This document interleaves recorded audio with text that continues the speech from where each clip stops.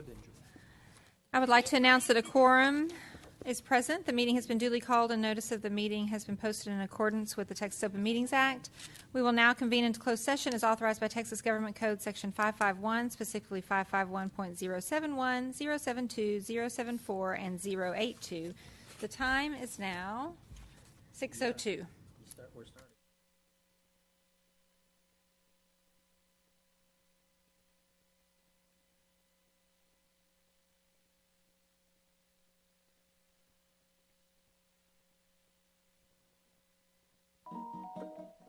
So I'm looking forward to having a little chat with you today. And you're fifth graders, which means you're the oldest kids in the school. And so I want to talk to you. I just would like for you to talk a little bit, Rahul, about what's it like to be in fifth grade this year. Fun, and we have like GT, so I get pulled sometimes, and the teachers, they're very fun. And what about you? I think fifth grade has definitely been fun so far. Mm-hmm. I really do like the switching classes that we do this year to prepare for middle school and high school. Okay. And I can't say that I have any favorite teachers. They're all pretty great. If you had to talk about the biggest difference, if you think back between, now you're in fifth grade and thinking back to first grade, second grade, what would be the biggest difference for you, Rahul? The times we have tests, because we learn for like a week or two, and then the next week we usually have a test on the subject. And is that different than it was in first or second? We usually take a long time to learn stuff. Mm-hmm. Sometimes we really don't do much tests most of the time. Okay. What is there a difference, a big difference between when you were younger and what school's like now? Well, I can say that it has been getting not challenging, but more advanced every single year. So you can tell that in your mind, this year I know that this is going to be maybe a little bit harder, so I can work harder. What are you thinking about in terms of becoming a sixth grader and going on to a middle school? Kind of scared. How come? Because I know that it'll all be way harder than fifth grade, because my sister is already in eighth grade. Oh, she say it's harder? Yeah. She's not scaring you on purpose, is she? Hope not. What are you thinking about in terms of going to sixth grade?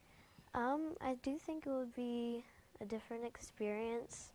I am really excited though, because my brother, he's a high school sophomore. Okay. So, and he went to the same school that I will be going to. Mm-hmm. So he kind of can give me a few tips on, Has he told you anything about it?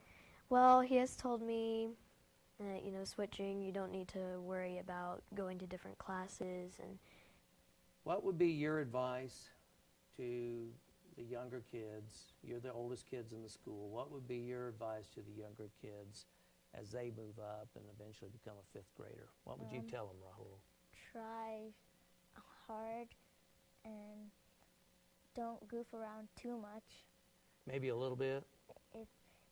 If it's not getting you in trouble. Okay. If you can goof around just a little bit. But try hard otherwise, Yeah. right? All right. What would you tell them, Audrey? To definitely be kind to people and be aware of your surroundings, like your students, and like he said, just always work hard at school and try your best no matter what. I think that's great advice from both of you. And I've enjoyed visiting with you guys. And have a great end of your, you have a long way to go in fifth grade, but it'll still go by in a hurry. So enjoy your year. Thanks for coming out and talking to me a little bit. I've enjoyed getting a chance to know you. And thank you for joining us on this new episode of Insights.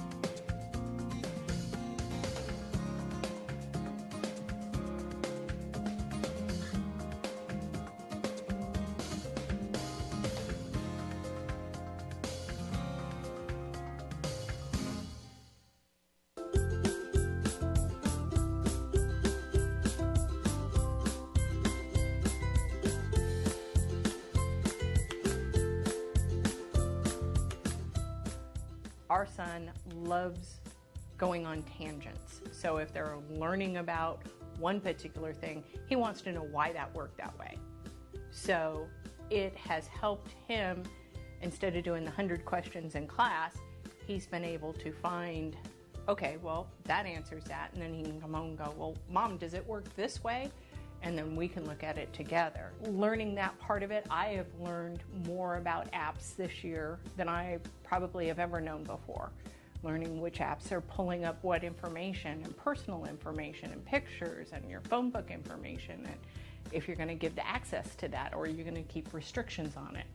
And the kids are learning that now, so it's giving them that introduction.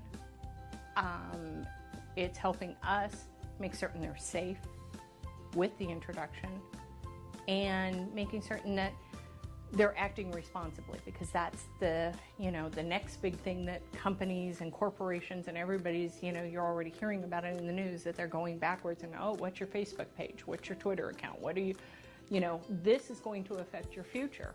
The one thing I will recommend very much to other parents was listen to your facilitator. They were phenomenal in saying, here's the restriction page, walk through it with us. Listen to them. They will help you get it set up from the get-go where you have everything. And that way you can build on that, and with your child sitting right there, so they're hearing it from the school.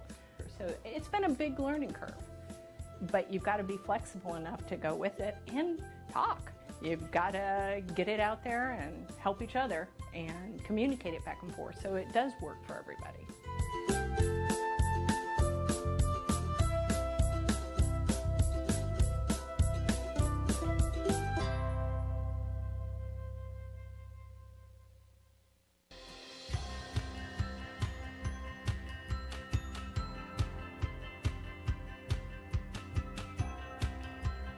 Inquiry came out through bird banding lab in Cornell University. I had inquired with them if they could help me find some groups that were able to band birds and draw blood from them for our study. I was very excited when I was learning about Leela. It just sounded perfect. So I said, well, let's try to put this together. Let's see if we can make this work. Texas does have endemic West Nile virus. There is some oscillations periodically, but in general, you can count on West Nile being somewhere in the state each year. Ken Steigman, the director of Leela, said, well, why don't you come out and try to talk to us? Let's do a presentation. And when you come out, would you be interested in talking to some of the local high schools? I said, well, yeah, actually I would be. We discussed why we're doing the project. I showed them how to set out mosquito traps. We set mosquito traps out, and then we will collect those mosquito traps and look at what individual mosquitoes we captured, what species of mosquitoes. It went really successful. We set out the traps, and we caught a lot of mosquitoes. I think my group caught like 300 or something. And we put them under the microscope, we looked at them, and then we came to the conclusion that they were mostly carriers of E. coli in the Lewisville area. If you go into a field environment and you give the kids a chance to do hands-on, they just really perk up. They actually get to do these fun things that are very involved and very environmental, because that's one of the things that they liked the most, that it was actually being out there in the environment. So that's something that they really like to do, and I feel like that's what they want to do in the future. So getting to do this, it's something that's probably going to motivate them for anything that they want to accomplish. It was a lot better to go out and see it as a real world experience, because you get more hands-on. You get to say, okay, this is real. You're actually going out and looking at it, and like looking at the mosquitoes like in person, as opposed to someone just telling you about it. The biggest thing I think for me when I was in high school was that I didn't see how big the world was. My world was very small. Didn't see a lot of opportunities, didn't see a lot of reason to study, didn't see a lot of reason to connect with what was going on. Disenchantment. So if we can reach the kids through giving them broader exposure to all the different careers that are out there, the different ways we use science, mathematics, technology, engineering, it's something might click. Something one day might say, hey, that's actually pretty interesting. I'd like to learn more about that. I think this experience is like one that a lot of people should be open to, or just experiences with things that they like to do, and it can help them learn more about what they want to be or what they interest them, and maybe make that a possible career.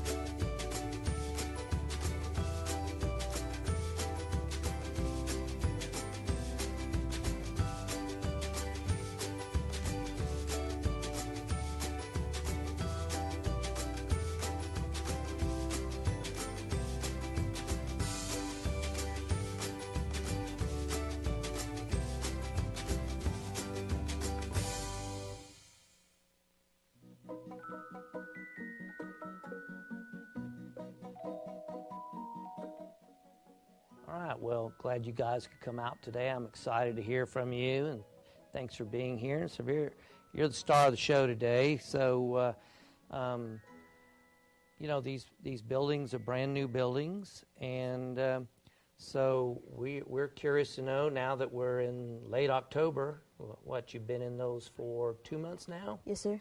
So we want to talk about how that's been, but first of all, I just want to ask you in general, what's it like being in 9th grade? It's a lot different from the previous years. Like, everything's gotten a little bit more challenging. Like, in middle school, I could breeze through everything without having to study with a little homework, but now everything's changed.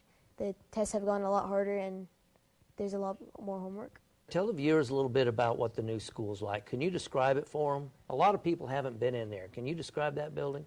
Oh, it's extremely new. Like, there's new floor and everything, stuff like that. It's really clean and stuff like that. And it's, I'd say it's more advanced in technology. Like, there's like whiteboard, or the desk. There's desks that you can write on, and the writing will go onto the little whiteboard that the teacher has. Mm-hmm. And like, the rooms are, I'd say, a little bit more spacious and nice.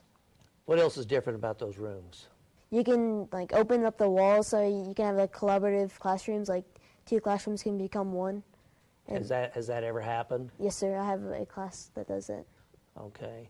And there's spaces in the building that are not in the classroom that has been designed for students to sit at or read or work in. Do you ever use any of those? Yes, sir. Whenever we have time to do projects or something like that, we're allowed, as long as we wear IDs, we're allowed to go to the little nice environment places that have like comfy chairs and like a desk and whiteboards and stuff like that they can use.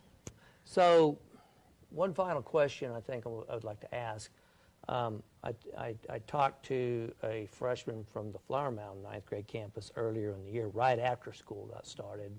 Now, you've been in it a couple of months. Could you talk a little bit about any differences you've seen as you've been in the building longer, from, you know, the first week that you were there to now? Any changes that have taken place as people have gotten used to the building? Mainly the biggest difference is the teachers, because at first the teachers wouldn't use, or would use very little of the technology, but little by little they started using it a lot more, and now they're pretty much using it daily.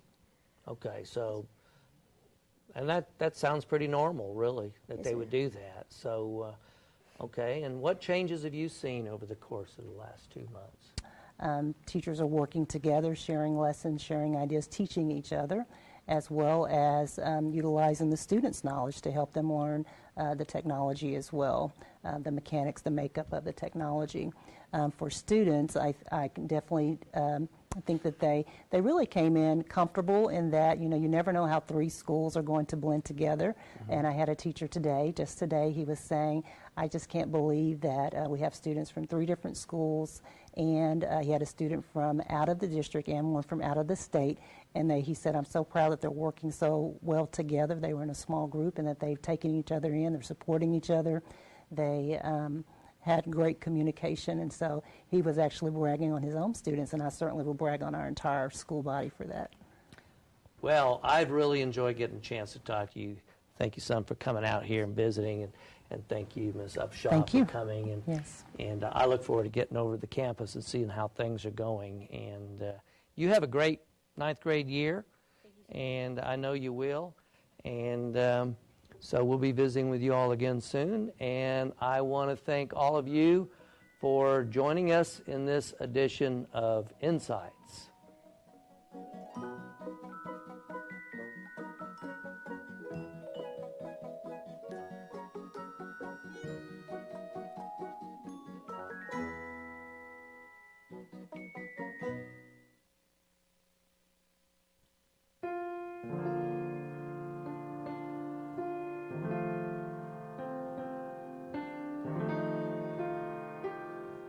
To all the veterans out there, I would just like to say thank you for all your service, and I appreciate your service, and I'm going to be doing the same thing. We may not always recognize who you are and what you've done, but we all know that the soldiers who have fought for us are fighting for our freedom. There aren't many people that can do what you've done, and it's great to know that you've done this. I'd just like to thank them for their service. What they do is outstanding and amazing. I'd say that I'm very, very thankful for their work. Thank you for helping out our country, for sacrificing what you do with your life. I would want to say I would hope that one day I'm as brave as them to risk my life. I would say how grateful I am, and the fact that me saying thank you cannot amount to what they have done for me. I'm able to follow in their footsteps and be in the military program. I might not be in the real military yet, but I will be because of what they've done, and I want to be like them someday. Say I don't know any of you, so I don't know what kind of people you are, but I would think that you're good people for fighting for our country, and thank you for keeping us safe and stuff. I would say thank you for serving my country. Y'all are very important to us, and we thank you for that.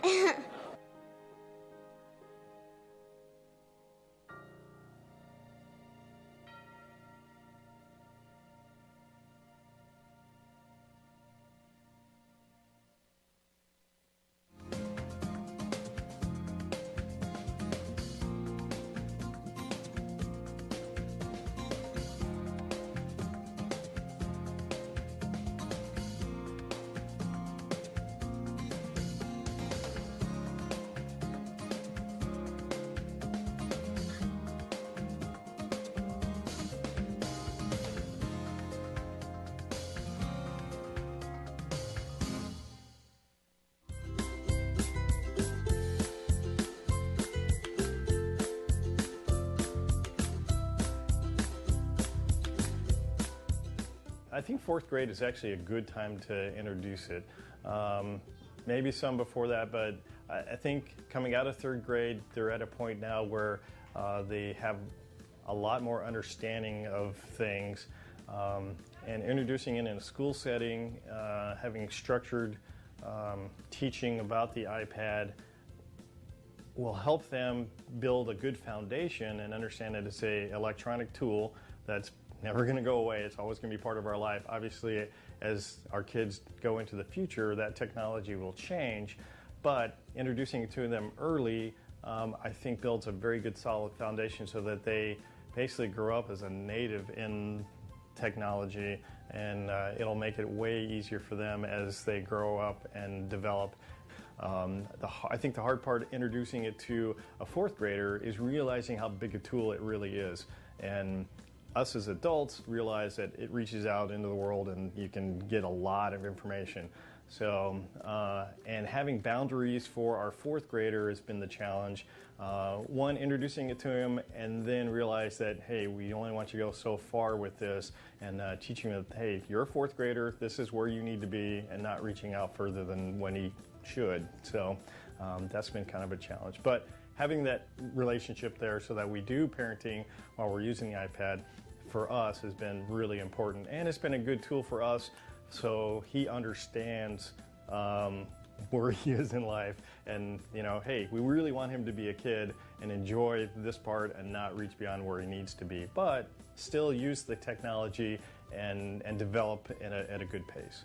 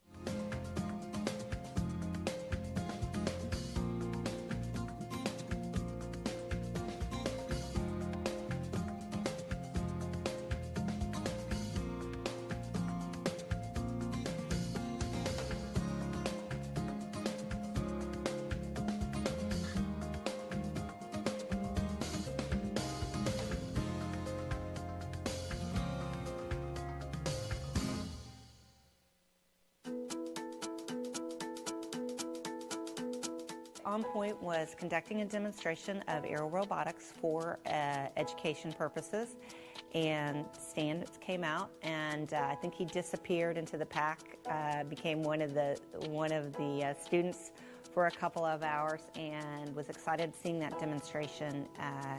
Gave him something he was probably already thinking of, which was, how do I get aerial robotics into my school and make it good for everybody. As a small company, for us to be involved with the Lewisville Independent School District was very exciting, because they wanted to make the leap from a technology that's interesting to incorporating it into the classroom.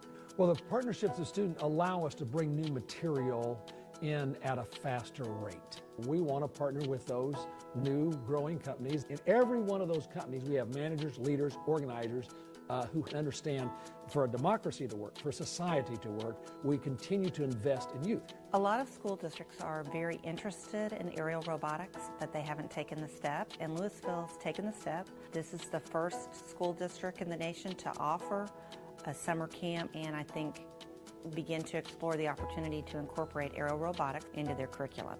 It's been about transitioning something with a wow quality, a quadcopter with a camera attached, and the camera is a sensor. From that you obtain information, make decisions, but you're also flying it in scenarios that make it exciting for the kids. Well, it was actually pretty difficult because you didn't have like directions or anything, so you had to use your mind a lot more. Instead of just looking at a piece of paper and trying to put it together, you had to collaborate a lot and try many different ways. It was pretty fun and we learned a lot. We built prototypes too, and that would help us make analogies between the real robot and the one that we created that wasn't real, and it helped like connect them. So, our expectation is that we're going to have more students involved over time, and we're talking to the parents all the time. And we want to start them down a path thinking from day one, I'm not just going to graduate from high school. I'm not just going to graduate from college. No, those are good things. Those are admirable things. We want everybody to do that. But I am actually going to be productive in society. I'm going to go fill a role. I'm going to fill a need. There's something I can do for other people that I can earn a living at.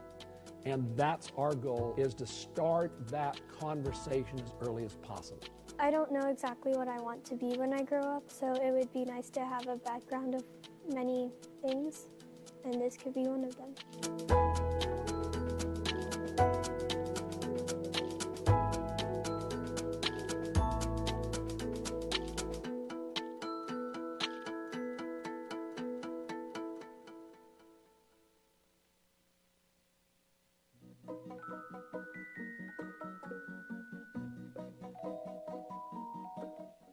So I'm looking forward to having a little chat with you today.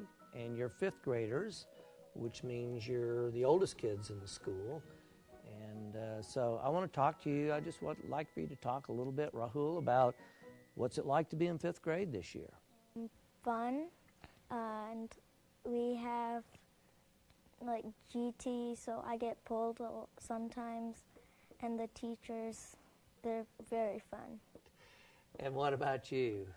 I think fifth grade has definitely been fun so far. Mm-hmm. I really do like the switching classes that we do this year to prepare for middle school and high school. Okay. And I can't say that I have any favorite teachers. They're all pretty great.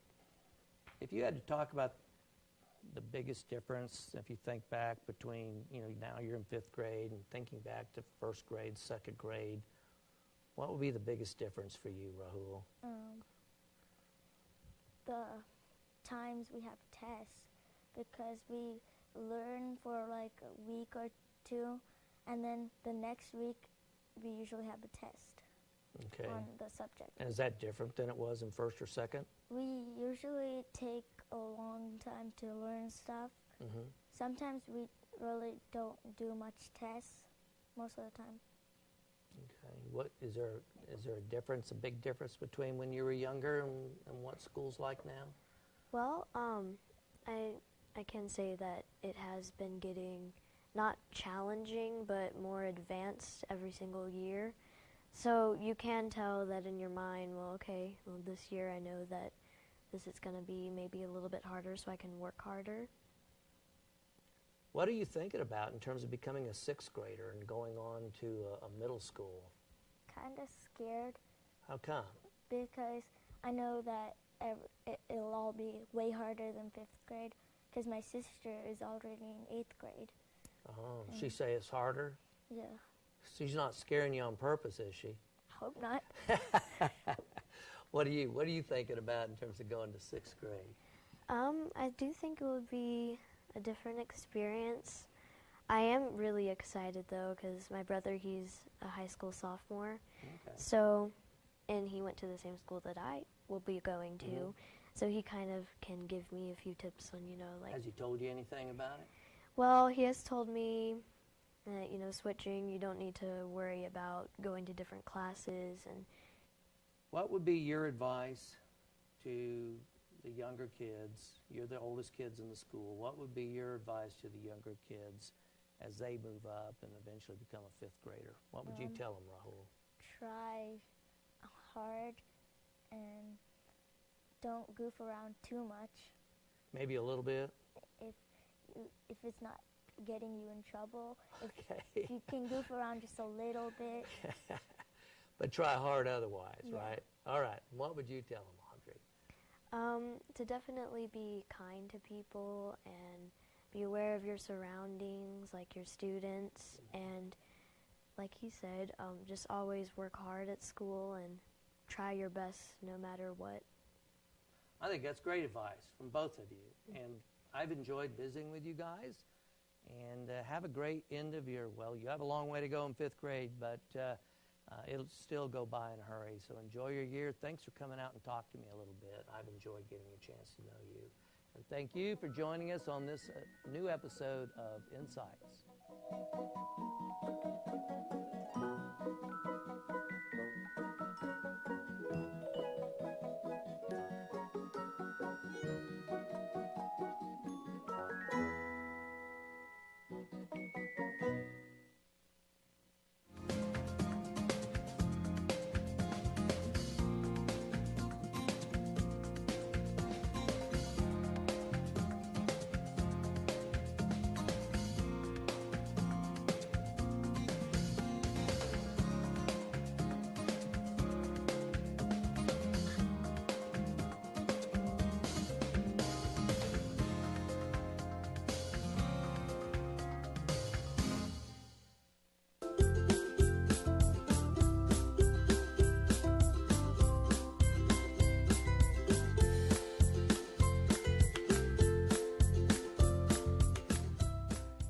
our son loves going on tangents. So if they're learning about one particular thing, he wants to know why that worked that way.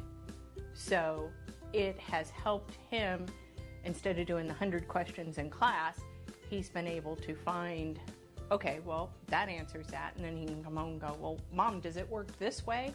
And then we can look at it together. Learning that part of it, I have learned more about apps this year than I probably have ever known before. Learning which apps are pulling up what information, and personal information, and pictures, and your phone book information, and if you're going to give the access to that, or you're going to keep restrictions on it. And the kids are learning that now, so it's giving them that introduction.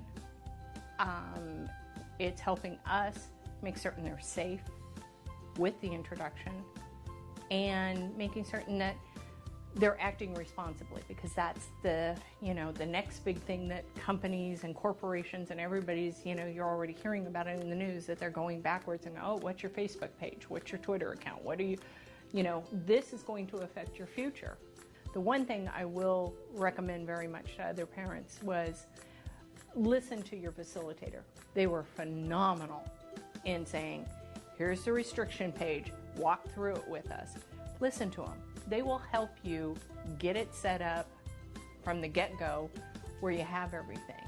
And that way you can build on that, and with your child sitting right there, so they're hearing it from the school. So it's been a big learning curve, but you've got to be flexible enough to go with it and talk. You've got to get it out there and help each other and communicate it back and forth, so it does work for everybody.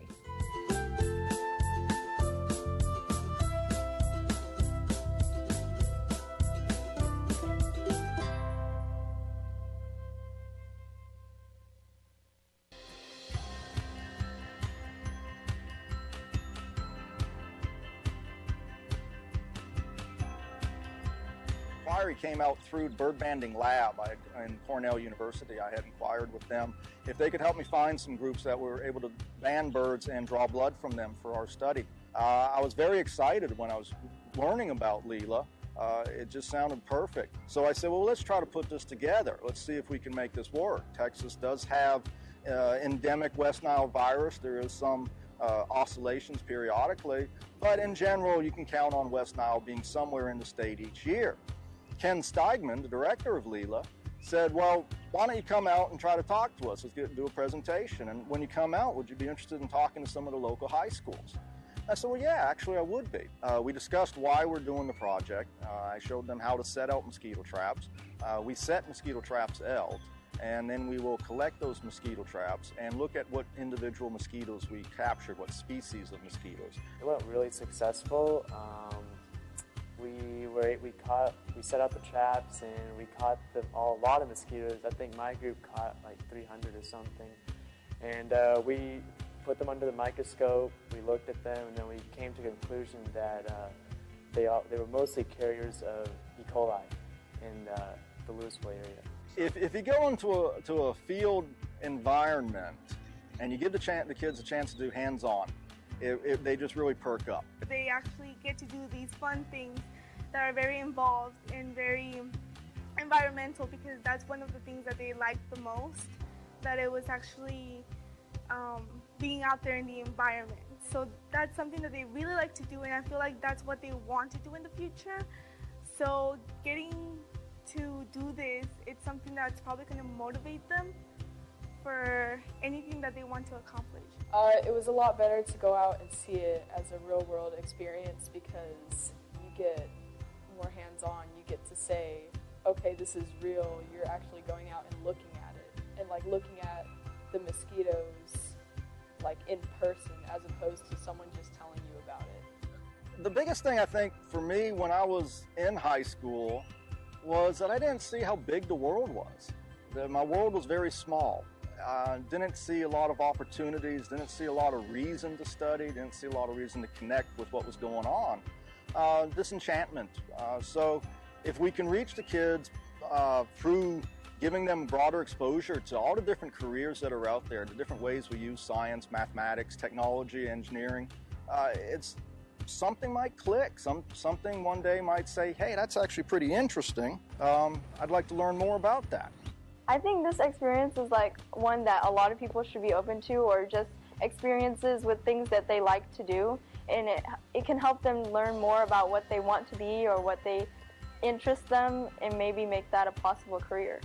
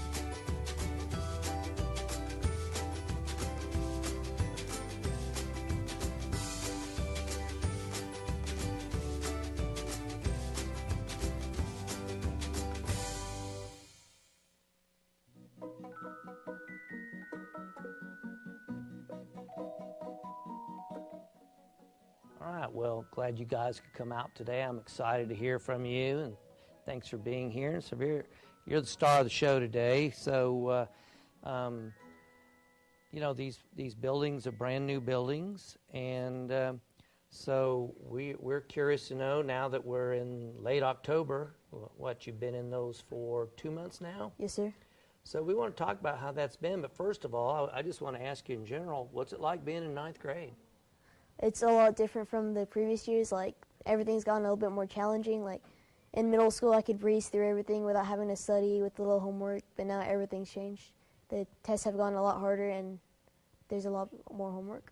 Tell the viewers a little bit about what the new school's like. Can you describe it for them? A lot of people haven't been in there. Can you describe that building? Oh, it's extremely new. Like, there's new floor and everything, stuff like that. It's really clean and stuff like that. And it's, I'd say it's more advanced in technology. Like, there's like whiteboard, or the desk. There's desks that you can write on, and the writing will go onto the little whiteboard that the teacher has. Mm-hmm. And like, the rooms are, I'd say, a little bit more spacious and nice. What else is different about those rooms? You can like open up the walls so you can have like collaborative classrooms. Like, 2 classrooms can become 1. Has that ever happened? Yes, sir. I have a class that does it. Okay. And there's spaces in the building that are not in the classroom that has been designed for students to sit at or read or work in. Do you ever use any of those? Yes, sir. Whenever we have time to do projects or something like that, we're allowed, as long as we wear IDs, we're allowed to go to the little nice environment places that have like comfy chairs and like a desk and whiteboards and stuff like that they can use. So, one final question I think I would like to ask. I talked to a freshman from the Flower Mound 9th grade campus earlier in the year, right after school got started. Now, you've been in it a couple of months. Can you talk a little bit about any differences you've seen as you've been in the building longer, from, you know, the first week that you were there to now? Any changes that have taken place as people have gotten used to the building? Mainly the biggest difference is the teachers, because at first the teachers wouldn't use, or would use very little of the technology, but little by little they started using it a lot more, and now they're pretty much using it daily. Okay, so, and that sounds pretty normal, really, that Yes, they sir. would do that. So, okay, and what changes have you seen over the course of the last 2 months? Teachers are working together, sharing lessons, sharing ideas, teaching each other, as well as utilizing the students' knowledge to help them learn the technology as well, the mechanics, the makeup of the technology. For students, I can definitely I think that they really came in comfortable in that, you never know how 3 schools are going to blend together. And I had a teacher just today, he was saying, I just can't believe that we have students from 3 different schools, and he had a student from out of the district and one from out of the state, and he said, I'm so proud that they're working so well together. They were in a small group, and that they've taken each other in, they're supporting each other. They had great communication, and so he was actually bragging on his own students, and I certainly will brag on our entire school body for that. Well, I've really enjoyed getting a chance to talk to you. Thank you, son, for coming out here and visiting, and thank you, Ms. Upshaw, for coming. And, yes. And I look forward to getting over to the campus and seeing how things are going. And you have a great 9th grade year, and I know you will. And so we'll be visiting with you all again soon, and I want to thank all of you for joining us in this edition of Insights.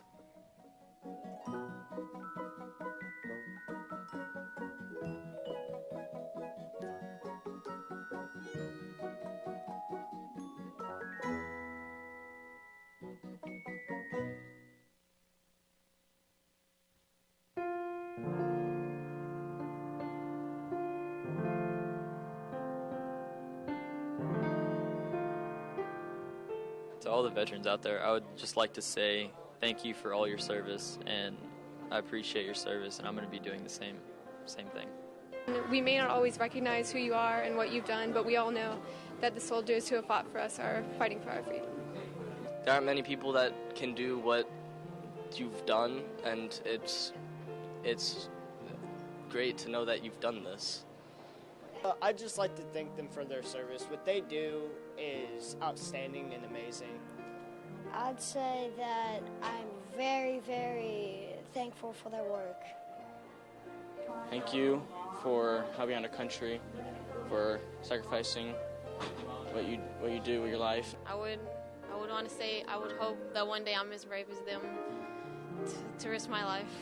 I would say how grateful I am, and the fact that me saying thank you cannot amount to what they have done for me. I'm able to follow in their footsteps and be in the military program. I might not be in the real military yet, but I will be because of what they've done, and I want to be like them someday. Say I don't know any of you, so I don't know what kind of people you are, but I would think that you're good people for fighting for our country, and thank you for keeping us safe and stuff. I would say thank you for serving my country. Y'all are very important to us, and we thank you for that.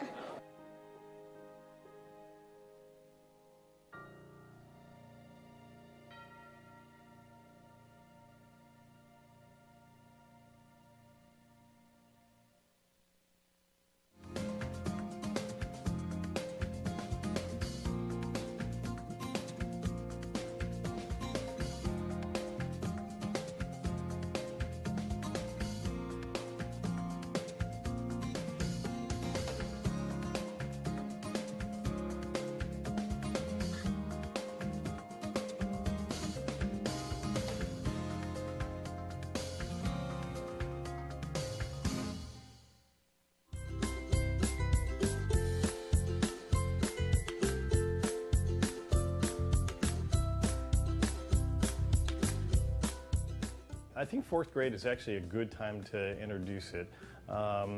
Maybe some before that, but I think coming out of 3rd grade, they're at a point now where they have a lot more understanding of things, and introducing it in a school setting, having structured teaching about the iPad will help them build a good foundation and understand that it's an electronic tool that's never going to go away. It's always going to be part of our life. Obviously, as our kids go into the future, that technology will change, but introducing it to them early, I think builds a very good solid foundation so that they basically grow up as a native in technology, and it'll make it way easier for them as they grow up and develop. I think the hard part introducing it to a 4th grader is realizing how big a tool it really is, and us as adults realize that it reaches out into the world and you can get a lot of information. So, and having boundaries for our fourth grader has been the challenge.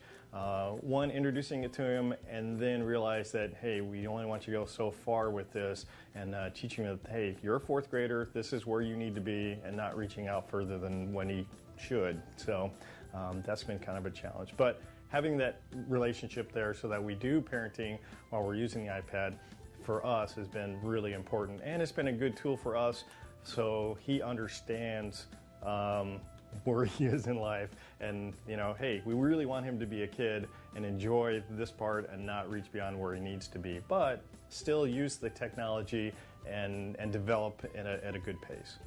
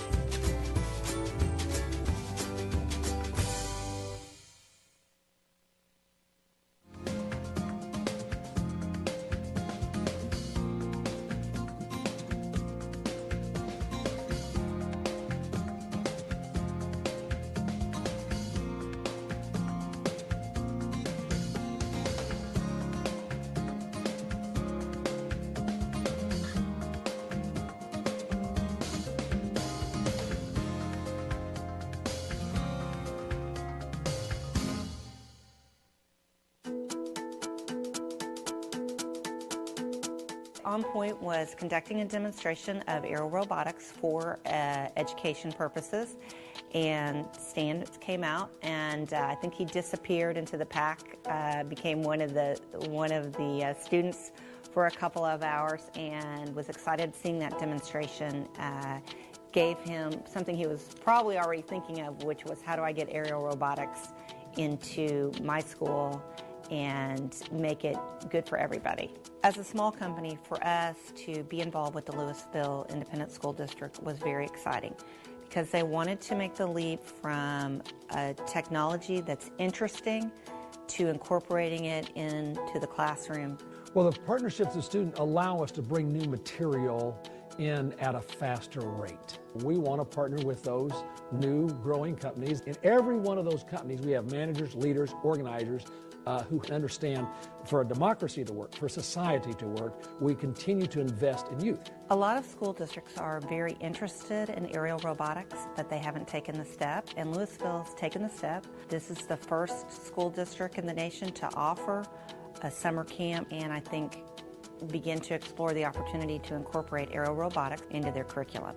It's been about transitioning something with a wow quality, a quadcopter with a camera attached, and the camera is a sensor. From that you obtain information, make decisions, but you're also flying it in scenarios that make it exciting for the kids. Well, it was actually pretty difficult because you didn't have like directions or anything, so you had to use your mind a lot more. Instead of just looking at a piece of paper and trying to put it together, you had to collaborate a lot and try many different ways. It was pretty fun and we learned a lot. We built prototypes too, and that would help us make analogies between the real robot and the one that we created that wasn't real, and it helped like connect them. So, our expectation is that we're going to have more students involved over time, and we're talking to the parents all the time. And we want to start them down a path thinking from day one, I'm not just going to graduate from high school. I'm not just going to graduate from college. No, those are good things. Those are admirable things. We want everybody to do that. But I am actually going to be productive in society. I'm going to go fill a role. I'm going to fill a need. There's something I can do for other people that I can earn a living at. And that's our goal, is to start that conversation as early as possible. I don't know exactly what I want to be when I grow up, so it would be nice to have a background of many things, and this could be one of them.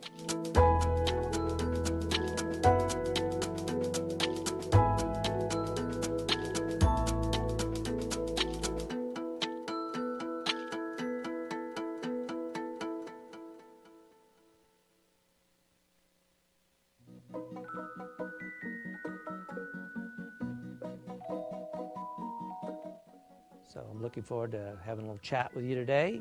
And you're fifth graders, which means you're the oldest kids in the school. And so I want to talk to you. I just would like for you to talk a little bit, Rahul, about what's it like to be in fifth grade this year? Fun, and we have like GT, so I get pulled sometimes, and the teachers, they're very fun. And what about you? I think fifth grade has definitely been fun so far. Mm-hmm. I really do like the switching classes that we do this year to prepare for middle school and high school. Okay. And I can't say that I have any favorite teachers. They're all pretty great. If you had to talk about the biggest difference, if you think back between, now you're in fifth grade and thinking back to first grade, second grade, what would be the biggest difference for you, Rahul? The times we have tests, because we learn for like a week or two, and then the next week we usually have a test on the subject. And is that different than it was in first or second? We usually take a long time to learn stuff. Mm-hmm. Sometimes we really don't do much tests most of the time. Okay. What is there a difference, a big difference between when you were younger and what school's like now? Well, I can say that it has been getting not challenging, but more advanced every single year. So you can tell that in your mind, this year I know that this is going to be maybe a little bit harder, so I can work harder. What are you thinking about in terms of becoming a sixth grader and going on to a middle school? Kind of scared. How come? Because I know that it'll all be way harder than fifth grade, because my sister is already in eighth grade. Oh, she say it's harder? Yeah. She's not scaring you on purpose, is she? Hope not. What are you thinking about in terms of going to sixth grade? I do think it would be a different experience. I am really excited though, because my brother, he's a high school sophomore. Okay. So, and he went to the same school that I will be going to. Mm-hmm. So he kind of can give me a few tips on, Has he told you anything about it? Well, he has told me that, switching, you don't need to worry about going to different classes. And what would be your advice to the younger kids? You're the oldest kids in the school. What would be your advice to the younger kids as they move up and eventually become a fifth grader? What would you tell them, Rahul? Try hard and don't goof around too much. Maybe a little bit? If it's not getting you in trouble, if you can goof around just a little bit. But try hard otherwise, Yeah. right? All right. What would you tell them, Audrey?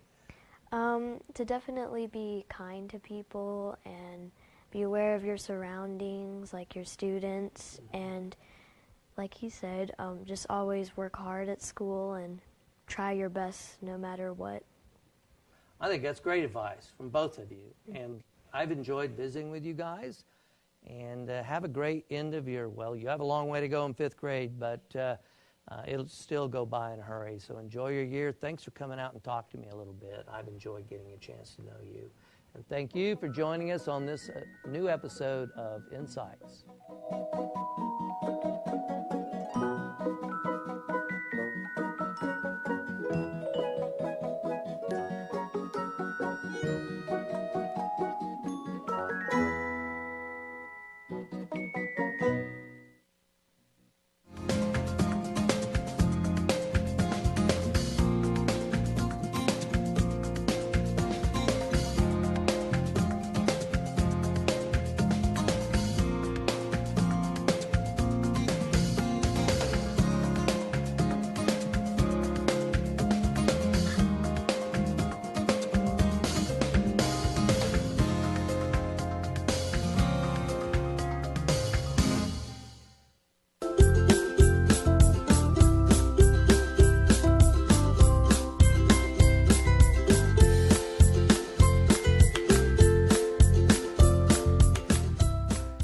our son loves going on tangents. So if they're learning about one particular thing, he wants to know why that worked that way.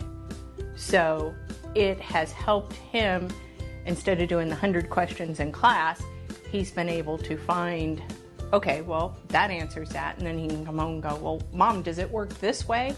And then we can look at it together. Learning that part of it, I have learned more about apps this year than I probably have ever known before. Learning which apps are pulling up what information, and personal information, and pictures, and your phone book information, and if you're going to give the access to that, or you're going to keep restrictions on it. And the kids are learning that now, so it's giving them that introduction.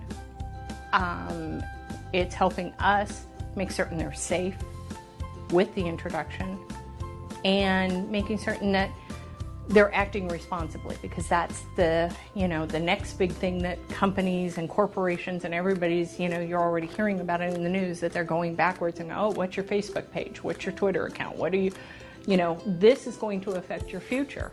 The one thing I will recommend very much to other parents was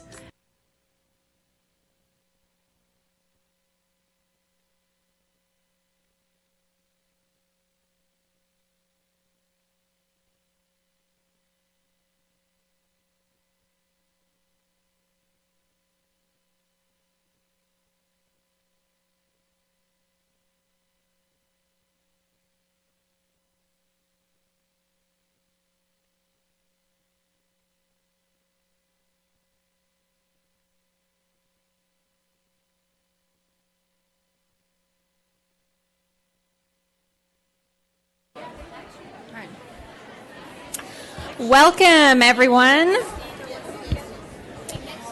We will now reconvene into open session. The time is now 7 p.m. If you would please stand and join us for the Pledge of Allegiance and the Texas Pledge. I pledge allegiance to the flag of the United States of America and to the republic for which it stands, one nation, under God, indivisible, with liberty and justice for all. Honor the Texas flag. I pledge allegiance to thee, Texas, one state under God, one and indivisible. That was loud. Yeah, it was. It was great. Well, again, thank you all for joining us. This is a packed house, and I know none of you are here to see us. So. Okay, we need to first consider the items discussed in closed session. Do I have a motion for personnel recommendations? Ms. Sheffield, I make a motion to approve all personnel appointments as presented by administration. Thank you, Ms. Duke. Do I have a second? Thank you, Ms. Cox. That's a motion by Ms. Duke, a second by Ms. Cox. All in favor by show of hands, and that is unanimous. All right, next. Do I have a motion regarding Pulser Elementary? Yes, Ms. Vaughn? Madam Chair, I make a motion to appoint Mr. Adam Gray as principal for Pulser Elementary School beginning January 2015, as approved by administration and a personnel selection committee. Thank you, Ms. Vaughn. Do I have a second? Thank you, Ms. Latham. That's a motion by Ms. Vaughn, a second by Mr. Latham. Is there any discussion? All those in favor, raise your hand. And that is unanimous. Is Mr. Gray? Mr. Gray, could you please come forward?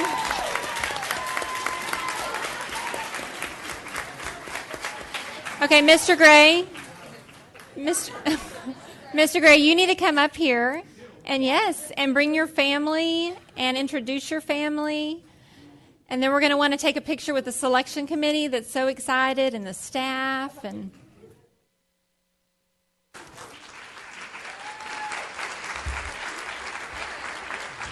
right here? It's great to see everyone. They're not all here for me either, I don't think. I just want to say how thankful and grateful I am that I was selected by the interview committee. I'm Adam Gray.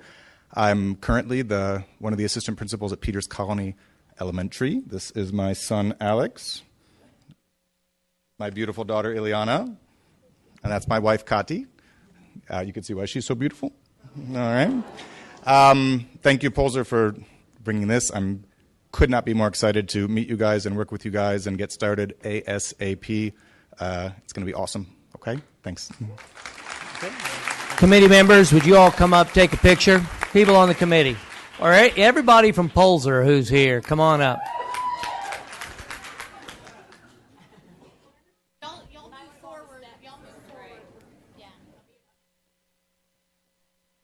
The whole school came. Yeah. Now that is great support. Cheered. It That is. great support. Look at that. Yay to you all.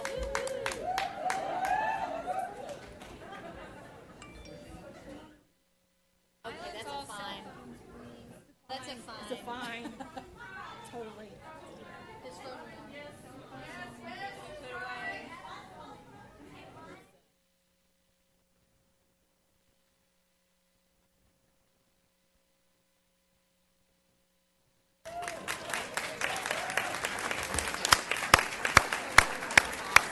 Yeah, it is.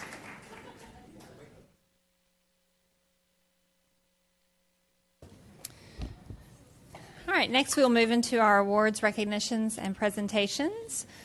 First up, Ms. Brown, if you would like to tell us about our Apple Distinguished Award Program.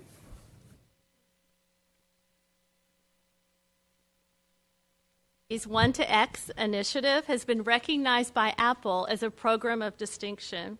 I would like to invite Maria Henderson and Margaret Skehan from Apple to come forward and share with us about this recognition. Good evening.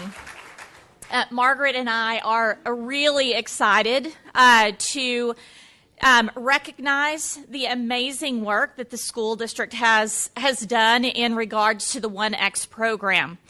Apple Distinguished Programs are not easy to earn. And in fact, Apple looks for 5 different areas as we look for a school where you would want others to come and look and see this is how you do it. And so those 5 areas are visionary leadership, which I've worked with Dr. Waddell, not only here but another school district as well, and with Dr. Waddell at the helm, with his guidance, and with Jerem and Barbara, all the others working tirelessly to make this happen, and Margaret as well, I should say. Innovative teaching and learning, and the schools that'll be recognized here today.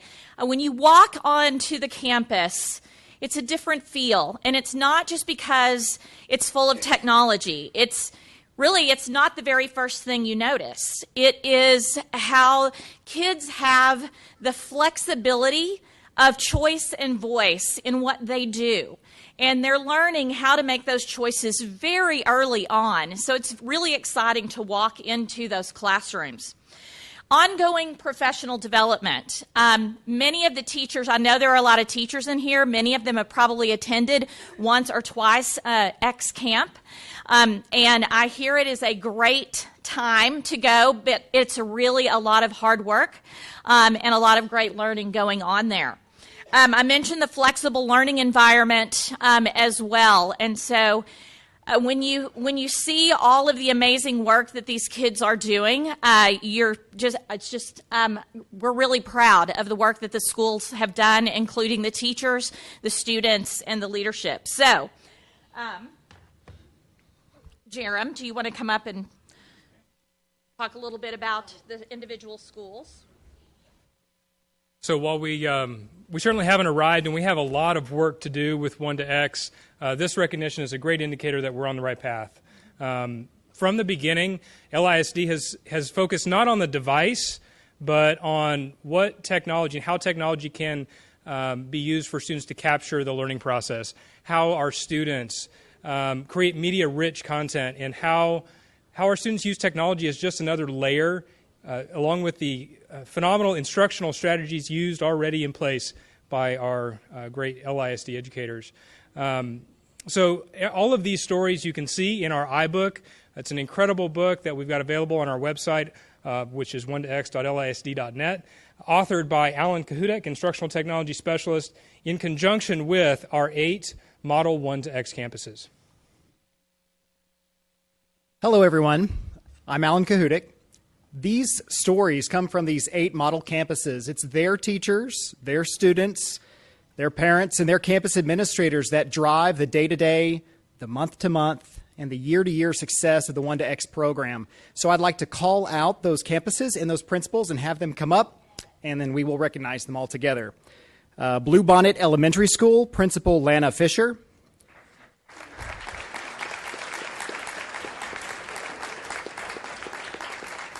Donald Elementary School, Principal Michelle Wooten. Lewisville Elementary School, Principal Yogi Rascon.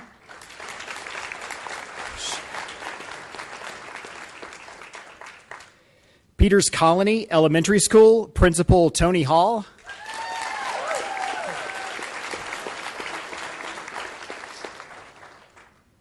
Downing Middle School, Principal Lisa Lindgren.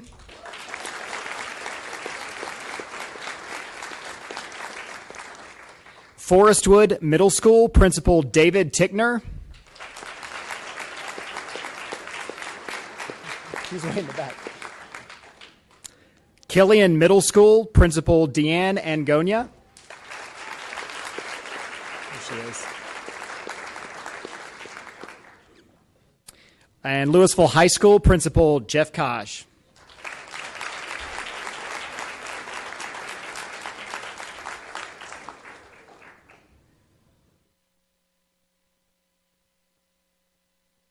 And let's give them all a round of applause. Oh, yeah, that too. Do we have campus? If you are with one of these campuses, could you please stand? I know the people in the back are already standing.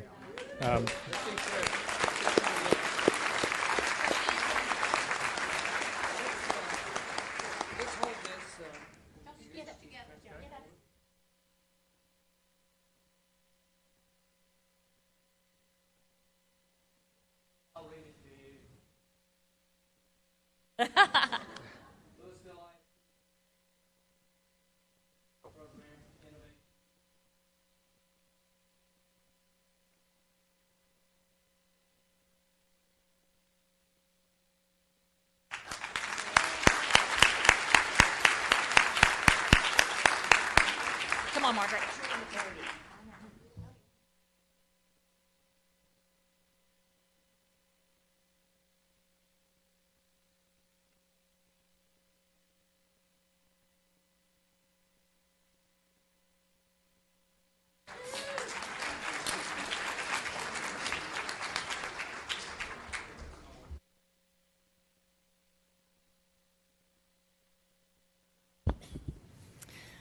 All right, thank you all.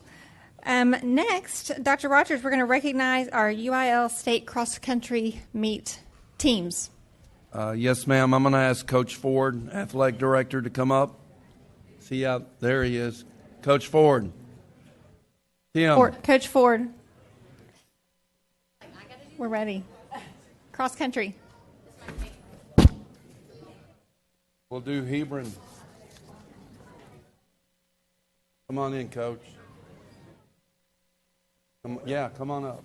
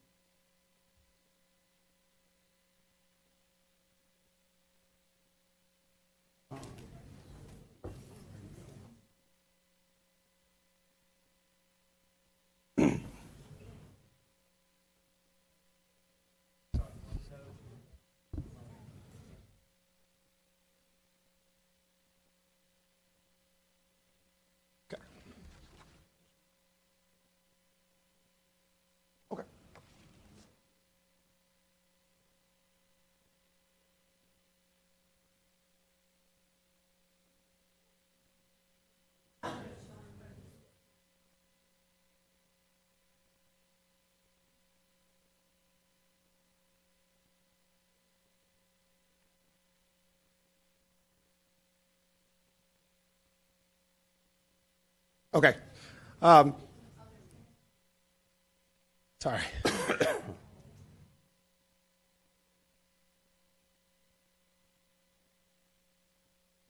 All right. First of all, I want to thank you all for coming out. I'm sure you're all here to see cross-country kids, so this is probably the most people cross-country kids have ever seen gathered to recognize them. So thank you so much for coming.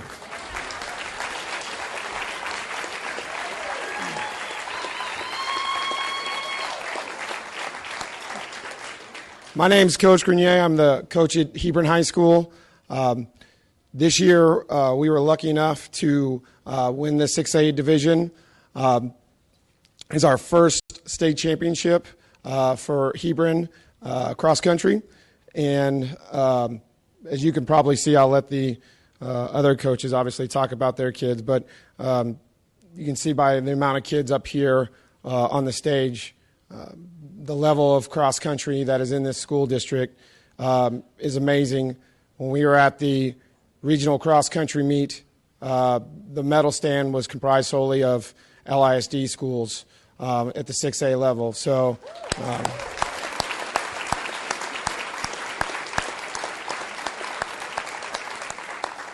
I know that I can speak for myself saying that that keeps us focused and driven to be better. The level of competition of runners and coaches that are in this school district helps us become better, and we're a better team for it. So thank you very much. Okay. We have Amanda Case, Abby Reardon, Anna Elkin, Hannah Pettigrew, Laura Beth Fairchild, and Megan Montgomery.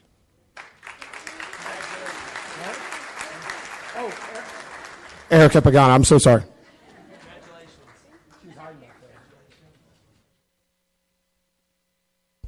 And just to reemphasize, the Hebron girls are state champions this year.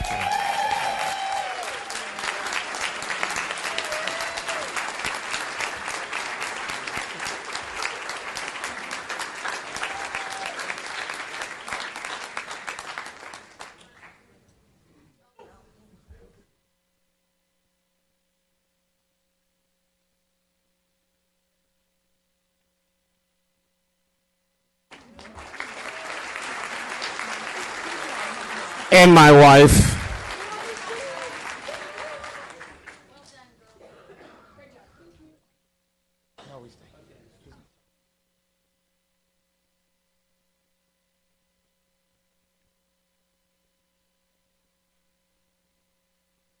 Good evening, everybody. I'm Steve Telanius. I'm the cross-country coach at Marcus High School. This has been a fantastic year, as Jason started with, to see our district do so well everywhere we went. I wanted to add one note there about this past weekend. Hebron and Marcus were both competing in Portland this Saturday at the Nike National Cross Country Meet. And so there were 22 teams in the nation that earned their spot there. And so 2 of those teams were from this district, top 22 in the nation.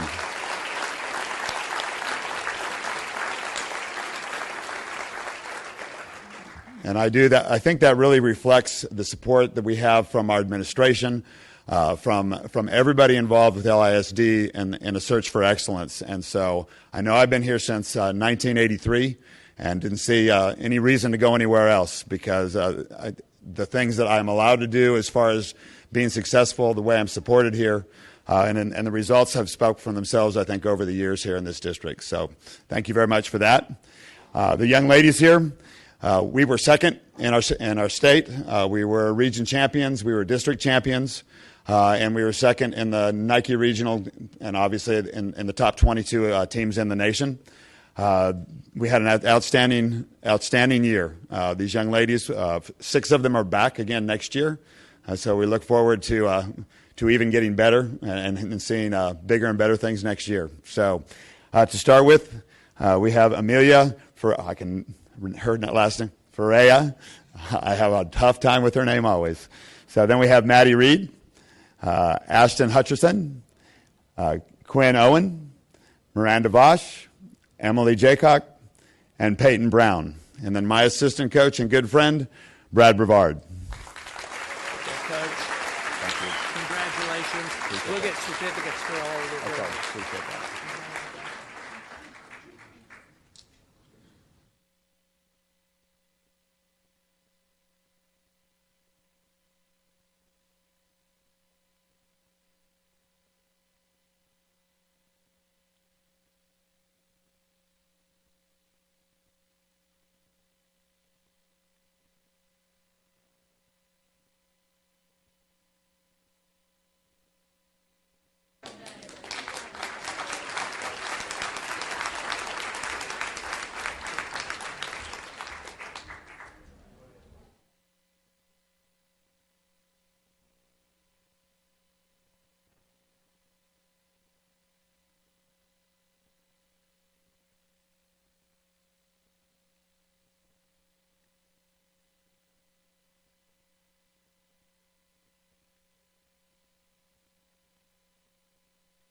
All right.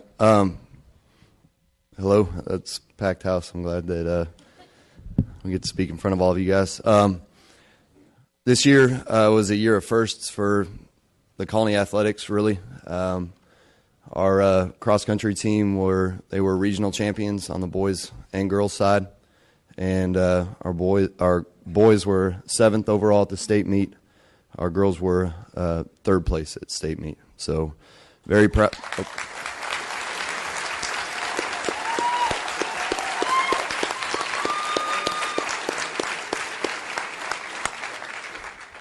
Very proud of our kids. It's the first time we've had one team, much less 2 teams, at the state cross-country meet. So we're trying to set a tradition here, and appears to be working. So we'll keep it up and see y'all next year. Go ahead and introduce your kids. Sure. All right. We have Andrew Tuma, Chris DeGrendel, Scout Anderson, Vicente Mendoza, Greg Vasquez, Dominic De La Rosa, Sam Steele. Our girls, Laura Aguilar, Olivia Brookshire, Kenya Guzman, Victoria Vila, Lori Baugh, Maria Zuniga, Ashton Burton. And we couldn't have done it without Coach Garrison. She's our assistant coach here. Some certificates for you, and then we'll have them for all your kids. We'll get to the school. Okay. Super job. Thank you.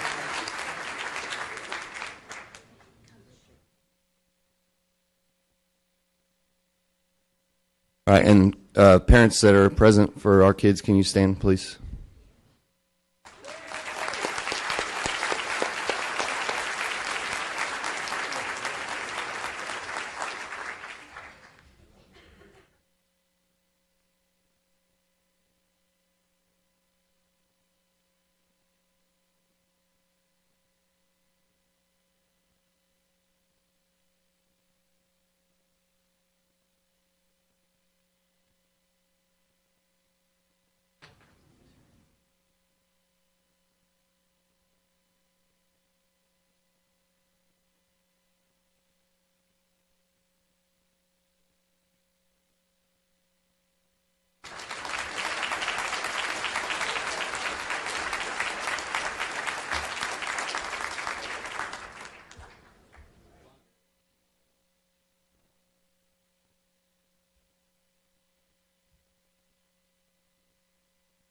Good. Congratulations. Thank you. Howdy. My name is Andrew Cook. I am the head cross-country coach here at Flowermont High School. One thing I'd like to add, as you see people come in here, Coach Benton and I, and actually we ran together at Marcus High School back in the 90s, and our coach was Steve Telanius, who just came in here. Jace Grenier, who's the head coach at Hebron, who won the state title, his dad coached me at summer track. So we're all in one way or another kind of connected, and I think we all make each other better, and we're very lucky to have each other. I don't know if we admit that a lot, but it's the truth. So anyway, very proud of these young ladies here. We got 6th in the state this year. They've qualified to state. Flowermont has qualified to state on the girls' side 5 of the past 6 years. So we always talk about consistency and coming out each and every day and giving their best. And I know this year we were trying to look possibly get on the podium and get a medal like these other teams. I know we fell a little short. But I know it wasn't because of lack of effort, and I'm very proud of them and very fortunate to be able to call myself their coach. So thank you, ladies. You want to introduce your girls?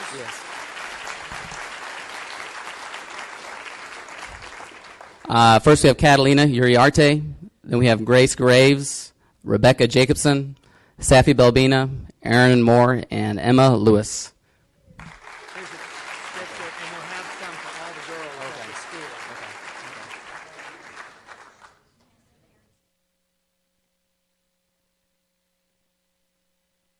And if the parents are here, please stand up, recognize you as well. Thank you.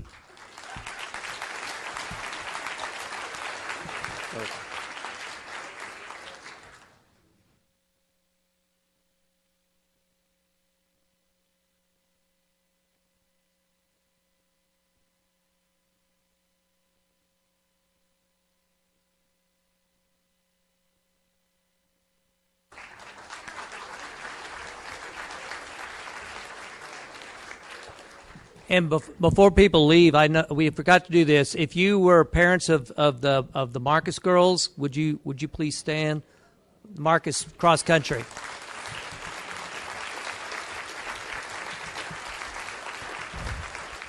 And also the Colony athletes of cross country. If your parents Colony.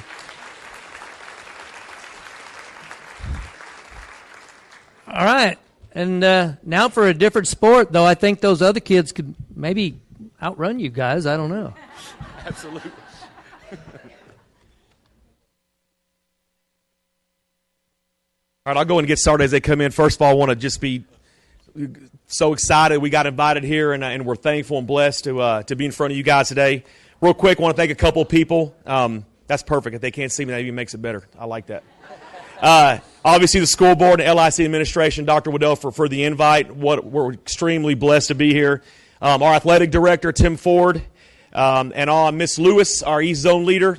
She was one of the first ones at every game on the field high-fiving me, first one to text me. Incredible support. Come on in, guys. I can't tell if they're all in. And then obviously somewhere out there, if you look high, you'll see him, Mr. Hill. He's about 6'8", our principal. I want to thank him for all his support and stuff he does for us. What a blessing to have him as our principal. Guys, I want you to applaud for all the parents. If you're a mom or dad, stand up and be applauded by the boys. Unbelievable support. Thank you so much.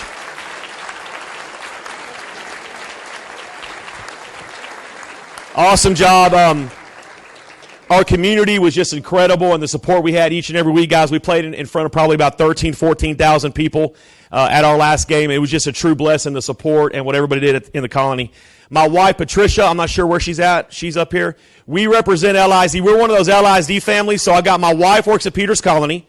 My daughter's in 8th grade. She goes to Griffin. Stand up, Kayla. My other daughter's in 4th grade. She goes to Morningside. And then my son is in 1st grade, and he goes to Peters Colony. So I always want to thank them. We're LISD products. I'm not sure where they're at in this line over here, but real quick, my coaches, our defense guys was one of the very best in the state. Ended up being in the top 10 in almost every category, and 2 in the area versus the run. Scott Johnson, defensive coordinator, somewhere over there. Same thing on the offensive side. We had the 4th leading rushing offense in the entire area. If you came to see us, we were a downhill, hard-nosed football team, and I love that about what these guys do and who these kids are. John Killo, offensive coordinator. I've got the rest of my staff with me as well. Joe Cheney, wide receivers. Jacob Gregory, quarterbacks. Caleb Hunt, Y's and H's. Kyle Miller is my defensive end coach. You can see this guy, Tony Duran, linebacker. He's also my bodyguard. Matt Hudson, cornerbacks. David Smithy, he's not with us. He's a basketball. I think he's running backs coach. Kevin Burks, my assistant running backs coach. He's somewhere in the crowd. I know his wife's here as well. And Matt Bush is my defensive tackles. So that's my coaching staff. Okay, real quick about the season, a 2-second version of how it went down. We went through some serious adversity during the year and lost a couple of district ball games. We played 3 district ball games, guys, with 8 and 7 starters out respectively, and a lot of these kids stepped up and made it happen. We had to win the last game of the season to even get in the playoffs, and here's how it went down. I still get excited talking about it. We're down 19 points, guys, with 8 minutes and 19 seconds left in the game, and score 20 unanswered points to beat Centennial at home. These guys right here, unbelievable.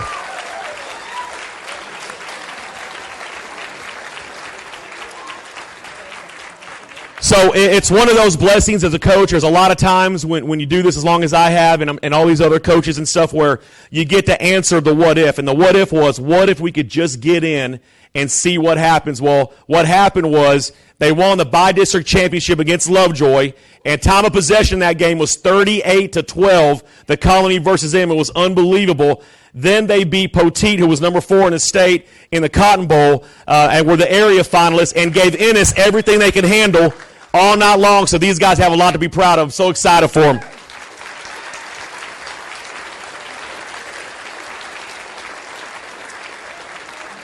The last thing I want to mention is our seniors. And so seniors, just raise your hand so they can see who you are. I'll make sure you guys know who those guys are.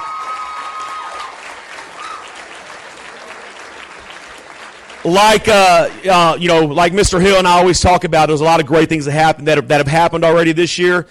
This senior class has changed the face of the Colony High School in athletics and specifically in football.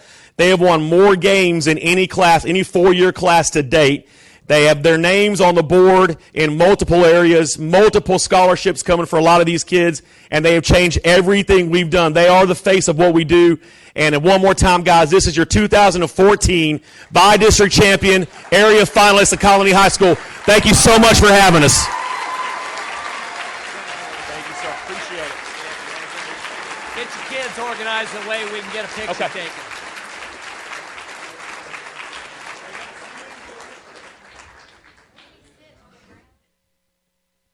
Hold on. Brittany?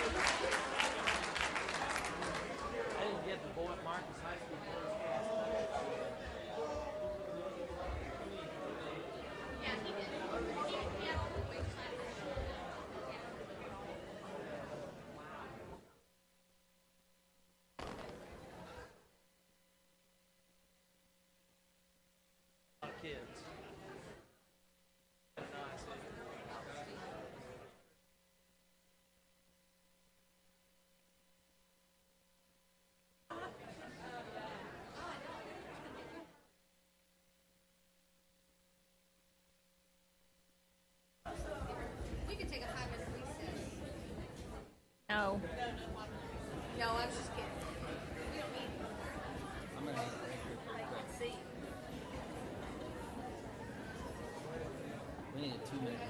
So are we going to go? We have volleyball. Are they going to come? Right.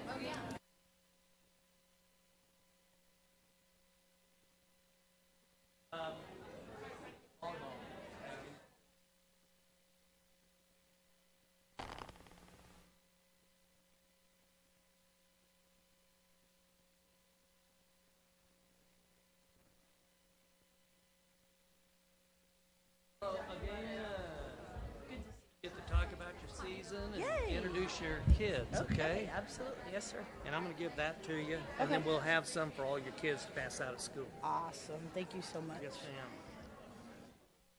ma'am. I want to thank the school board for having us here tonight. We appreciate it. This is the Hebron varsity volleyball team, or part of them. 9 of my 20 made it tonight. We've got a lot at club practice and at the Prestonwood Christmas pageant thing tonight. So we've got quite a few missing. But we appreciate this opportunity to come before you. This was my little surprise team of this year. They were third in district, 1 game out of first. They were 31-13 by the end of the season, and they made top 8 in the state. So we were 1 game out of the state tournament, which we tried really hard to get to. But they, in my opinion, overachieved this year, and I'm extremely proud of them. And I want to introduce to you the few that we have here tonight, the 9, sorry. Number 1 is Kenna Patterson. Number 3 is Elizabeth Hokai.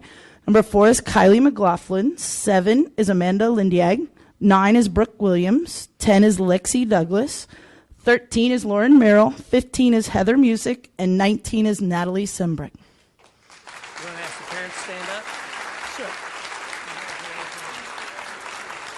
And can I have my few parents that came tonight stand up? Because this is a big reason why they do what they do.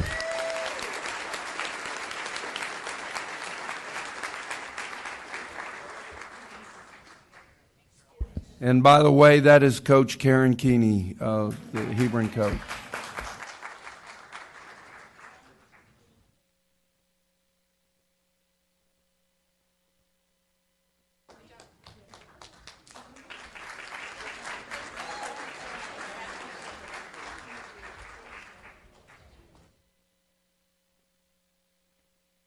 Before we do our last recognition, which isn't about athletics, this is my last board meeting, and I can't think of anything more spectacular and see all the great achievements of this district. Last month, it was first and second in the state in marching band contest, and also another finalist in the marching band contest. And it was that same week that we had the cross country meet, and then all these outstanding students from our various high schools, just amazing. The talent that we have in LISD, and what a wonderful thing to see all these beautiful young people step up here and be honored for what the rest of the state is jealous about. All right, thank you. Yes, so our next one, our last recognition for tonight, Dr. Brockman, do you want to tell us about the Stuff the Pantry Award winners? Yes, I'd be pleased to. Tristan Wilson, if you would come forward while I'm talking. Every year we have a very competitive contest of another nature going on across the district, and that is to support the CCA Food Pantry by stuffing the pantry right ahead of Thanksgiving. It's become quite competitive. It's fierce. And we honor both a campus and a classroom winner. So, Tristan, take it away. Thank you. Thank you, Dr. Brockman. I'm just up here to get things started, so I'll quickly turn it over to the people who the awards are about, CCA, and our students, our lovely young students that are here, as Dr. Waddell said. And so, briefly, will CCA's president and CEO, Chaz Parker, and Tom Cibola, the development officer, come join me on stage. And as they're walking up, I just want to say thank you to CCA for their community partnership and the great things that they do for our students, not just during the holiday season, but throughout the school year. We're very grateful for that. And as they're walking up on stage, I'll go ahead and announce our campus winner, which is, for the 5th consecutive year in a row, Downing Middle School.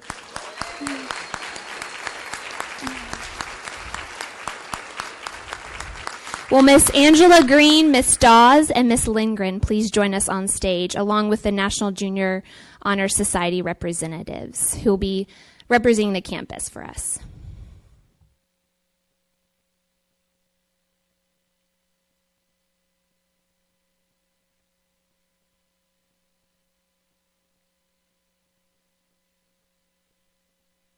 At Christian Community Action, we are very grateful for the support of the school district and the whole community, but especially to this school that did such a great job. Overall, the school district raised what would be the equivalent of 4 semi-trucks of food for us. So you think about that, incredible.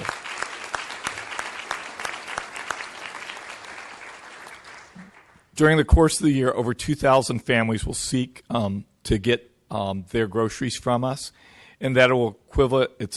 Many of them will have to make multiple trips, so we'll serve over 27,000 visits to the pantry. And because of the food we have here, we're going to make a lot of Christmases brighter. So we're very thankful for Mrs. Lindgren for the school, and then Ms. Lance's class for their incredible job of raising all that food.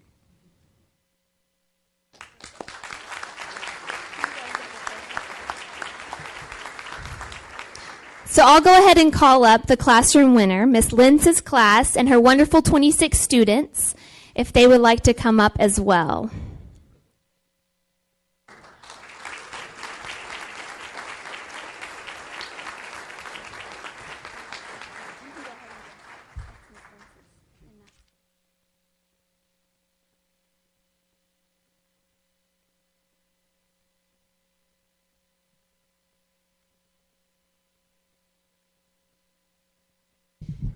And while they're getting settled, Miss Linz's class raised 75 points per student, which is a lot of food items per kid out of 26 kids. So I want to go ahead and say that. And now I'm going to turn it over to Miss Lindgren. No, you say it to Sean. Okay.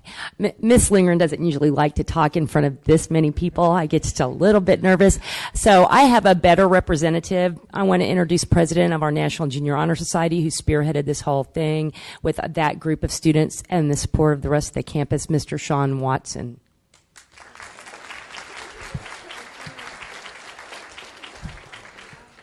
Please allow me to introduce myself. My name is Sean Watson, and I'm president of Downing Middle School's chapter of National Junior Honor Society. First, on behalf of my fellow students at Downing, our esteemed principal, Mrs. Lindgren, our dedicated NJHS sponsors, Ms. Green and Mrs. Doss, our enthusiastic NJHS officers, Erica Thompson, Kyle Laris, Sydney Stagner, who sadly couldn't make it tonight, and Callie Getz, and all of the other members of our Downing family, I would like to thank you for inviting us to attend tonight's LISD school board meeting. It was our honor and our privilege to participate in the food drive this year. At Downing, we pride ourselves on our fierce spirit of competition, as evident by our recent District 1 championship titles claimed by both our 7th and 8th grade football teams. Sorry for that little self-serving promotion. We are still very proud of that titles. We certainly enjoy embracing the challenges and competitions in which we are privileged to partake. So winning the LISD food drive competition brings us great pleasure.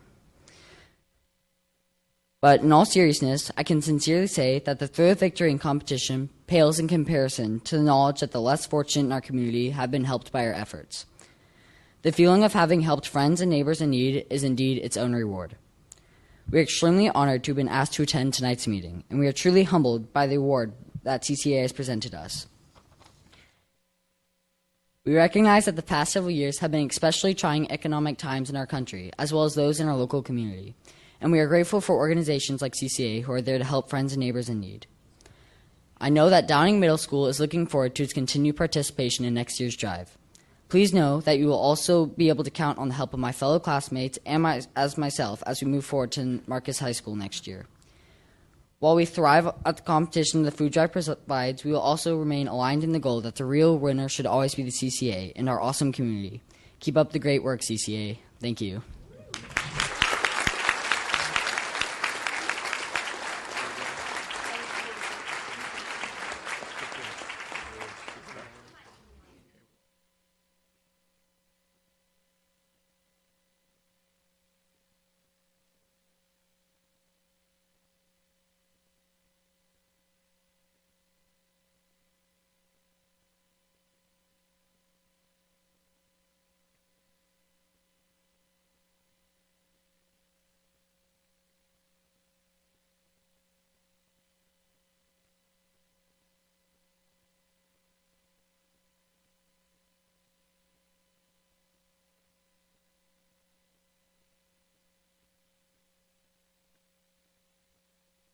If we have any parents in the audience for these wonderful young people, some of you are snapping pictures, but if the rest of you would also stand so you could be recognized.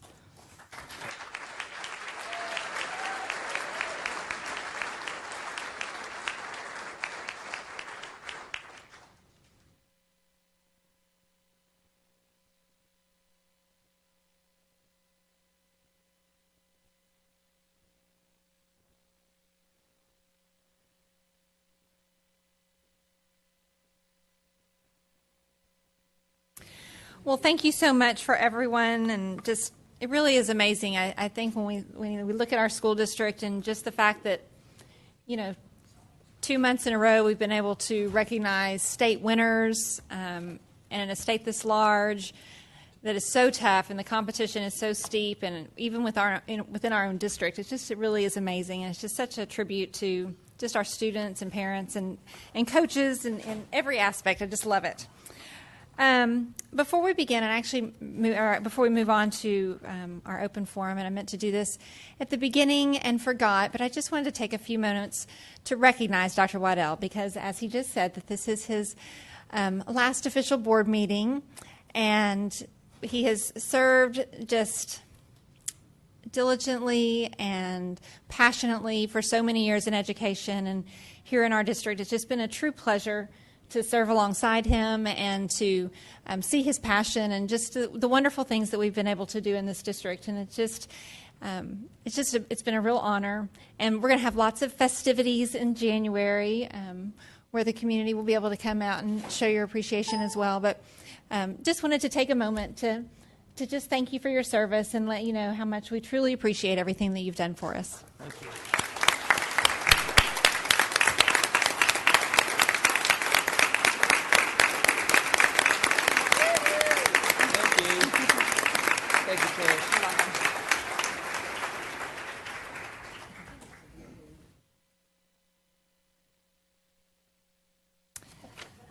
All right, so now we will move on to our open forum. Persons desiring to address the Board of Trustees must fill out a speaker's card prior to the meeting. No presentation shall exceed 3 minutes. The board cannot deliberate on any subject that is not included on the agenda, as has become our policy. Although we cannot interact during open forum, we will have someone from administration will be back in touch with you, and will follow up to your request or your comments. So first person up, we have Kevin Geisler.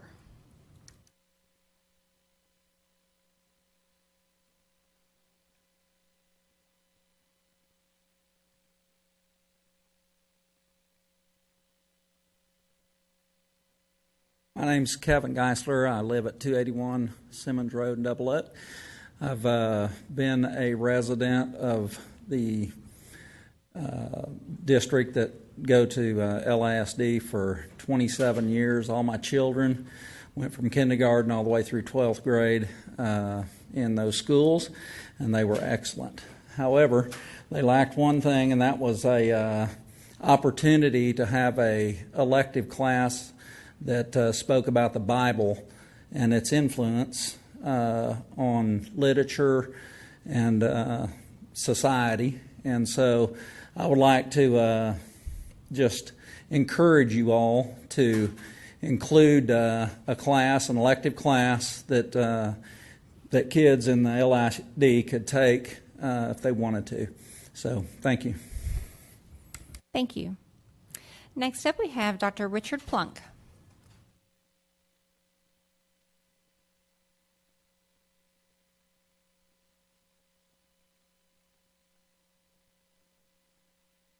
Good evening. I'm Dr. Richard Plunk, and I'm at 4205 Lauren Way, Flower Mound, Texas. Been here for over 20 years. It's my privilege to be with you tonight and to acknowledge that I'm in an incredible school district. Man, all these kids, this is phenomenal. Wow. Congratulations, Dr. Waddell. We salute you on your last board meeting, and we're just proud that we had you as our service. And members of the board and staff and folks, thanks for allowing us to be part of your school district. We just pay the bills. Taxpayers, we just pay the bills. I'm here tonight to salute to you and to acknowledge the fact that I was called upon by Dr. Riddell several years ago to serve in a study committee that looked at Bible as an influence on our society. We thought we had a great presentation. It was a wide variety of people, from our rabbi to our Catholic priest to several ministers of the cloth to parents to teachers. We had a great presentation. We thought we had what was an incredible textbook that could be offered as an alternative and as an elective class in a small area that's now approved by the state to show how much the Bible has influenced our society. Whether we like it or not, it has made a difference in our society. I'm a Texan. I love to be a Texan. Texas has influenced me. Whether you like it or not, I've got to recognize and acknowledge Texas as what it's done to me. I think it's made me a good man. But I think the Bible has influenced our society. Is that a phone or my deadline? Yes, Lord.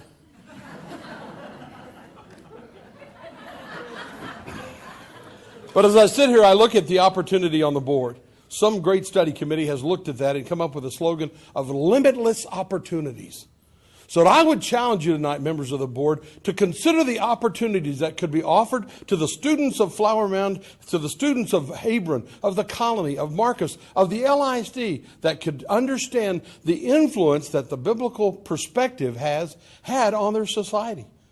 So that's all I would ask you to do, is allow us to have a presentation made one more time, to bring our research back, to look at it one more time. It's legal, it's good. I think it would be a great opportunity for these young people. I commend you, because it's obvious you get behind your students, whether it's cross country or volleyball or collecting food for CCA. I challenge you to give them that limitless opportunity to rise up and understand how the biblical concepts that many of us have been raised with, how it's influenced our society. I salute you. I pray for you. We pray for you every Sunday at our church, and we're glad that you're doing what you're doing. Thank you so much. Thank you.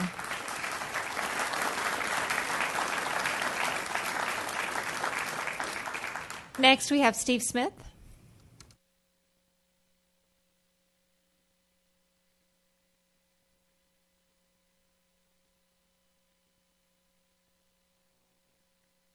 Thank you for your time and attention. We are so blessed to live in the United States and have our children educated in LISD. Dr. Waddell, you're right. The talent of this district is superior. The credentials, history, tradition are exemplary. The community support, exceptional. So my question, Dr. Waddell, is, what will it take for us, the community, to get a vote on whether our children are taught the Bible and its influence in our culture? Our elected representatives passed a law to graduate students with a higher quality education, recognizing how the Bible influences the world around them. We voted for these representatives, and they responded. Dr. Waddell, I know you can relate, because they also listened to the Texas Visioning Institute and responded with HB 5. We came to this body for a vote in 2010. Nothing happened. We came to this body for a vote in 2012. Nothing happened. One might conclude no one is hearing the community. One might conclude the community's opinion does not matter. Dr. Waddell, what is our recourse when nothing comes of community involvement? Now tonight, we, 2,146 of the community, come again overtly asking to have our children taught why without the Bible there would be no Shakespeare, how our foundational documents came to be, why without the Bible we would not be an exceptional country. Dr. Waddell, you led LISD way out in front of HB 5 with strategic design, both of which allow students to create a future for themselves through engaging high-quality education. We bring before you 268 students who are engaged and want this class as part of their future. John Keeling talks of how he has days when he has to kick his students out the door because they are so engaged in this course. You yourself said, when students are highly engaged, they learn at profound levels. Dr. Waddell, we would like our students to learn at profound levels. This body prides itself on getting the community involved. For example, Let's Talk website to hear from us. The strategic design mission statement reads, students, staff, and community design and implement a learning organization. Its core value, number 7, states, education is the shared responsibility of the community. Dr. Waddell, if this body is listening, the community is not asking for an online course. The classroom is the perfect setting for this course due to the benefits of dialogue, mutual listening, and learning from each other. Because this course provides an additional ELA credit, it aligns not only with community values, it also aligns with district policy, HB 5, of letting students choose their future. Specifically, it provides ELA credit for 3 of the 5 endorsements and the distinguished level. Shouldn't we allocate our resources to where there is demand from students, the community, and the district? The district has said no additional teachers would be needed to teach this class. This is Texas law. It's been 4.5 years since Texas high schools have been teaching this course with no lawsuits. The Beckett Fund of Religious Liberty has agreed to defend the school Mr. district Smith, free of charge. I'm sorry to cut you off, but your 3 minutes are up. Oh, sorry. Thank you so much. I didn't hear anything.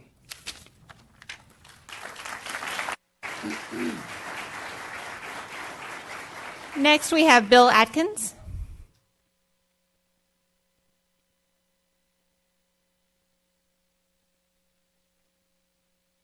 And the I'm sorry. I'd like to commend the board and the administration for all of the results that were shown here earlier. It's kind of nice to see those numbers off the page and into lives, I think, through budget sessions. So congratulations.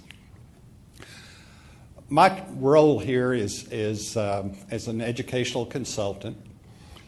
Steve Smith called and asked me to outline the training that the Bible Literacy Project, which is a company that produces a textbook, does. My background basically is in the area. I served as a secondary curriculum coordinator in Plano, and I went and director of instructional technology. And then I went to Highland Park as director of technology and assistant superintendent for curriculum and instruction in Allen ISD. And one day, when I retired, I started doing consulting work. And the Bible Literacy Project said, would you come and develop the training and do the training for us on occasion? So we developed the training around the House bill, has very specific guidelines in it. We ask the question, is it legal?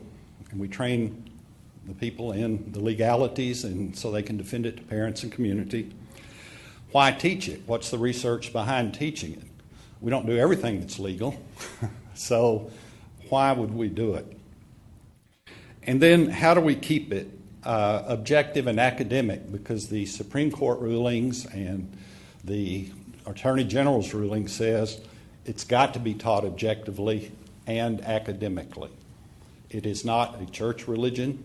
It is not for any particular faith. It is to teach the knowledge of the Bible.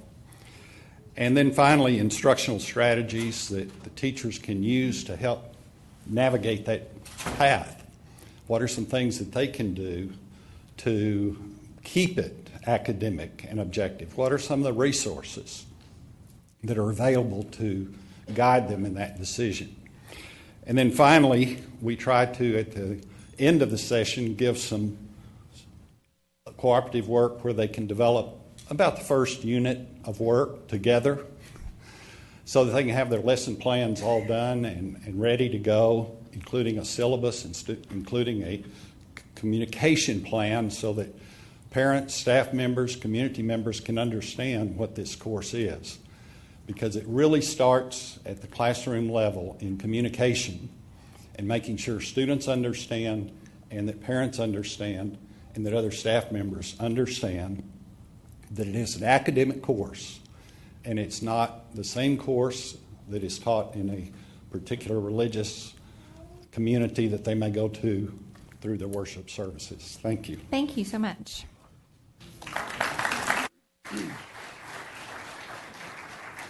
Next, we have Wes Jones.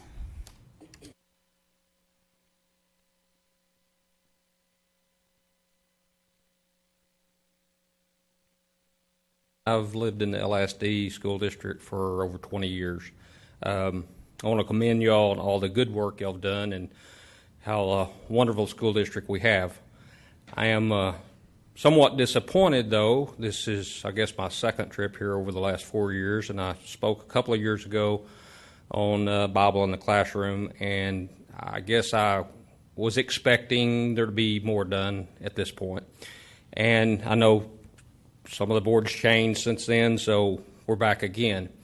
I participated in a lot of the gathering of signatures for a survey we completed, which is over 2,000 of constituents that signed saying that they wanted this class taught.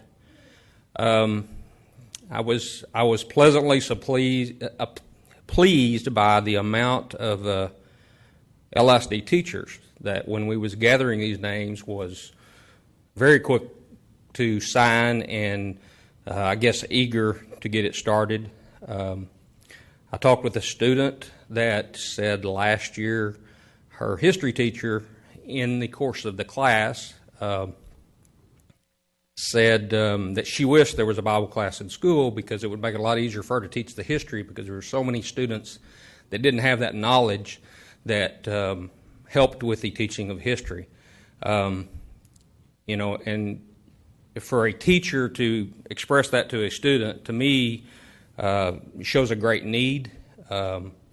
I personally believe that it would improve, and obviously it's going to be an elective, I know, and there's going to be some that don't sign up for it, but I truly believe there's a lot of students that it would help their lives if they did know or have more knowledge of how it's influenced society.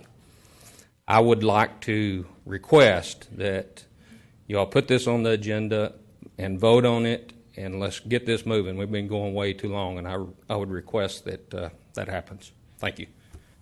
Thank you.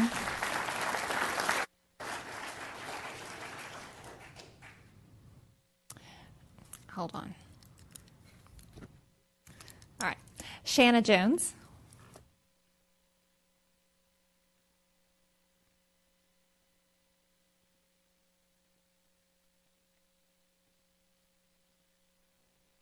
Hi, my name is Shanna Jones, and I'm a freshman at Flower High School. And I came here 2 years ago wanting to get this Bible class in the classroom, expecting by the time I got to high school that it would be in the classes, but to my surprise that it's not. And so I'm here asking that y'all would get it in the classroom because I greatly wanted it, and it's just a great thing to have. Thank you. Thank you.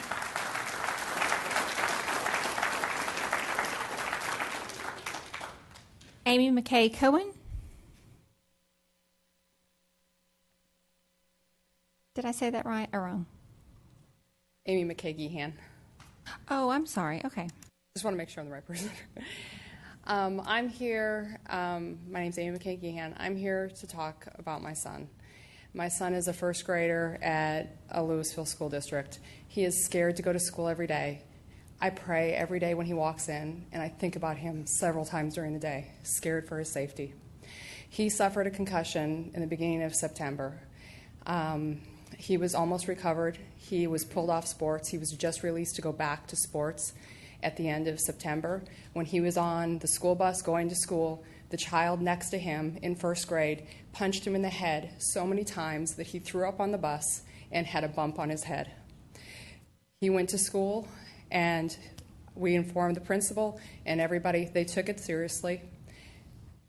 The child that hurt my child has a history of violence in the school. They have tried to keep him away from my child, and he has somebody on him, but he got away when an adult was not looking.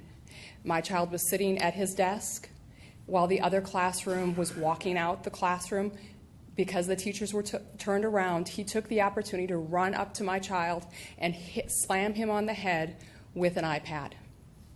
Each time my child has been hurt, he has had more trouble. The second time he got the concussion, it was diagnosed as a second concussion from the child who hit him on the bus. He had memory problems. He had problem-solving challenges, short-term and long-term. He forgot going to Legoland a year before.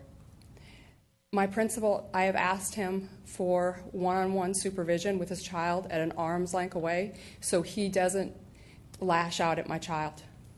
He's repeatedly hurt him, and for some reason he continues to do it. And I've been told there are not the resources in the budget. I am scared to death for my child to walk down the hall, that both teachers are looking in their own direction, and they don't see this child because there's not one-on-one, lash out and hurt my child again. He could end up with permanent brain damage. This is not something that I want to have seen for my child, and I know you don't want to have seen. I beg you to help me and help my principal so we can have one-on-one supervision with this child every time he's walking down the hall, so I'm not scared to take my child to school, who wakes up every morning scared and has stomach aches and is scared to go to school because he doesn't feel safe at school. Please help my son. Thank you.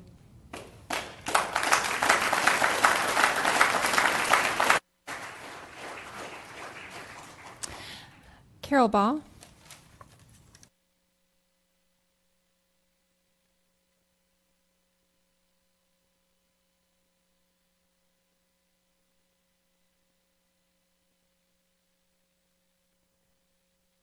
My name is Carol Baugh, and I thank you for the opportunity to speak tonight. I usually address just one topic, but tonight it's going to be the smorgasbord. First, you'll note you didn't receive a copy of my speech ahead of time via email. That's because my home currently has no internet connectivity, and I won't have internet until Verizon shows up, hopefully tomorrow, to fix it.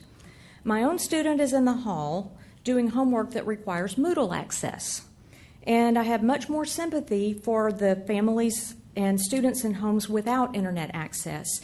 It's inconvenient and it's a pain. Second, I want to compliment the district's catering through Aramark.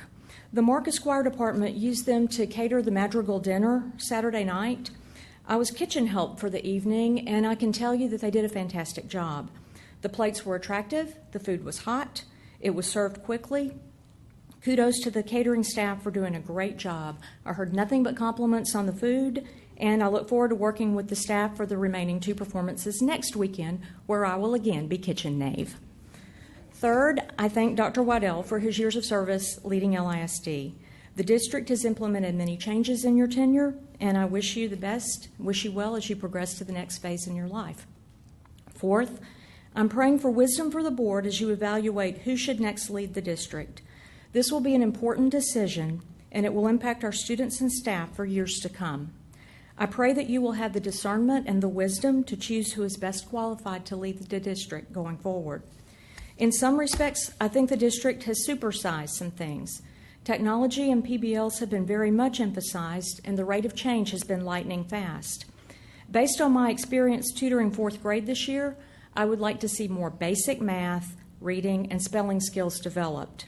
I hope that going forward, we can achieve more balance and find a happy medium.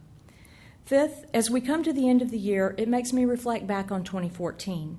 I'm thankful for our district, our dedicated teachers, our school board, and those hardworking people in administration who do their best day in and day out to educate our children. Thank you, and I look forward to a productive and fruitful year in 2015. Thank you. And last this evening, we have Beth Saunders.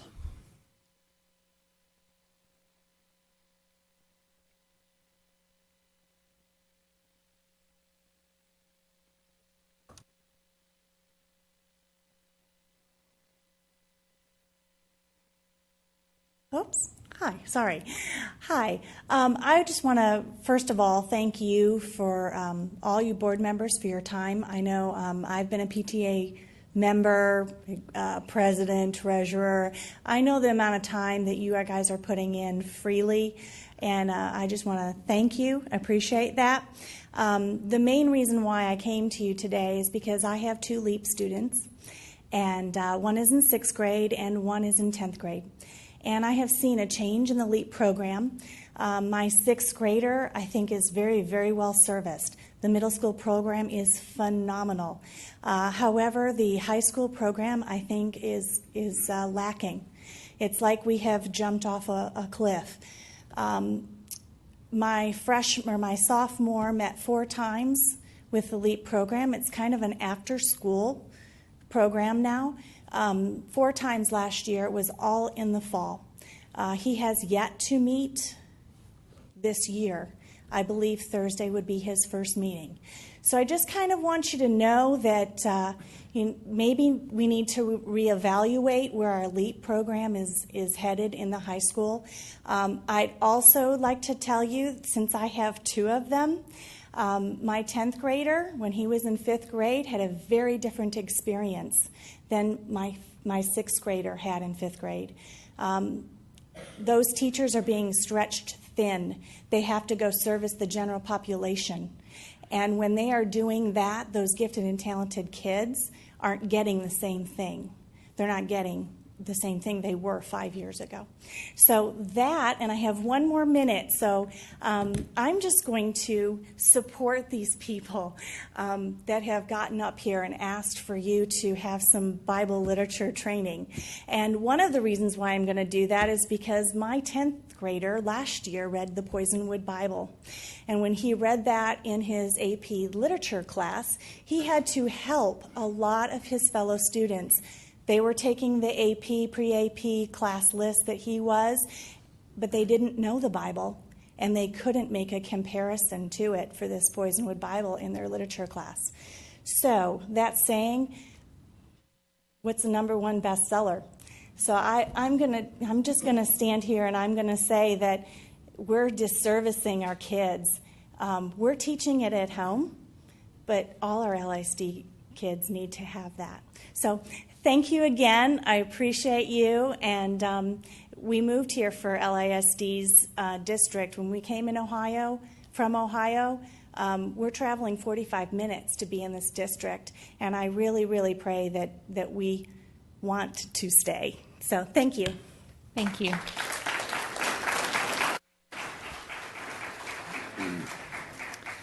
All right, next we'll move into the information portion of our meeting. These are items, for the most part, are coming to this for the first time, and then we'll move on for discussion. There are a few that are not, and we'll address those as they come. So first, we have the Lewisville Education Foundation quarterly update. Dr. Brockman. Good evening. Thank you. This is an information-only item, the quarterly update for the Lewisville Education Foundation. And Mr. Kerbo will be presenting for us this evening. Thank you, Board. Appreciate the time tonight, and I promise I'll be brief. But some things I wanted to highlight in our quarterly report this time. We have crossed a milestone. We have given out over $1 million in grants as of this fall.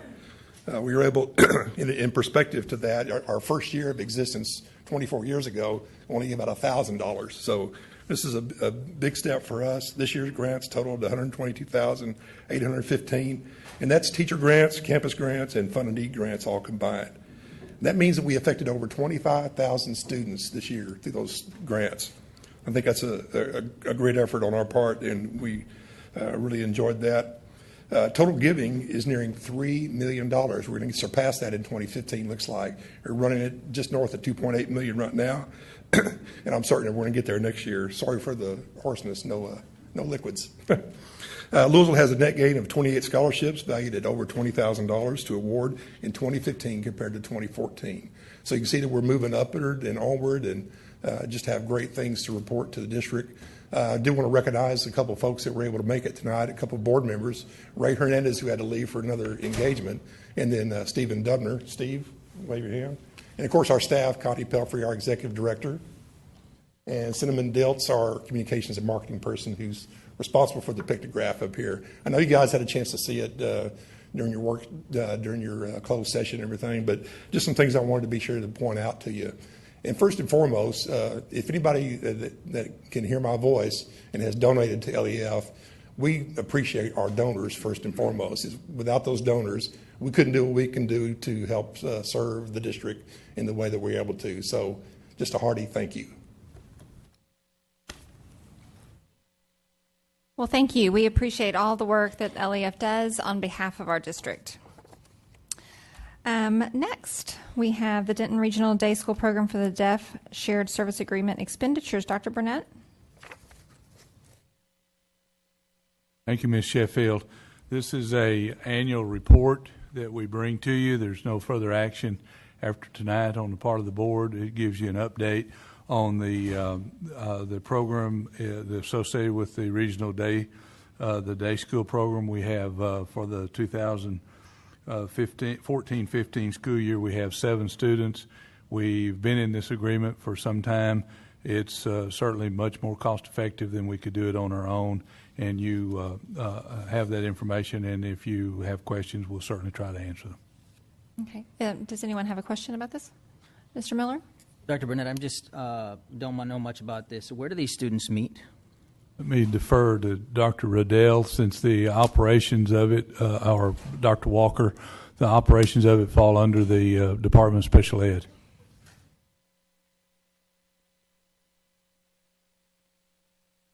Good evening. They meet in Denton. So the classes are clustered to serve kids with specialized needs up there, and they have specialized staff to address that. Pardon me? Yeah, it's called, yes, and that's just the formal name, Denton Regional Day School for the Deaf. And that's the state name for it. Anything else? Okay. Thank you. All right, next on our information is the communications audit report. This one will be a little bit different because typically, as you know, when we have audits, our auditors present this information to us. However, as a board, we had been requesting the information, so this gives us a heads up to have this information in hand, but this will actually be coming back for discussion in a January workshop. So we're going to have an overview for information, but we'll defer all questions for our workshop. I'm sorry, Dr. Brockman. Tonight you have the audit results findings. There was about a 2-month delay in getting this final report. The chief auditor who was assigned to our district's father passed away suddenly, so that gave us about an 8 to 10 week delay in getting this report.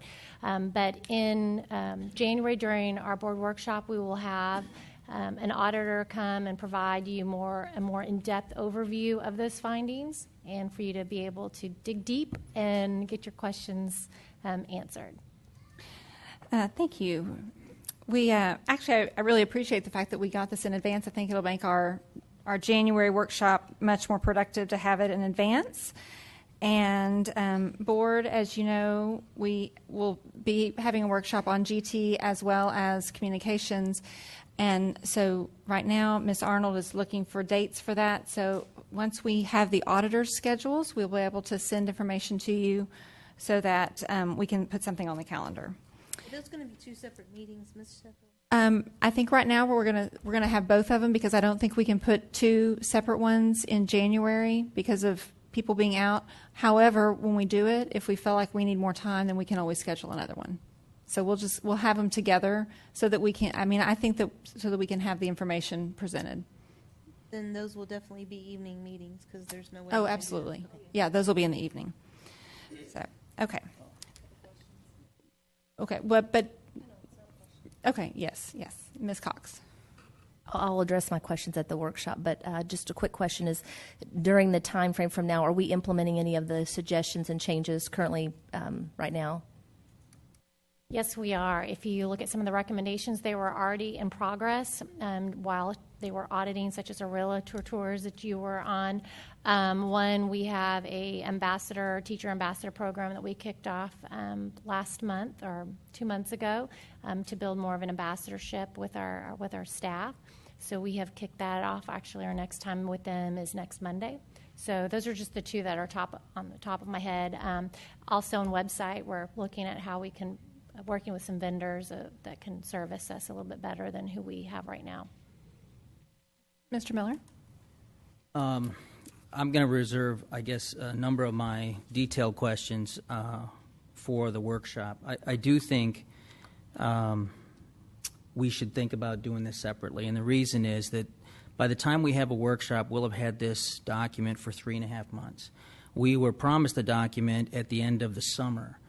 We're looking now at, there are so many material things in this assessment that we're looking at really the substantive things not having an impact on our staff until 2015, 2016. So if we have our workshop in January, unless the district comes to us with detailed plans on how to remediate this, and I think the document is worth everybody reading, we're not going to have any demonstrable results from this till next year, and I think that's too long. It was funded out of last year's school year, and we're looking at very little impact. I understand the ambassador program and the realtor program, but as it relates to our teachers and our parents, I don't see any way to material impact what it does for the district this year. So I've made known my concerns about the document, the quality of the work, but I think we need to think about how we get to where we operationalize this document quickly, and if that means that we have to have 2 workshops and do them both in January, we need to figure out a way to make it happen. Anybody else have anything to add? I'll just in response to you. I'm just not. When I look at the calendar, I just don't know that we can. I don't know where we could fit it. That's my concern. I think that, and I don't want to put one off to not address the other. I think both are equally important. So, it's. Well, I don't think. I think at some point though, you address them, and then if you have to circle back on another one, you do that. It's my personal thoughts. I'm just going to add, I think quite possibly that our staff is already looking at it, and we will find, I would assume that we'll have a list of things that they are doing by the time we have that. So that could help your concerns that they're already addressing it, because we are so late in receiving it. Some of those things may already be in progress that Ms. Permetti has not thought of at this moment, but I would think that we'll have a lot of questions answered as soon as we get there. That's what I would hope as well, Mr. Miller. So I think that's great, and I understand that. This work, again, outside the quality of the work, is so material to the strategy for our district. I think it requires an overall strategy. So whereas I'm okay with a few things being solved here and there, I think it needs to be an overall strategy. So I'd be more interested in how we check a few things off and get them done now, and more interested in what's our strategy, and then how do they execute against that strategy. And so maybe we get the consultant's assessment in January, and the district also that night presents to us their overall strategy on how to resolve these issues in a multifaceted way. And I would assume that would be part of it. At least that would be my expectation. So I assume after this discussion it would. Okay. All right. Thank you, and we all look forward to that in January. Next, this is also another one. It's instructional process for developing curriculum. This came as a request of the board. Often in the community, we hear there are, sound bites of information about their politicized or political ideas that speak to education, and so sometimes we felt like it would just be good as an education piece to kind of have that discussion so that we can look at what's being said and then either apply fact or fiction against it. So, Dr. Riddell. Thank you very much. This is an information-only item, and so it will not carry forward from month to month. Long ago and far away, in 2006, the Division of Learning and Teaching, which was at that time called Curriculum, Instruction, and Assessment, was formed in 2006. And we began a quest to write curriculum for Lewisville ISD. We actually started writing in 2007 with mathematics. And prior to that, we were able to find some 1996 curriculum, but we really hadn't done an update since then. And I was delighted to be asked to start this work. So then in preparation for curriculum writing, we looked at what would be best practice curriculum standards. And during that process, we also put together some materials from other districts who had used curriculum audit standards. And we gave our I gave some out to my principals and asked our principals, please share this with your teacher. We are going to have a curriculum, and so my question is, would teachers want to write a curriculum or would they want to buy a curriculum? And everybody came back and said, we want to create it ourselves. And I thought, oh my gosh, you don't know what you've started. And it has been a very wise decision, because we've had over 1,500 teachers participate in the last few years in writing our curriculum. We sought also to look for how we would be able to have professional learning, and so we looked at the curriculum audit standards and took a lot of the curriculum department at that time through curriculum audit standards. This is a not just national but also international standard. It was created by Fenwick English, who is the R. Wendell Ease Senior Distinguished Professor of Educational Leadership at the School of Education in University of North Carolina. And his colleagues, Betty Steffi, Bill Poston, Carolyn Downey, Larry Fraze, and Gerald Melton, all helped create this national and international standard. Then we also looked for curriculum format, and we found that best standard was going to be Understanding by Design, led by Jay McTighe and Grant Wiggins. Our curriculum is a living document. As we go through each year, our teachers give us input on the curriculum. Remember, the teachers have worked with the curriculum supervisors to create what we have each year. And then the teachers give us input on, well, this didn't work, or this worked, or I found a great resource. And so it is truly a living document, and it is updated every year. Our teachers,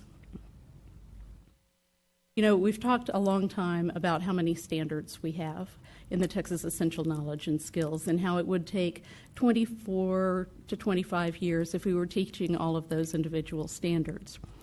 And so in our curriculum, our curriculum supervisors and our teachers have bundled the Texas Essential Knowledge and Skills so that they can be used in a coherent way, and so they are matched to the curriculum units.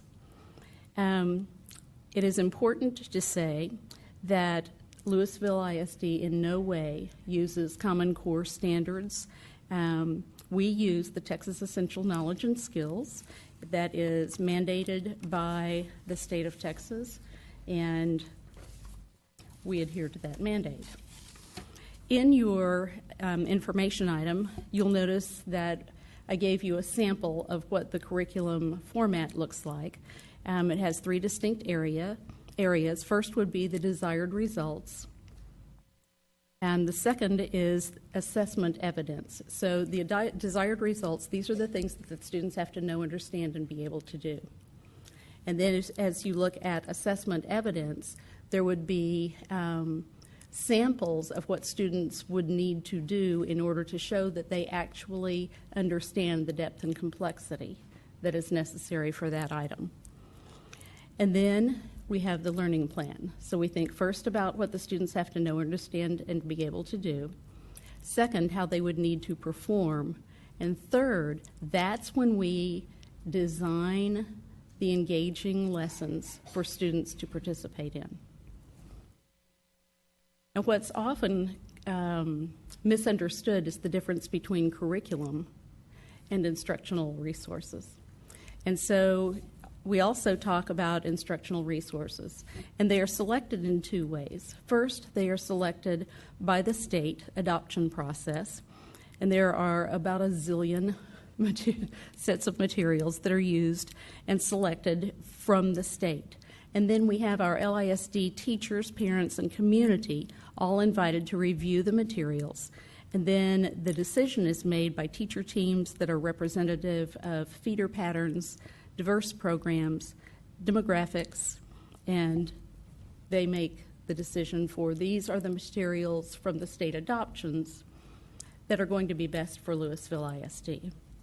The second way we have instructional materials is when district personnel or teachers find materials that would illustrate what the students need to learn in a way that's meaningful.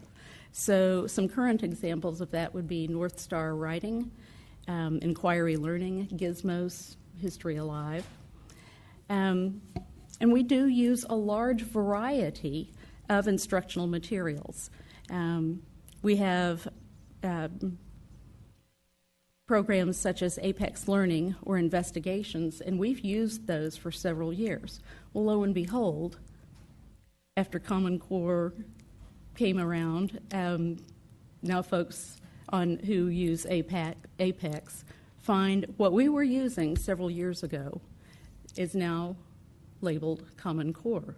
Well, we had it before it was ever Common Core. I just want to go on the record to say that.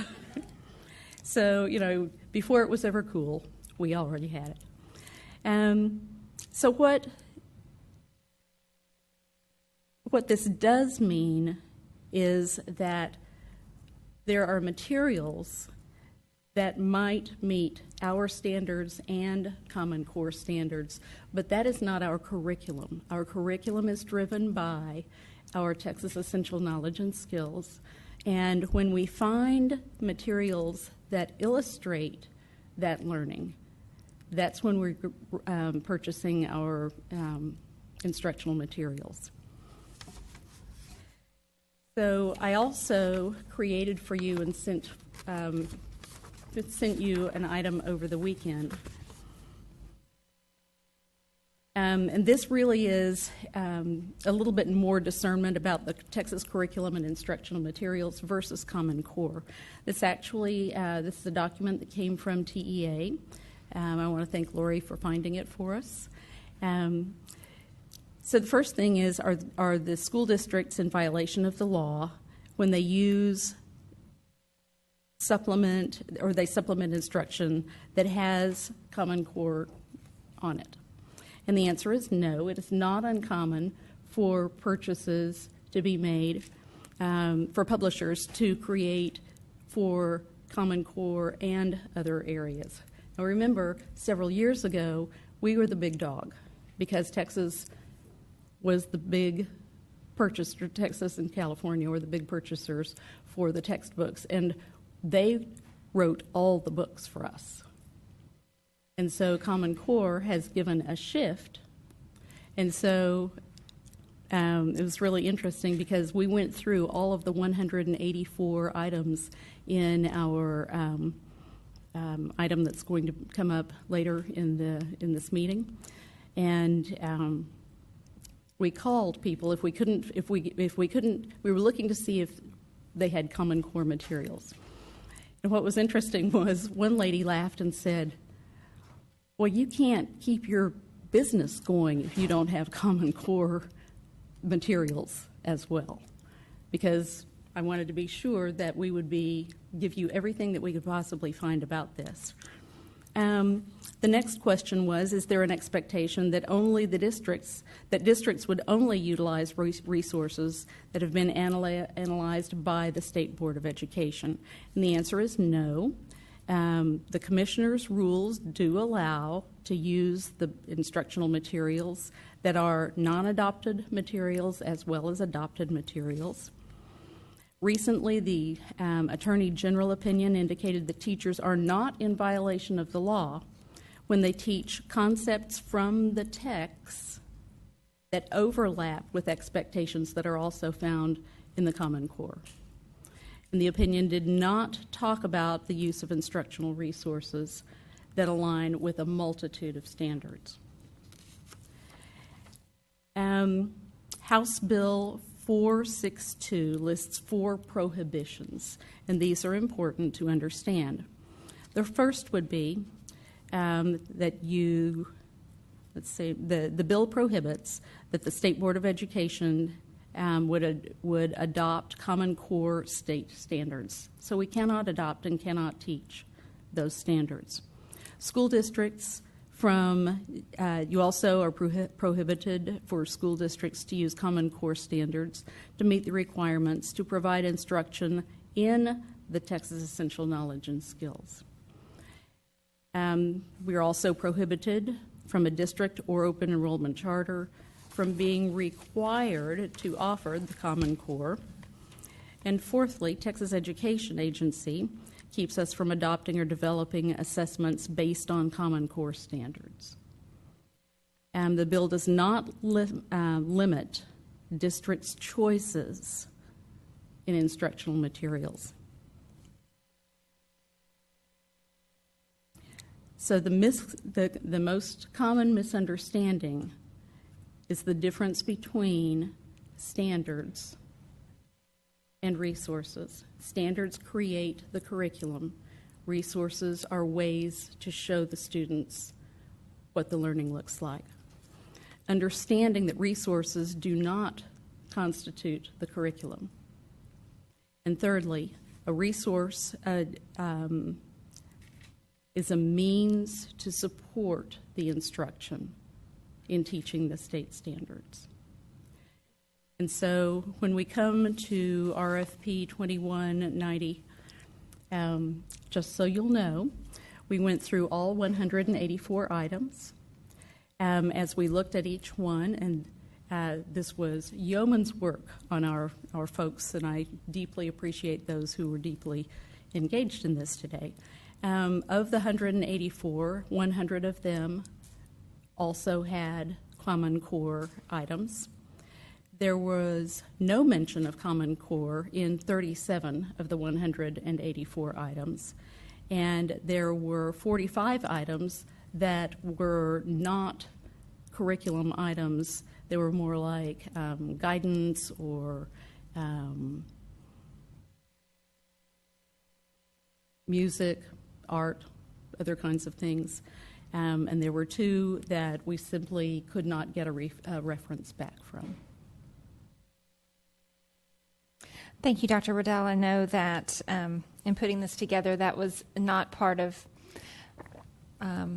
your plan in terms of all your other duties. So I appreciate you and your staff for taking the time to prepare this and present for us and the community. Are there any questions? This will not come back. Mr. Miller? On the surface, it won't come back. Here's why I think it would. I appreciate all the work your team did on this, and I think it's a factual representation of how we got here and how we're developing and procuring instructional materials. As you get into Common Core standards, the one thing that comes out is that the standards in and of themselves aren't what is just being positioned in Common Core states. It's the methodology used to teach them. And that methodology is being employed by some of the ESCs in the state. And so the reason I think it will come back is because I think that this is a holistic assessment that needs to be done as it relates to the TEKs themselves. And I think you'll see potentially, and I think we should support this, the legislature look at the TEKs that exist today and whether they are in fact Common Core TEKs or whether they're really TEKs that Texas adopted on their own. And then the next piece is the curriculum selection and methodology. If we're teaching teachers using Common Core methodologies from the ESCs or other professional learning organizations, there is as much concern about that as there is the standards themselves. So when you look at ELA, and I mentioned this to Dr. Riddell today, the change away from a majority of the books being classic literature to informational texts that really don't matter to kids in lower middle schools, it doesn't make sense. Some of the books that they're being required to read are X-rated type books. So we obviously want to protect that. This is a good discussion for us to have as a board to know where we're at. But I think that this is an ongoing discussion to make sure that we are protectionists within LISD of some encroachment that's taking place. I mean, C-Scope was, and many districts adopted it, very much Common Core. So it has leaked into the state. I think we've got our guardrails up. The question is whether they're strong enough. And so the teaching methodology that's being taught is as important to me as whether we're embracing any of the standards directly or indirectly going forward. Any other questions? Oh, Dr. Riddell. Just one more thought. One of the reasons that our strategic design is so powerful is because we have really concentrated on helping our students learn the way they need to learn. And it's not that we can make every child have an individual plan necessarily, but we are trying to find ways for students to be fascinated by what they're learning in a way that makes them want to delve deeply, rather than, here's your Common Core worksheet. And so I do think that our strategic design gives us a huge leg up on the opportunity to not need something like Common Core for our students to learn what they should know, understand, and be able to do. Thank you. You're welcome. Any other questions? Okay. All right. Next up is me. So each year we are required to announce training hours for our board as required by law. The State Board of Education rules require the board president to make a public announcement each year of the names of those board members who have completed the required continuing education, who have exceeded the required hours, and who are deficient. The minutes must reflect this information. The announcement must be made at the last regular board meeting in the calendar year. So here we are. Completing the annual required training is a basic obligation and expectation of any sitting board member under the SBOE rule. All LISD board members have exceeded the number of continuing education training hours required for 2014. In addition, new board members must complete a local district orientation and orientation to the Texas Education Code and open meetings training. Our 3 newest members have completed these requirements with the exception of the orientation to the Texas Education Code. The Region 11 Service Center is offering that class tonight, but due to our meeting, they could not attend. A video of the training will be sent to our district, and our board members expect to complete the training before the end of 2014.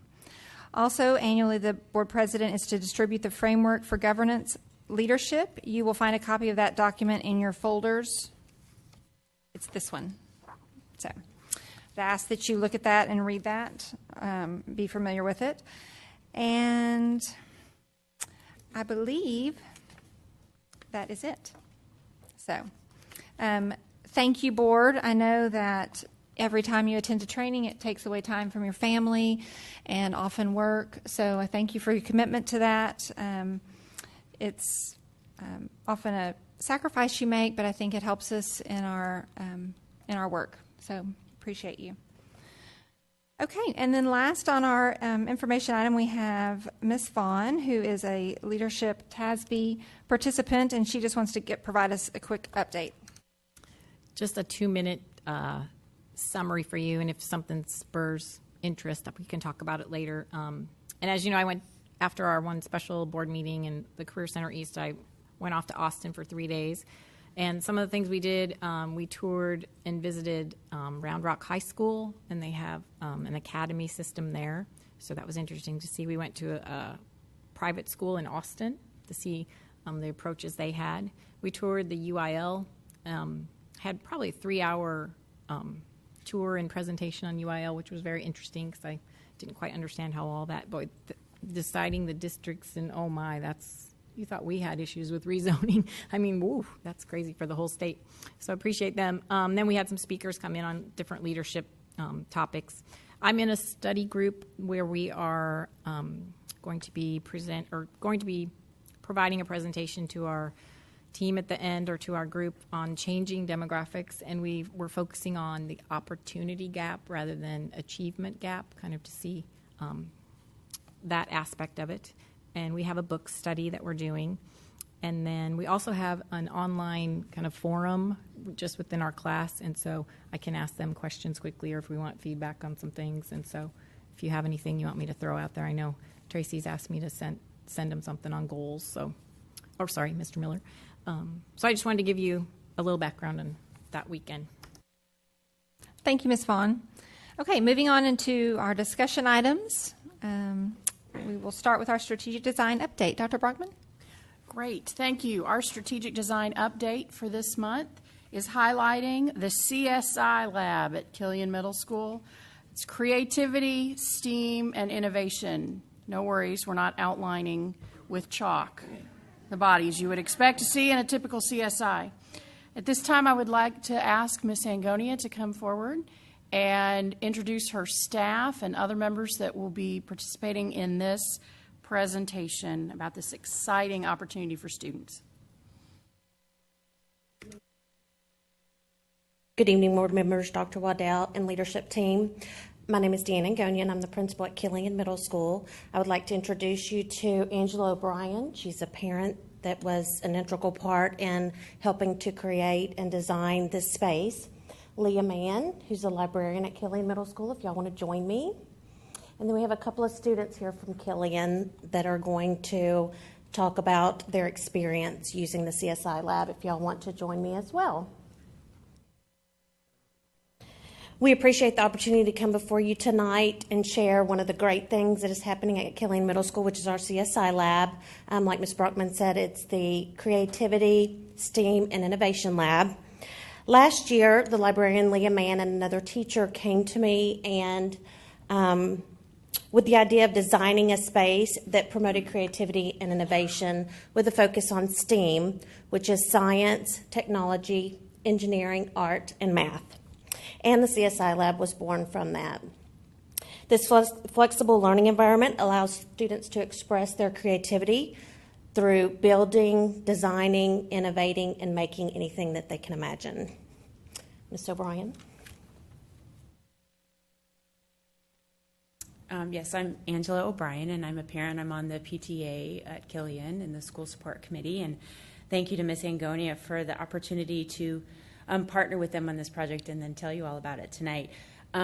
We met regularly last year, a counterpart and I, another member of the PTA, and we met with Ms. Angonia, Mrs. Mann, and several other members of the school to talk about how this space would take shape. It really came from the imagination of Mrs. Mann and another teacher at the school. And so when we got started, we really took a look at the space to see how it could and would be used. And from that, we mapped out how it should look. And so we had to take in elements of things that were already there, and then bring in some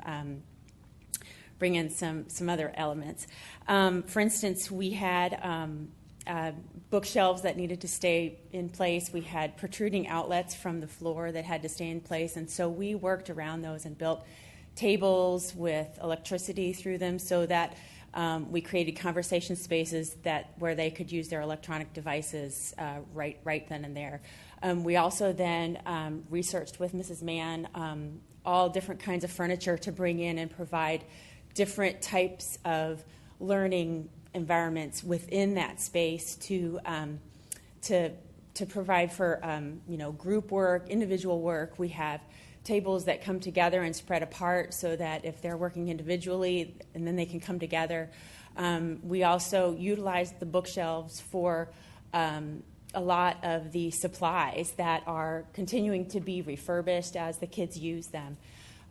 We utilized Mr. Jacks, the art teacher, to bring in a couple designs actually, one from him and one from a student, to create murals around the library to really make it unique to Killian. And then finally, we brought in another parent who specializes in selling educational materials, specifically STEM-related, and she just gave us some interesting supply list that the kids might want to be using, as well as actual projects with what they could do and the materials that they needed, so they can literally pull that off the shelf. If they've got 15 minutes and they want to try something new, they can pull that off the shelf and just start working on it right then and there. So we continue to provide the supplies for that, and we're excited about it, and we really enjoy it. So.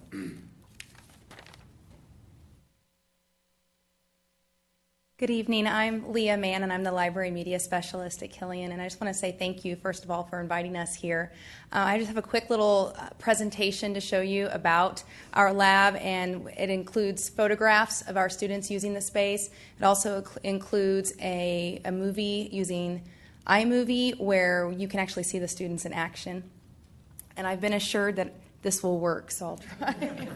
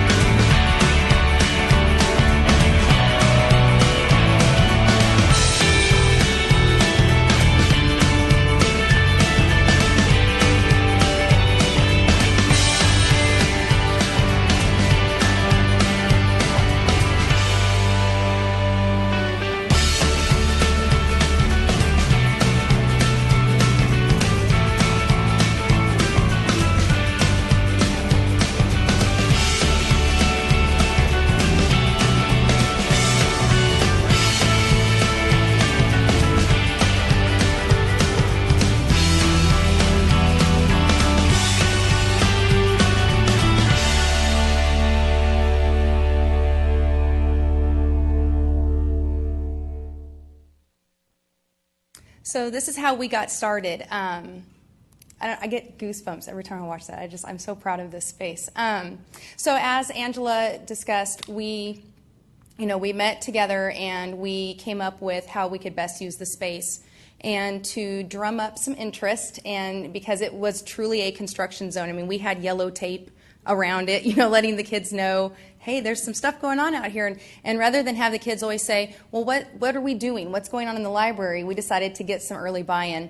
And so we started doing monthly challenges, and they all centered around STEAM components.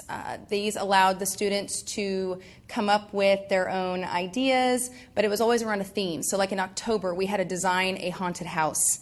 And we had students that used Minecraft, and they actually went in and built their own haunted house in Minecraft, and we loaded those onto iPads in the library, and so kids could come in and see what they did. We had others that they did sketches. We had some that actually built actual haunted houses, and we also did for Library Month in April, and as part of Region 11's challenge, we did a 10-second promotion video about the library. You had to completely sell your library in 10 seconds or less. And so we actually, I won at the Region 11. They had their summer media blitz, and I actually won because we had some entries and stuff. So that was pretty exciting to get our name out there, out in Region 11.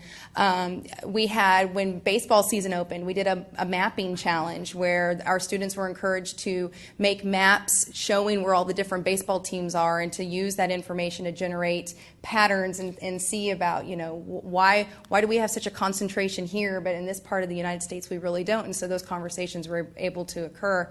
And our students would enter those, and then we would go through, we would look, and we would choose our winners, and they would win iTunes gift cards to help promote using their iPads. And then also, too, one of our competitions, one of our challenges was asking our students to submit ideas for naming the space. And after all of that, we were able to pull together their different ideas, and that's how we came up with CSI. So this is the benefits, because I know a lot of times people think, well, why a flexible learning environment? Why a space like this? And especially why something like this in the library? Why can't we just do these in our classrooms? First of all, it's available to all students throughout the day. I'm in the library, either I'm in there or my library assistant is in there throughout the entire school day. So there's always an adult available in there for the students to come in. So that's before school, that's throughout the regular school day, that's during their lunches. I have students that bring their lunches in. I have students that bring their breakfast in too. And then I'm also open after school, and I do have some students that like to stay after school as well. Not only do they come in on their own, but they could come in and work as a group, or teachers can also sign up to utilize the space, and they can have pre-planned activities that they bring their students in for. What's really great about it is our students are now offered, or they are allowed the opportunity to explore things that they may not be able to otherwise. We have students that do not have any music classes whatsoever, but they're making music using GarageBand. I have students that are not in robotics and gaming, yet they're creating their own video games at code.org or at scratch.mit.edu. They're able to engage in activities that they don't have as a class in their regular schedule. And then also, too, it really does allow for beyond the bell learning, because, like I said, they're coming in throughout the day on their own time. And I'm actually seeing, too, students are wanting to do further research. They're experimenting. They're playing around. I mean, I say they're playing, but they're really not. I mean, they're truly experimenting, trial and error, and it's getting them thinking about other things. And now they're checking out books. Like I had a student who got really into the coding that he came in and checked out some computer programming books, and he's trying to teach himself how to do that. I think that's huge, and I think that speaks volumes that they're getting that opportunity. But also, too, they just get to explore, and I don't think they always get that opportunity in a normal school day. So the things that we do in this space is often the kids like to do GarageBand, build with Chrome. It's online Legos, free Legos, and you don't even have to worry about stepping on them. It's fabulous. Free exploration. In fact, this girl here, they had to make a roller coaster in her science class, and she wasn't really happy with the way hers turned out. So she has been coming in every day and tweaking it and adding to it, and we're storing that in my library office. And she just comes in and pulls it out in the morning and keeps adding to it. Coding. Again, the kids are learning how to build code. And I don't know how to do any of this. They teach themselves. It's awesome. And then these two boys here, they both said, Mrs. Mann, can we please talk about Makey? Because they love to talk about Makey. So I'm going to have them come up. Want to go, Tyler or Ashley? Come on up. Don't be shy. Tyler, don't be shy. My script is on my iPad. Hold on. Hello, my name is Tyler Dykes. I am a 7th grader at Killian Middle School. I'm here to talk to you about the CSI space in our library at KMS. I know you're thinking, okay, get it over with. So, I am. Here are reasons why the CSI space is the best. You can go in there and make a lot of things with your friends, and there's a lot of things we can use from the CSI space. And here they are. Makey, Kinetic Send, Connects, and other stuff.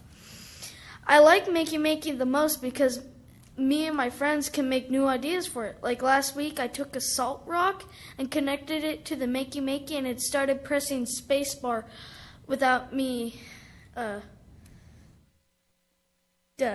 by itself. How about I just say that? And about a week ago, I made it to where it typed words without me typing. My second favorite is the kinetic sand because it's sand that feels wet but isn't. You can make sculptures out of it and then just tear it apart and make new things. There's a lot of things there, but these are my favorites. There are other people and they have favorites too. That is all.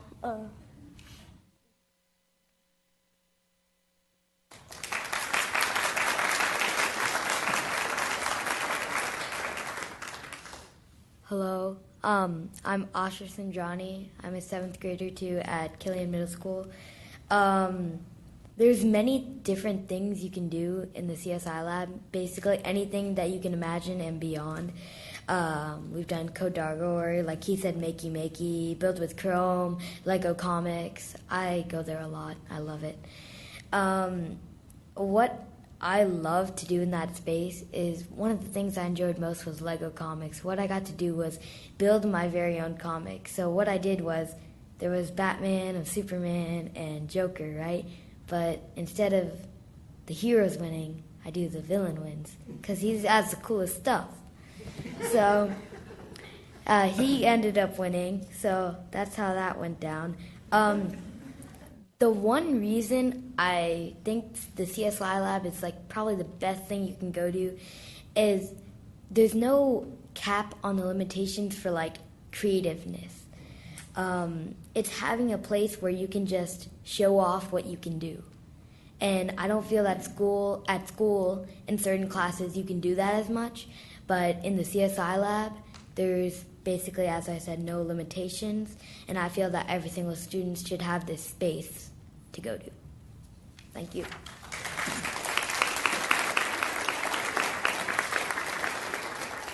I just have one quick video. It's about a minute so you can see it in action. I swear I did not prompt them to say any of that stuff. They're just awesome kids. So this is how it looks, and you'll see it actually kind of seeps out into the library. This is during our Mustang time, our activity time. Every Monday through Thursday for 45 minutes, our kids sign up to come to a certain, they get to go to any classes. And so I run the CSI lab for a set time every day for sure during then. And so this is what it looks like. Enjoy it.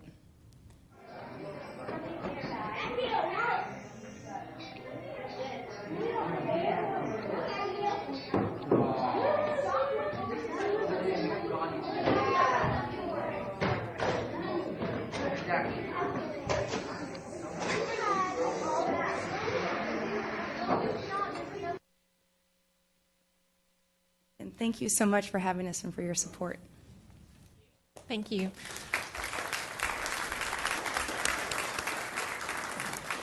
Before y'all go, one of the boys, can y'all explain that makey to me?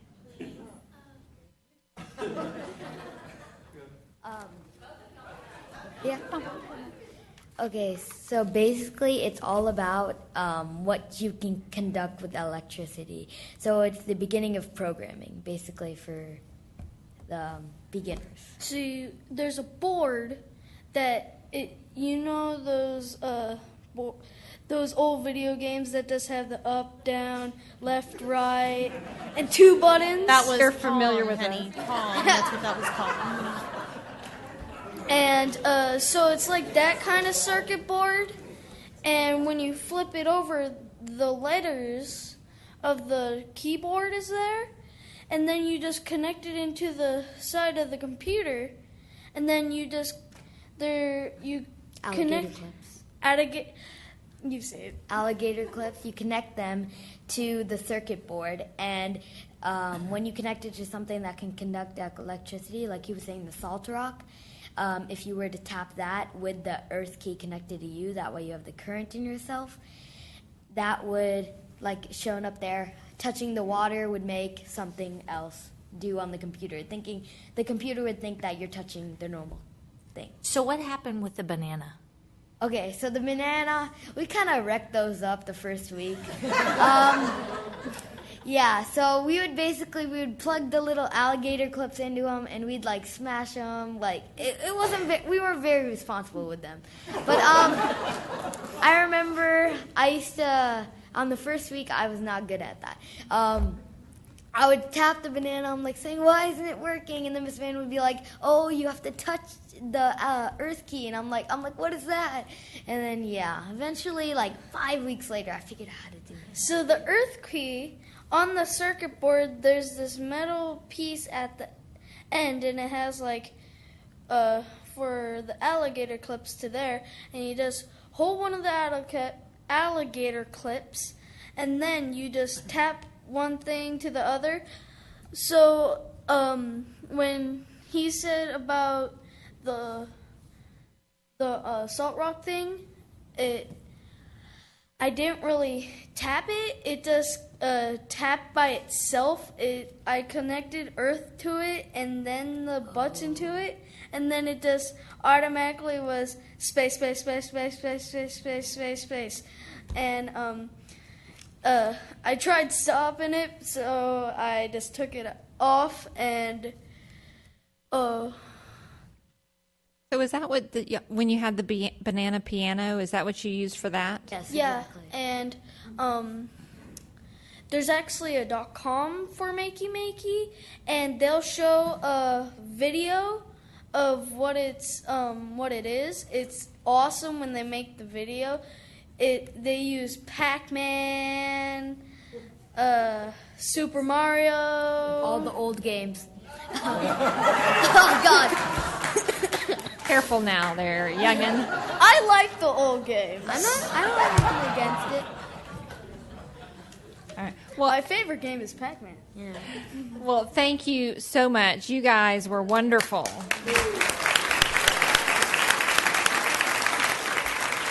Okay. Ms. Angoni, I believe we have some questions up here. So, Mr. Miller?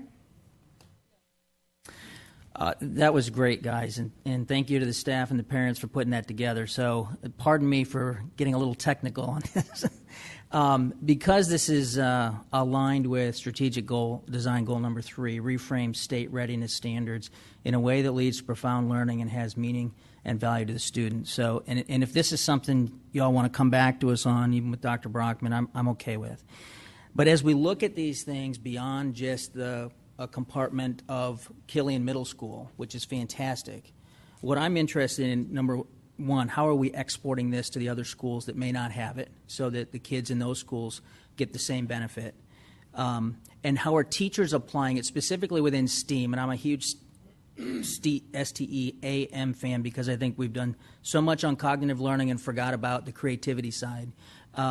What classes are using them, and then those teachers that are using them, how they're lining up with the TEAC. So if we're going to talk about reframing state readiness standards, those are unfortunately measured through an assessment by the state and sometimes by us. So how are we then impacting the performance of those students in that assessment process?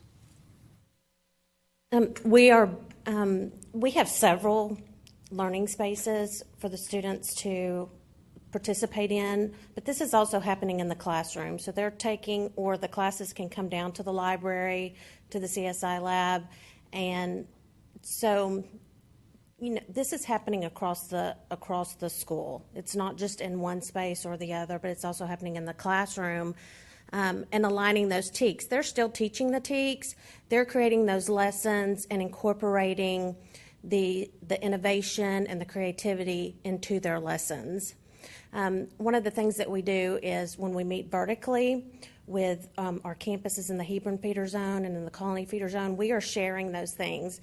So one of the things that for October is I shared our CSI lab with that vertical team so that to give them some ideas of things that they can do as well on their campus. And so we're sharing those ideas. I've received other ideas from other campuses that we are implementing on our campus as well. So the professional learning that's happening across the district among middle school principals, among elementary principals, vertically in our monthly professional learning with the whole district, with all the principals. So those things are happening and preparing us to share those ideas so that we can create those learning experiences for our students. Great. Thank you. Thank you. Are there any other questions?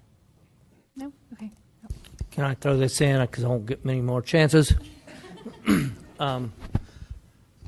Pointing at that one goal, I think this is a good. I don't know if the kids want to answer this or not, but I'm wondering whether they get so inspired and learn so much when they take the STAR test. So, so would y'all say so? Does the STAR get you that fired up? No, it doesn't? Well, I'm just shocked to hear that. So this is an example of why, when we're talking about standards development, we're asking the state to focus on fewer standards, more powerful ones. It might point at these things, and then what new kinds of state assessments that might be possible can actually lead towards this kind of thinking.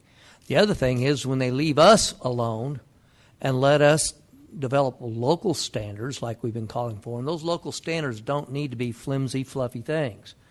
That's high-powered stuff that does not come from the state. So that's a great example. Glad you pointed at it, Mr. Miller, where it really kind of models that changing nature of reframing state and local standards. The state needs to come to the realization that local school districts and campuses and individual teachers and librarians and principals can come up with higher, more rigorous standards than what the state can if they just let them do their work. Thank you. Thank you.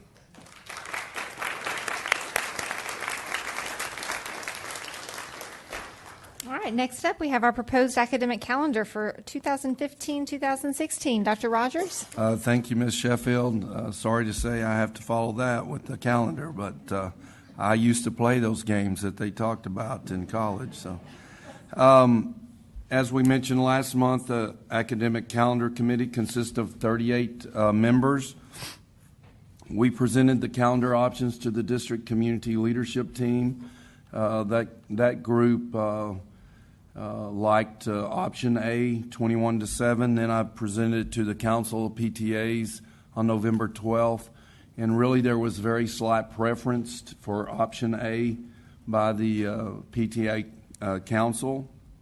Then our communications department posted a survey online on our website, and we had a little over 2,600 people vote for the calendar options. And of that, it was nearly 52% for option A to 48% for option B. Our committee must have done a really good job in creating two good options because we've never had it the vote that close.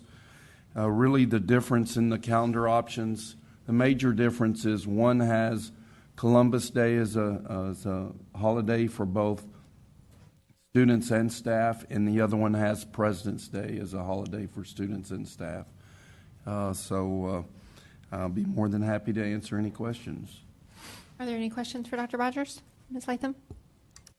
I know I've asked this before, but I'm still unclear. Why do we need to take a whole week at Thanksgiving and then follow that immediately by 2 weeks at Christmas? It just seems like we still take a lot of time off during the school year when we could less time off and get out earlier. This has been my privilege to lead the calendar for probably 7 or 8 years, and probably Ms. Latham before you became a board member. The committee decided one year to try to shorten the Thanksgiving week, and it was a terrible failure. We had more absenteeism for those 2 days that then afterwards the district decided really it was not worth the effort. It's one of those things that once you give parents something, it's very difficult to take it back. And so we did try the suggestion because it allowed us to finish the calendar by Memorial Day.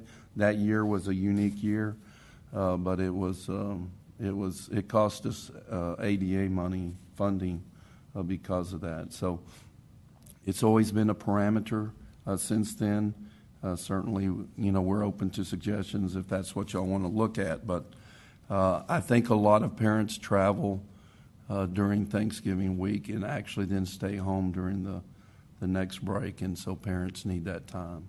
That's at least, and staff, that's at least what we've been told by the committee.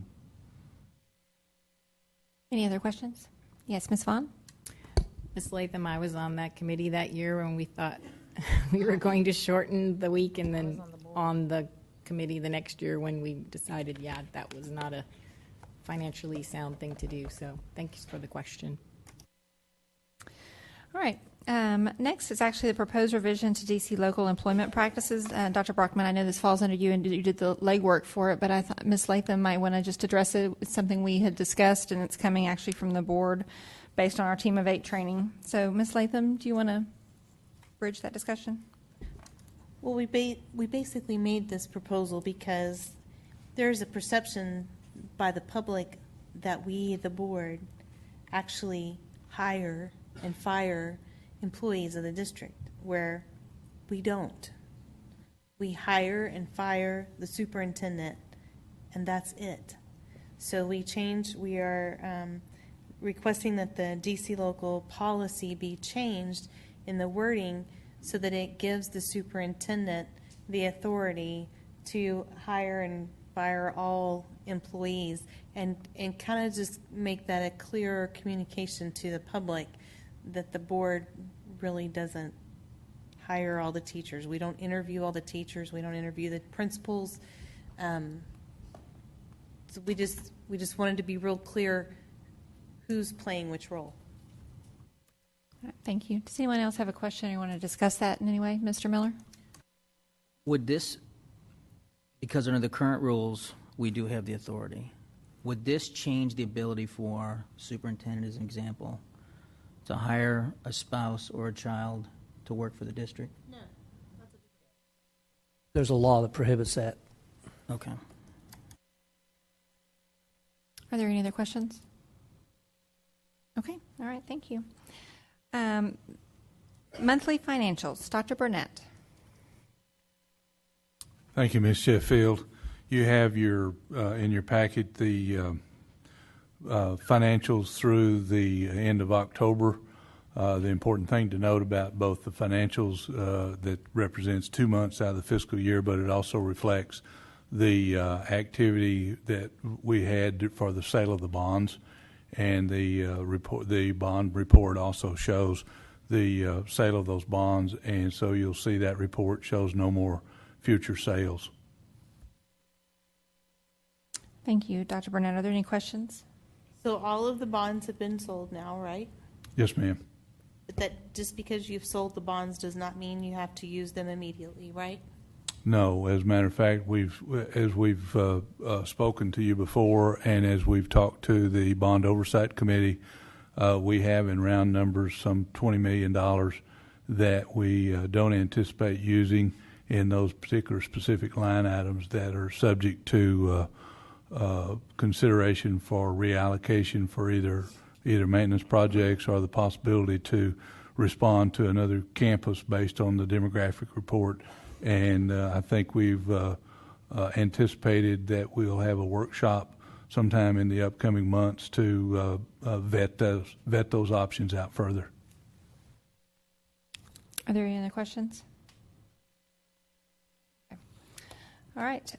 Actually, on the locker rooms that are listed, have we done that work? There's the 4 locker rooms that are listed under district perform projects. I'm sorry, which campus? Well, all but Marcus.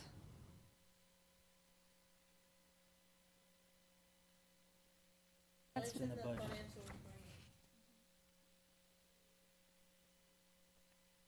174. Did I jump ahead? No. That's one. Oh, the locker rooms that are listed under, yes, we have done those. Those have been completed.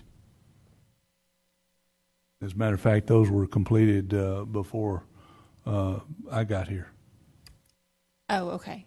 So, all right. Okay, thank you. Okay. Then next, Dr. Burnett, is the quarterly investment report. We have, as you know, have presented to you on a regular basis the quarterly investment report, which is required by our policies to bring to you, and we want to revisit that report. And tonight we have Linda Patterson with Patterson Associates, who will explain that report in some detail and be ready to answer any questions the board may have about that. And I know, although I haven't spoken to her directly tonight because of the late hour, I know she'll be as brief as possible.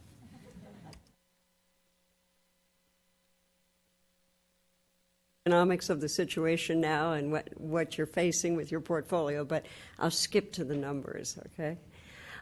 As you know, and as I've seen this evening, you have great assets here at Lewisville, from your coaches and your kids and your teachers and your staff. And my job is to talk about one other kind of asset that you have, which is a very important one, and it makes everything else run, and that's your money, and how that is invested for you, because you want to make sure, and as board members, we want to make sure that we give you the information so you can read it and very succinctly and concisely say, yes, this is the way we expected the portfolio to be run, and in accordance with the investment policy and the strategy that you must approve and adopt every year. So I've taken a few of the slides, basically the information that you get on your quarterly investment report, and I thought I'd like to hit a few of the high points so that when you're looking at the report, you can say, yes, this I should concentrate on, this is not so important, although it's all important to an investment person. But what you see on this first slide is the basic summary information. This is the one that tells you what's happening with the portfolio. And you can see what we're looking at is the beginning and ending points of the period, so the quarterly report. Immediately, a question that would come to mind if I were sitting in your seat would be, how in the heck did we spend $200 million during this one quarter? Sounds like a lot of, sounds unusual. It always, when you look at the beginning and ending, book and market, so where you own the bonds or where they could be sold, book and market, what you're really seeing more times than not is cash flow. Because obviously you're picking up a tremendous amount of your cash at one point in the year when the state payments come in, but also when the taxes come in. And then you're spending it out. This is a perfect example of that, because you see in that decrease in amount a bond payment of $84 million and capital improvement project expenditures of about $60 million going out that month. But that would be my first question. And my second question, if I were you, was to look at the WAM, or the weighted average maturity. And the weighted average maturity to you is an indication of what kind of risk you're taking. So you can see here that we went from 67 days to 135 days. Big change. But when you think about how much money was liquid in preparation for the bond fund payments and debt service, that's understandable that liquid money leaves, and whatever, even if nothing else happened to the portfolio, the WAM, or the weighted average maturity of the portfolio, would extend. Still looks very reasonable. And then another big point that you want to look at as a board member is where's the performance of the portfolio. When we look at the performance of a portfolio for a public entity, it's not so much is Lewisville better than Dallas, better than Austin. That's not what it's about. You set a policy for investments. You set compliance and limits and parameters on the expenditure for these for investments. So the benchmark to you is really how much risk am I taking? So we compare it to a benchmark yield, and you can see ending up the quarter that the yield at the end, the yield for the quarter for this quarter ending in August was up 0.14. Kind of hard to get excited about that, Juno, but when you say 0.14, that doesn't sound very good, but look at your benchmark yield at a 0.06. So you've doubled the yield from what's happening. That's a function of right now we obviously have terrible rates to work with, especially where you are investing, because your money has to be spent within the fiscal year. So when you look at the summary report, and this is one of the reports that you get on a quarterly basis, you can see that information, and most particularly, you can see exactly how the portfolio is falling out, what kinds of things are being invested in, where's the WHAM, where's my benchmark, and so forth. So it's all there, but sometimes it's a little daunting because of the information that's being thrown to you. Another way to look at that, what the report is really saying is two very important factors to you as board members and administrators, and that is, how is this diversified? What do I have in the portfolio that's spreading the risk of the portfolio so that I don't have the old saying about all the eggs in one basket? The pie charts on the top are the allocation of market sector, or what we're using in the portfolio. So you can see it's changed a little bit from the beginning of the period to the end of the period, basically using less of the pools because the pools are very, very low yielding right now and probably will be for another year. And then you can immediately see that the agencies have gone up, doubled, the municipal debt has gone up. So we're using what we can, what is safe and reliable for the portfolios, but also giving you a diversification that you need. You're always going to have a lot of money liquid because your money is money that's being spent. This is not insurance money. It's not pension money. It's money that pays the bills, that pays the accounts payable, that pays payroll. And that's what's very important, and that's what your staff in the finance area works very hard to make sure that they have all of the liabilities lined out.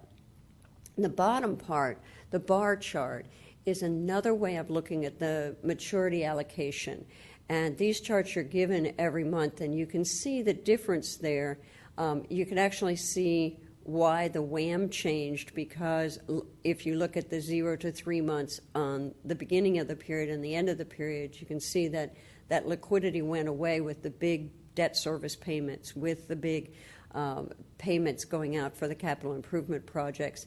And where the money is being reinvested right now, or at the end of August, was out in the 1 to 2 year area. That's primarily because now in that next quarter is when you start picking up your money. You won't need the liquidity that you had. And also we're trying to add always a little bit of yield without adding risk to the portfolio. This is another way to look at these. I love these charts, but it takes a little looking at it to make sure that you see what we're saying.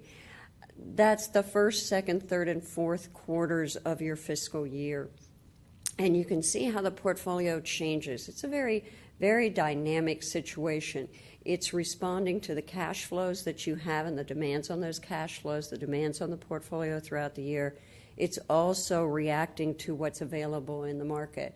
So the red bars, for instance, the agencies that pretty much had no value during the second and third quarters of the year, all of a sudden start coming back with value. So you see really what's happening as the portfolio changes, because it's changing all the time, because it's so very short. And you can see the pool money coming down where money was kept for the debt services and then moving back out again. So there's a lot of information there. It kind of reads like a book once you get used to reading them, and it tells the tale of what's providing the best value for you and how the managers are managing the funds for you. I thought it would be illustrative to give you an idea on these different areas why, for instance, you would think, well, this is public money and we want it safe, and so we should have a lot of treasuries on the portfolio, and we don't right now. And you can see exactly why. We have to stay to the pools to give you the liquidity, but that's the lowest yielding market sector available to you under the state law, whereas the treasuries are as low as the pools. So we can stay away from those and go to something like the agencies that were giving you a 0.6 versus 3 basis points. So there's that decision making that's going on all the time that's melded with the cash flow requirements that the staff is getting from all of the different departments and the spending plans. One of the things that's been added and used this year more than before is the municipal debt, which I've been doing this close to 40 years, and I never thought that I would see public funds being invested in other public funds because it's usually very low yielding. But it's because of the market situation, and your policy allows us to use municipal debt. So that has been used quite a bit over the past year where we could do it. I wanted to give you an idea. Even though you're using municipal debt, we're keeping it very well diversified, and these are the names that are in the portfolio at the end of this quarter. So you can see we're going across several different states, and I can assure you that those states never include Michigan, Florida, or California, and very rarely Illinois. So we're staying to the highest credit quality, making sure that the portfolio is diversified, but also using the best yielding things that we can within your parameters fine. Another way to look at the portfolio, and I think probably because you're thinking this way on the budgeting side, is another way to look at it is where is this money? So maintenance and operations is really 70% of your portfolio. Another huge amount is the capital improvement projects, the CIP. And if you had looked at this is as of the end of August. If you'd looked at it through the year, you'd have seen that piece of the pie being reduced as those monies go out. It's a good idea to have in mind always what kinds of things we're using to address the needs of each one of these. The weighted average maturity is set by policy and as a maximum. What you want to look at as a board member is, am I using it as effectively as possible? And then how it changes over the year. And you can really see that year to year, and that goes back several years. What it's telling you is, and it's just looking at the flow of funds as it comes through in a natural progression throughout the year, when it's very liquid as your taxes come in, and then gets liquid again as we have to have it liquid in order to pay the bills during the summer when it's a little bit slower. So the weighted average maturity is something that you want to keep an eye on as a board member. And under state law, of course, and it does say in your local and your legal policies that ultimately whoever does the investments and whoever your investment officers are, the board has ultimate fiduciary responsibilities. So we try to make the reports, and I know that the staff gives you the reports that give you the key items that you need to look out for, like the comparison to the benchmark and the WAM.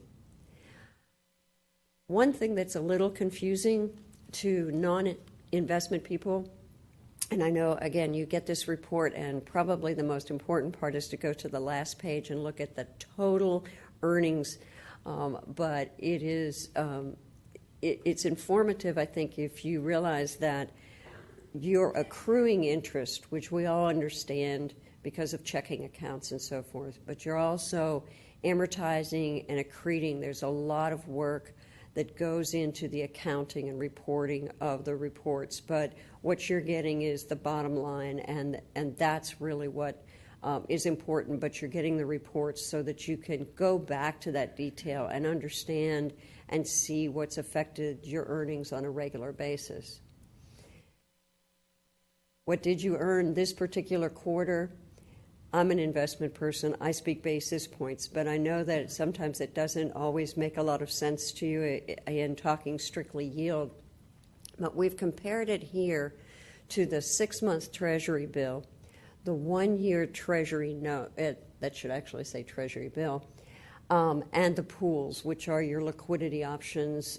Basically, if you weren't investing the portfolio, it would be sitting in the pools. And you can see that the difference in the yield from the benchmark to the portfolio just for the quarter against your 6-month Treasury benchmark, you earned an additional close to $80,000 above your benchmark, which would annualized be $317,000. And so you can see that change across the period. I think that's a good way to always say, is what we're doing with the portfolio worthwhile? It is. It's extra teachers, it's extra school buses, and I know that's what keeps me going on the investment side all the time, and I'm sure it's important to you too. I'd be glad to answer any questions. I know it's late, and who wants to talk about money after you've seen all those cute little kids? So. Are there any questions? Can we get a copy of the presentation that you just presented? Certainly, you already have it. Yes, we have it, and I will make sure that you get a copy. Okay, thank you. I have a question. Oh, yes. Real quick. Yes. Back, if you can go back a couple of slides where it was showing keep going, right there. Okay, this slide shows basically the flow of our money, where it comes in the door in December, and it usually all goes out the door by August, but it doesn't look like that pattern stayed true for this year. Well, this is really not your cash flow going in. It's the response of the portfolio to the cash flow, so that when all the cash is coming in, you get very liquid and the WAM goes down. When the money's being invested and we can put it out a little bit farther, that's when you see the WAM. So this is the weighted average maturity, not just the cash flow. Okay. And a lot of it has been different over the last 3 or 4 years because of the very low rates. For instance, it doesn't make any sense basically to buy anything out to the 6-month area because you're not picking up any yields. So it's staying a little more liquid than is normal, and hopefully that normal will return starting next year. Thank you. Thank you so much. Mm-hmm. All right, next we have the quarterly report from the Bond Oversight Committee. Dr. Wardell? We have Ms. Carol Kyer, as chairman of our Bond Oversight Committee, will give the quarterly report. Good evening. So lovely to see all of you. So our first meeting for the Bond Oversight Committee for this year, for the 2014-15 school year, we first met on September 15th, and we got to tour the lovely 9th grade center at Marcus, which is a beautiful facility, but you all know that. We were entertained by Dr. Waddell reading the group, and then we had presentations by Michael Perry and Larry Williams, and of course Dr. Burdett was there. That's generally how our meetings go. Larry will speak. Also, Michael Perry is the one that we all look forward to talking to. And the questions that we give them, we hope that are either coming from you or you are talking to your members so you can understand what's going on at the meetings. The minutes for each meeting are available. I don't know if they've been given to you recently, but we're generally discussing the same things you're discussing during your construction. A lot of the questions that come out, especially with the bond money, is when it comes to things like the assessment report, how are things going? Are the topics that rose during that report, have they been addressed, or when are they going to be addressed, and what's the delay? And so there's a lot of questions that come from the committee members. They're very active, and they are not shy. So you have to, and Dr. Burnett can attest to that, they are willing to ask any questions, and the administration are always willing to try and answer whatever they can. And if they can't, we make sure that there's follow-up later on.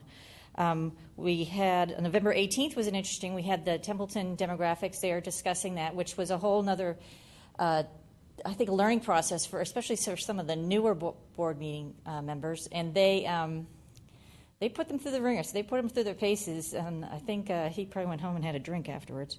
But it was interesting, and I really enjoy it, and I'm enjoying being on this committee because I'm getting to know some of these people that previously I couldn't because just because I didn't know them. But always the question is coming up, as was discussed by Dr. Burnett, is that even though after all of our projects are done, we have the $20 million left, the status of this committee was developed in 2011 by Dr. Waddell. And our job is to be a committee as long as there's bond projects going on. And that's what it states in our decree, is that as long as there it stays in effect until the bond projects are completed and all the money's been spent. So that's something that you might have to address in the next 12 to 15 months on whether or not this committee continues as is, or maybe dwarfs into a different committee, just with different aspect, maybe working on your next bond, which God bless you. So if you have any questions for me, I mean, it's in the minutes. A lot of good questions come up. I hope you're hearing from your committee members because they're asking a lot of good questions of Mr. Perry and Dr. Burnett. So, and from PBK, and I really do feel for the man from Templeton Demographics. So, thank you, Ms. Kyer. Are there any questions, Mr. Miller? Yeah, thank you, Ms. Kyer. So, where are we at on the alignment of the facilities assessment and the allocation of the not the $20 million that's unencumbered, but there seems to be some, and we discussed it at the last board meeting a little bit, difference of opinion on the priorities within the bond allocation for some of the facilities. So the facilities assessment that was done a year and a half ago, I know you guys have talked about it recently. Where are we at on prioritization of those projects? Well, there was, I believe, I know there was, I can't remember the date, Dr. Burnett. We had an update from about where we're sitting in that. And there were some questions from the committee regarding that because there were some misrepresentation of what was going to be done and then what actually came out that was done. So that was one of the questions that was put forth by a few of the committee members. So the administration is going to get back to us with where it actually stands on the process. How do we know it's done? When is it going to be done? A little bit more on that. Just that the report is so large and our district is so large. It's hard for sometimes people, the laymen, to understand that certain priorities may have been lower on the schedule, but they were pushed up for the simple fact that they got involved with another project. You might have been having bathrooms fixed at Degan, where it might not have been a priority, but it was pushed up because there was another project going on at Degan, which made it financially feasible for it all to be done at once. So there in itself, it's a living, breathing document for me because there's always something that's going to come up that might push something else, especially in emergency situations. So that is something that was brought up to Dr. Burnett. And so they're continuing to try and work with us, and so we get the information that we need. And I think the committee at the last board meeting, were satisfied with the answers that Dr. Burnett had given us. Dr. Burnett, do you want to elaborate on that? We have, first of all, there's a lot of moving parts, and the facility assessment was updated for this fall. What we have and have talked to you about, we talked to you about it back in August, and we've revisited it as well. And we have some action items later on in the meeting to talk about what we are recommending to you, that we move forward with the specific projects that are listed under your action as part of the renewal of the architect services. And those projects will comprise your scope of the work for this next for the spring and summer of 2015. So and those have been identified. Now that's not going to use up all the money.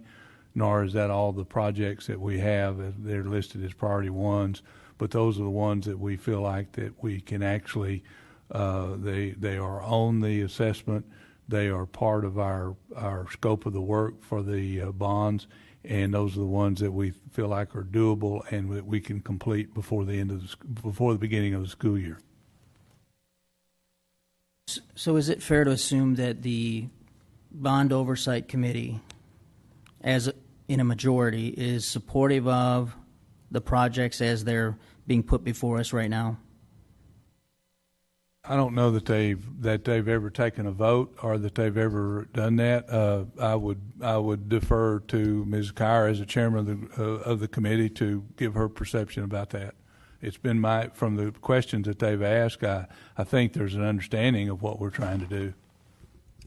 I think that they're in a majority agree in supporting the administration and trying to get a lot of this stuff done that might not have been brought up before if we had not had the facilities assessment.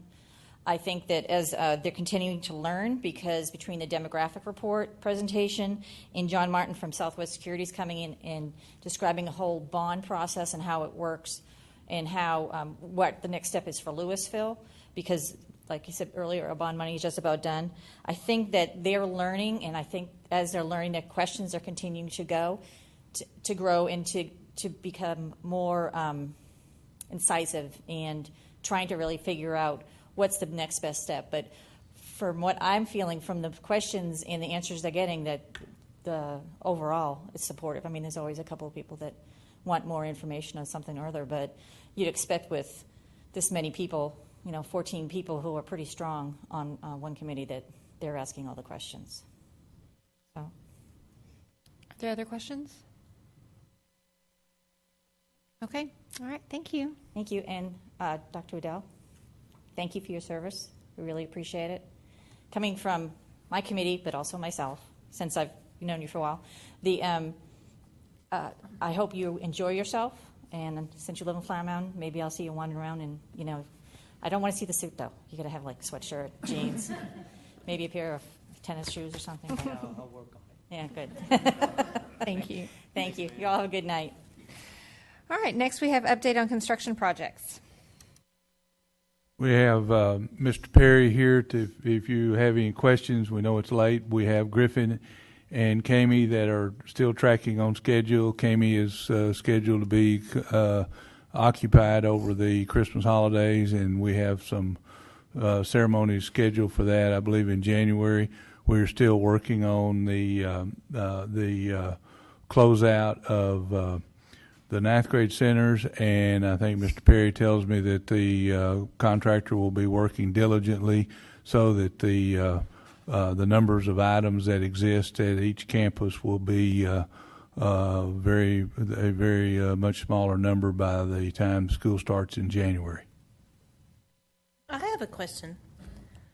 When we toured the new ninth grade centers at Marcus and Flower Mound, I remember asking questions about these really cool chairs. Well, I don't want to call they're like benches, but they're seating and tables that had built-in electrical ports in them so that you could charge your electronics and whatnot. And I remember asking, how is that going to work?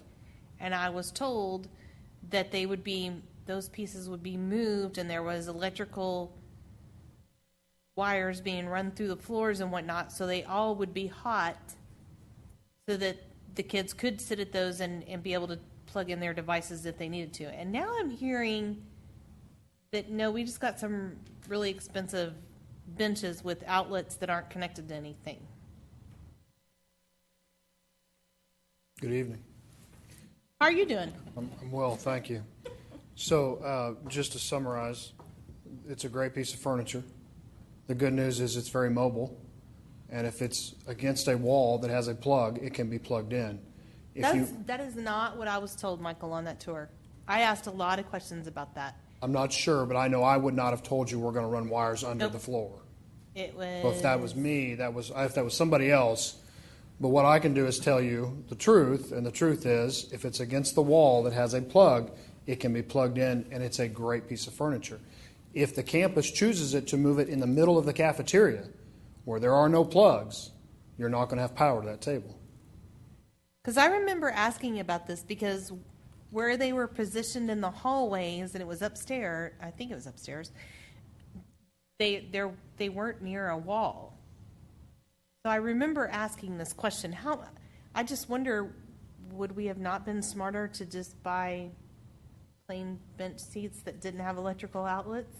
Well, it was even in the original layout that we got, Ms. Latham, that we were supposed to be able to have outlets and plugs for these kids that were using these devices. It was a big selling point. It was huge because I brought it up during our tour also. So, yeah. Well, I'm not sure who conveyed that information. What I can tell you is that it's a great piece of furniture. It's very mobile, which is a great thing for the campus. You give maximum flexibility to the staff. Unfortunately, fortunately, if you choose to slide it out into an area and use a big collaboration space where there's no outlets, you're not going to be able to plug that piece of furniture in. If you use it near a wall where you can add power to it, if we could have wireless power, that'd be great, but we don't have that yet. Okay, I know I'm not crazy, and you've got several board members asking about it. I'm not sure who you spoke to. I'd be glad to go ring that person up for giving you false information if you'd like for me to. Well, I guess we can here's do that later. But here's the question. I mean, is there anything we can do? I mean, is there anything at this point that Well, would not be completely cost prohibitive? We can always go back and add plugs. The problem with that is if I add a plug on that wall, that table has to be there. If you choose to move that table where there's not a plug, No, I don't think we're talking about the table. I'm thinking we're talking about the floor. no, we're not. We can't go back and add floor plugs. Not at this point. Not easily. So Ms. Cox had a question. Oh, hold on. Ms. Latham's not done. Where's the design document on that building? I think we need to go back through that and see if it was listed as a design spec in these buildings, because there was a lot of discussion about this, Michael, on our tours. Ms. Latham, I'll be glad to get you the plans and specifications. I know you can read those and you're familiar with those, but I can assure you that there was not floor plugs called out in that facility. Be glad to provide them for you, though. Yeah, I want to see it because there was a lot of discussion on that tour about them, and several of us heard the same thing. Yeah, I'm not sure who was speaking to you about that. Well, Ms. Cox had a question.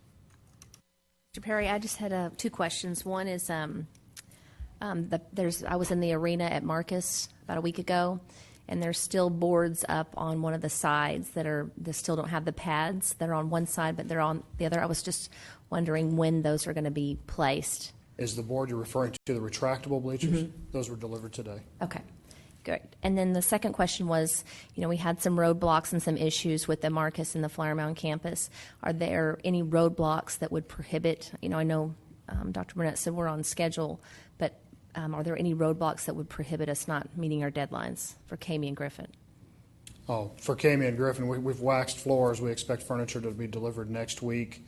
We'll be ready for a January 5th for students and teachers. We've scheduled our moves and we're ready to go. Mr. Miller?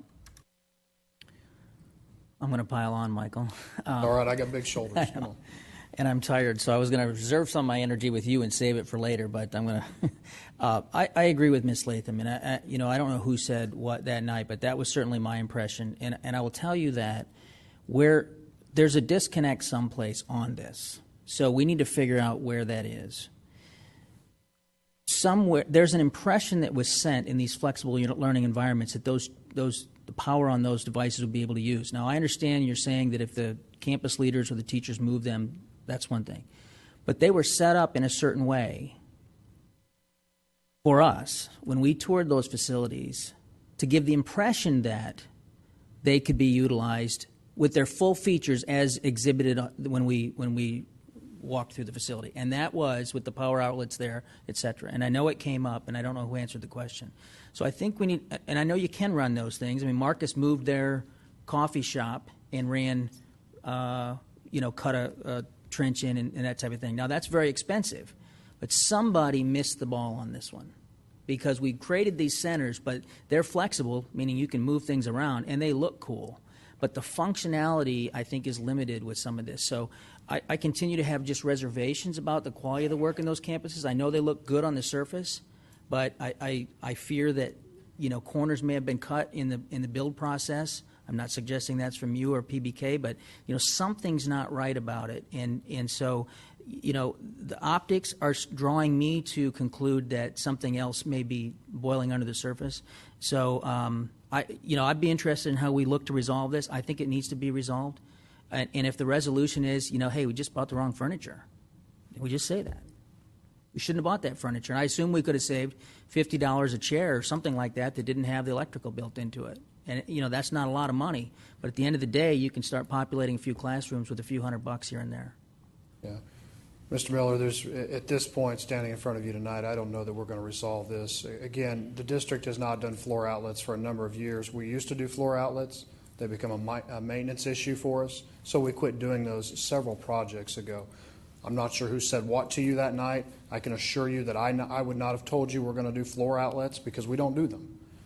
I think it's not even just the floor outlets. It's if there was just power in some of the pillars where the more outlets or any outlets in some of the locations where the furniture was put when we did the tour. Well, if we're going to add outlets back into a wall, that's not a difficult resolution.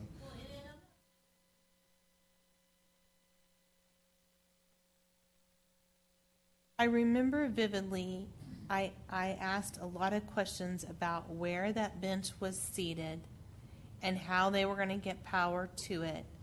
And I was assured that power outlets were being added so that those pieces could be powered and the kids could sit on them or work at them and be able to plug in their devices. I did not dream that up. And I'm confident that And now I'm hearing that they're not able to use those power outlets on those bench seatings because there's not enough power outlets to plug the bench seating into. So it was a waste of money to buy that furniture, in my opinion. Well, and I respect that. Thank you, Mrs. Latham. I would tell you that many of those pieces can be plugged in. I was sitting in one of them just the other day. So if some of them are in the right spot, I'm sure that they can be plugged in. And if we move them out into the middle of the floor, they may not be able to be plugged in. If we need to add more outlets to the wall, if we need to go back and count that we've got 9 plugs and 10 pieces of furniture and we're missing one, we can look at that as well. And they may not like where I move their furniture to. All right, Ms. Vaughn. Thank you, Ms. Cox, for asking about the arenas because I was at a game Friday, so I'm glad to hear it that the wood will be gone. Both arenas? Yes, both were delivered awesome. today. And then that was going to be one of my, 2 questions. So if the couch is plugged into the wall, then several outlets work on the couch, correct? I mean, there's more than one on the piece of furniture? Depending So on you the piece of right. furniture, yes. So if it was a couch, for example, then you could have more students plugged in. So have you heard anything from the principals? Are they complaining? I have not, and we meet with the principals every Tuesday. Every Tuesday, every week, we meet with the staff there. And in regards to where they were positioned for our tour, I don't know. I'm just devil's advocate saying maybe it just looked the best that day, but they had intentions of moving it. But, we may need to add more along the walls. Sure. But I would be interested in what the principals have to say because they see it every day. Any other questions? Yes, Ms. Madam President, obviously this is a hot topic, I think, for some of the board. So could we ask that we maybe set a time frame for an update on this particular issue? You've asked us to look at the plans, to have those plans available so we can go back and research the initial plans of when the electricity was. We'll also research the way the furniture is being used. And if I understand it, those are the 2 overriding concerns, and I think we can get an information and get an update to you at least by the January board meeting. Thank you. Thank you. I have one quick suggestion.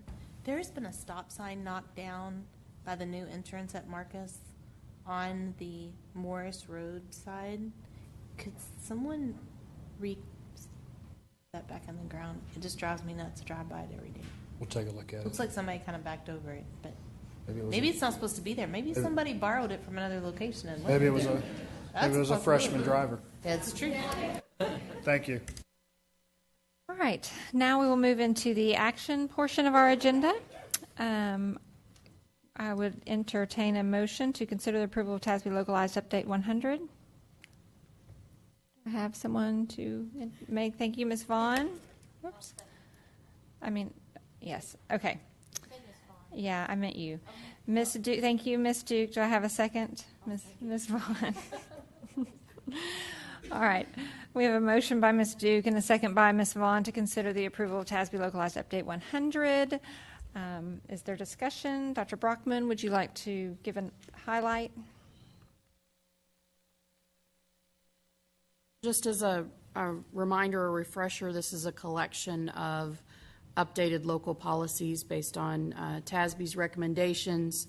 Some of them are new policies like CKE Local, which identifies that LISD has decided to use school resource officers as opposed to some of the other options that districts have.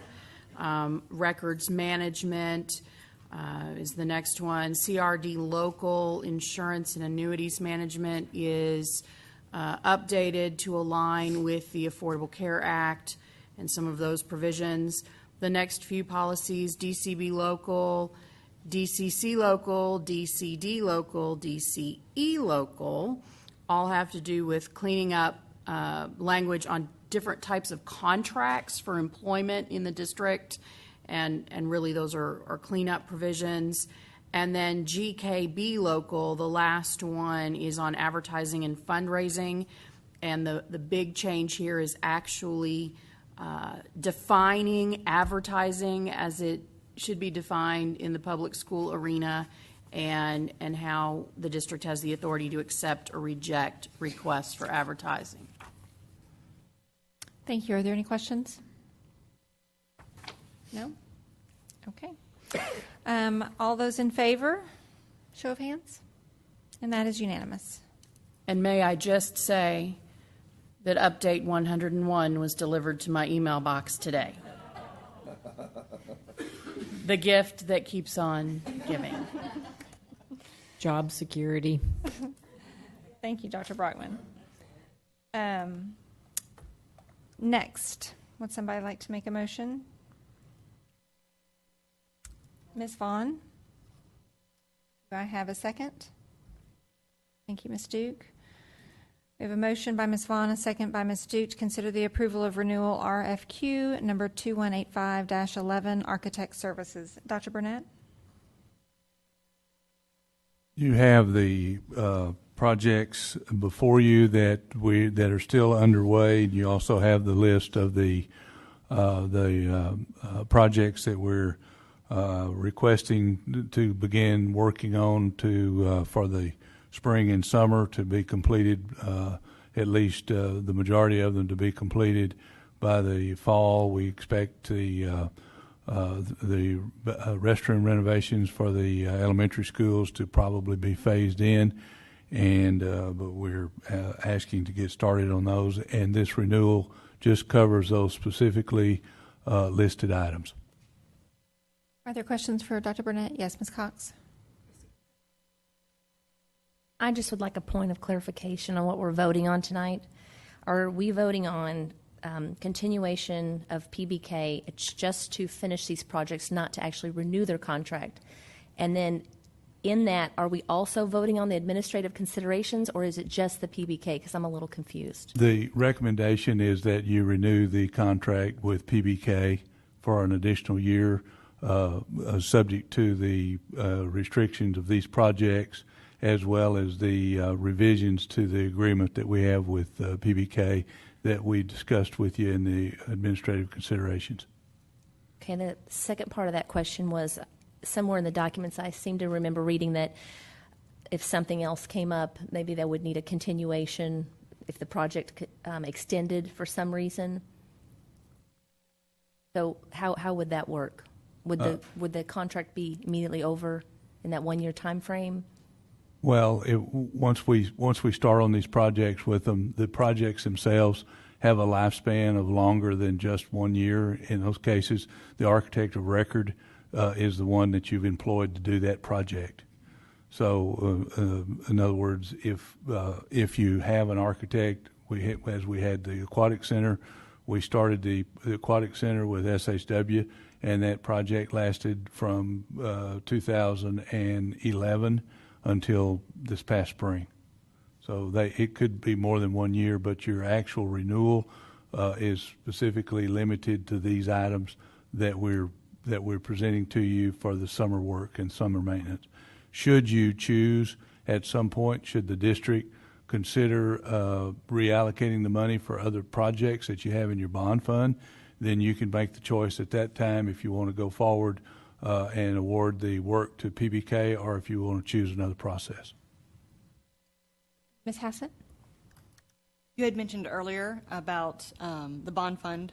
Are all of these monies from the ones that are being phased in 2015-16 coming from the remaining $20 million, or are some of these monies from other buckets? I believe these are all part of the maintenance and renovation aspects of the 2008 bond, with the exception of that work that will be funded by food service. Could you get us totals? Heaven forbid I actually have to calculate them myself, on how much of the remaining $20 million we're using for all of the ones that are listed? If you want to flip back to the to your bond report on under your financials, all of these projects are coming out of the line item that is listed as major maintenance improvements. Thank you. Mr. Miller? Just to be clear, the money that was just referenced is not in the $20 million. The $20 million is the balance, unencumbered funds from the bond package that have not been designated at this point in time. You have 4 major line items in your bond budget that we don't anticipate spending. Two of them we don't anticipate spending for those projects, and the other 2 have to do with site acquisition, and you have dollars in there that you probably won't spend. So in round numbers, it's about $20 million. But those are basically line items that include a middle school wing and an elementary school wing that we have no specific plans for. And when we take those dollars and put them with the dollars that you're probably not going to spend on your site, you get in round numbers about $20 million. Now there'll be more than that, because as you well know, I'm always going to give you a conservative number. Yes, thank you for that. One other question. In our board letter, the last board letter we received, there was some discussion about the in-house structural engineering division with PBK, and some concerns that you all raised. Can we be assured that those have been addressed, and will PBK be using that third party on all the finishing projects? The revisions to our agreement is that at LISD's request, we will use a third-party engineering firm. Okay. Is it expected that our request would be to use that third-party engineering firm? Yes, sir. Ms. Latham? We are currently doing that as we speak. Ms. Latham, you had a question? I have a couple of questions. First, I'm not sure that we have approved bond money to be spent on these individual projects that are listed here. Am I wrong?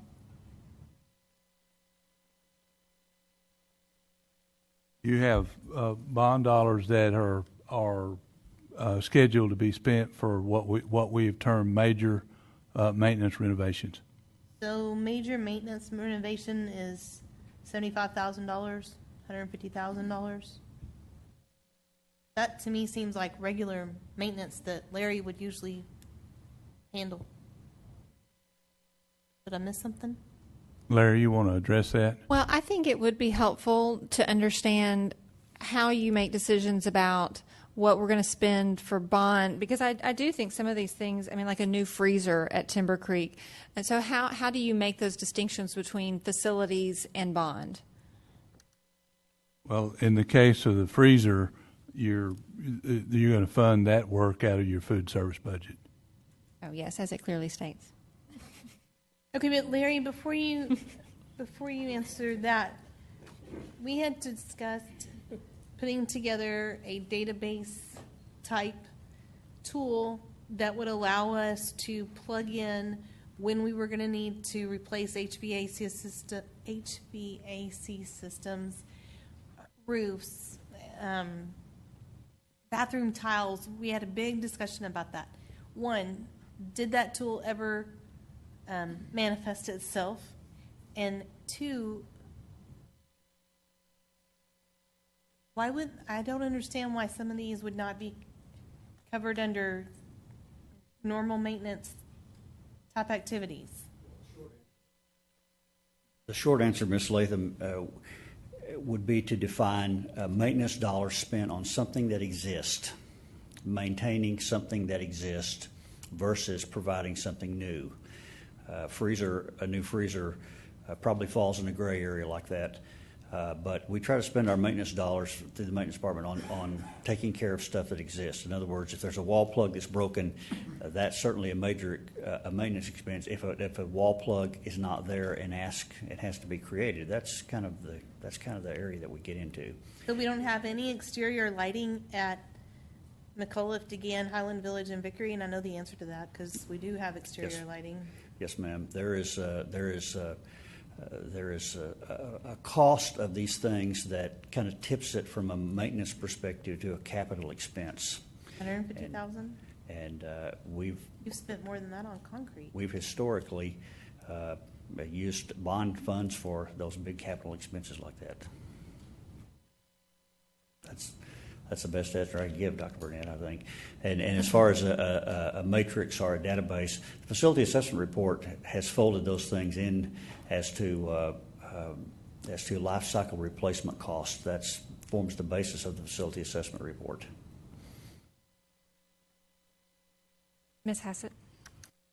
What is the tipping point then between the dollar value that would bring it from facilities or facilities to bond?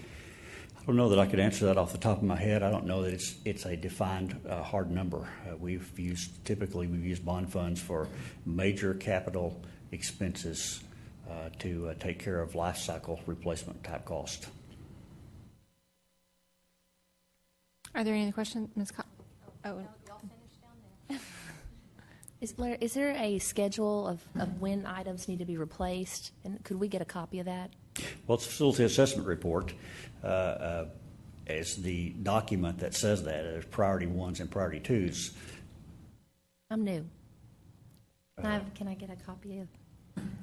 Yes, ma'am. You certainly can. One of our dilemmas, obviously, is that when we look at a document like the facility assessment report, we have some $350 or $400 million in work to be done, and we simply don't have those kinds of funds. And so we try to address with the major maintenance dollars that exist in the 08 bond funds that have been assigned for this purpose, those projects that are aligned that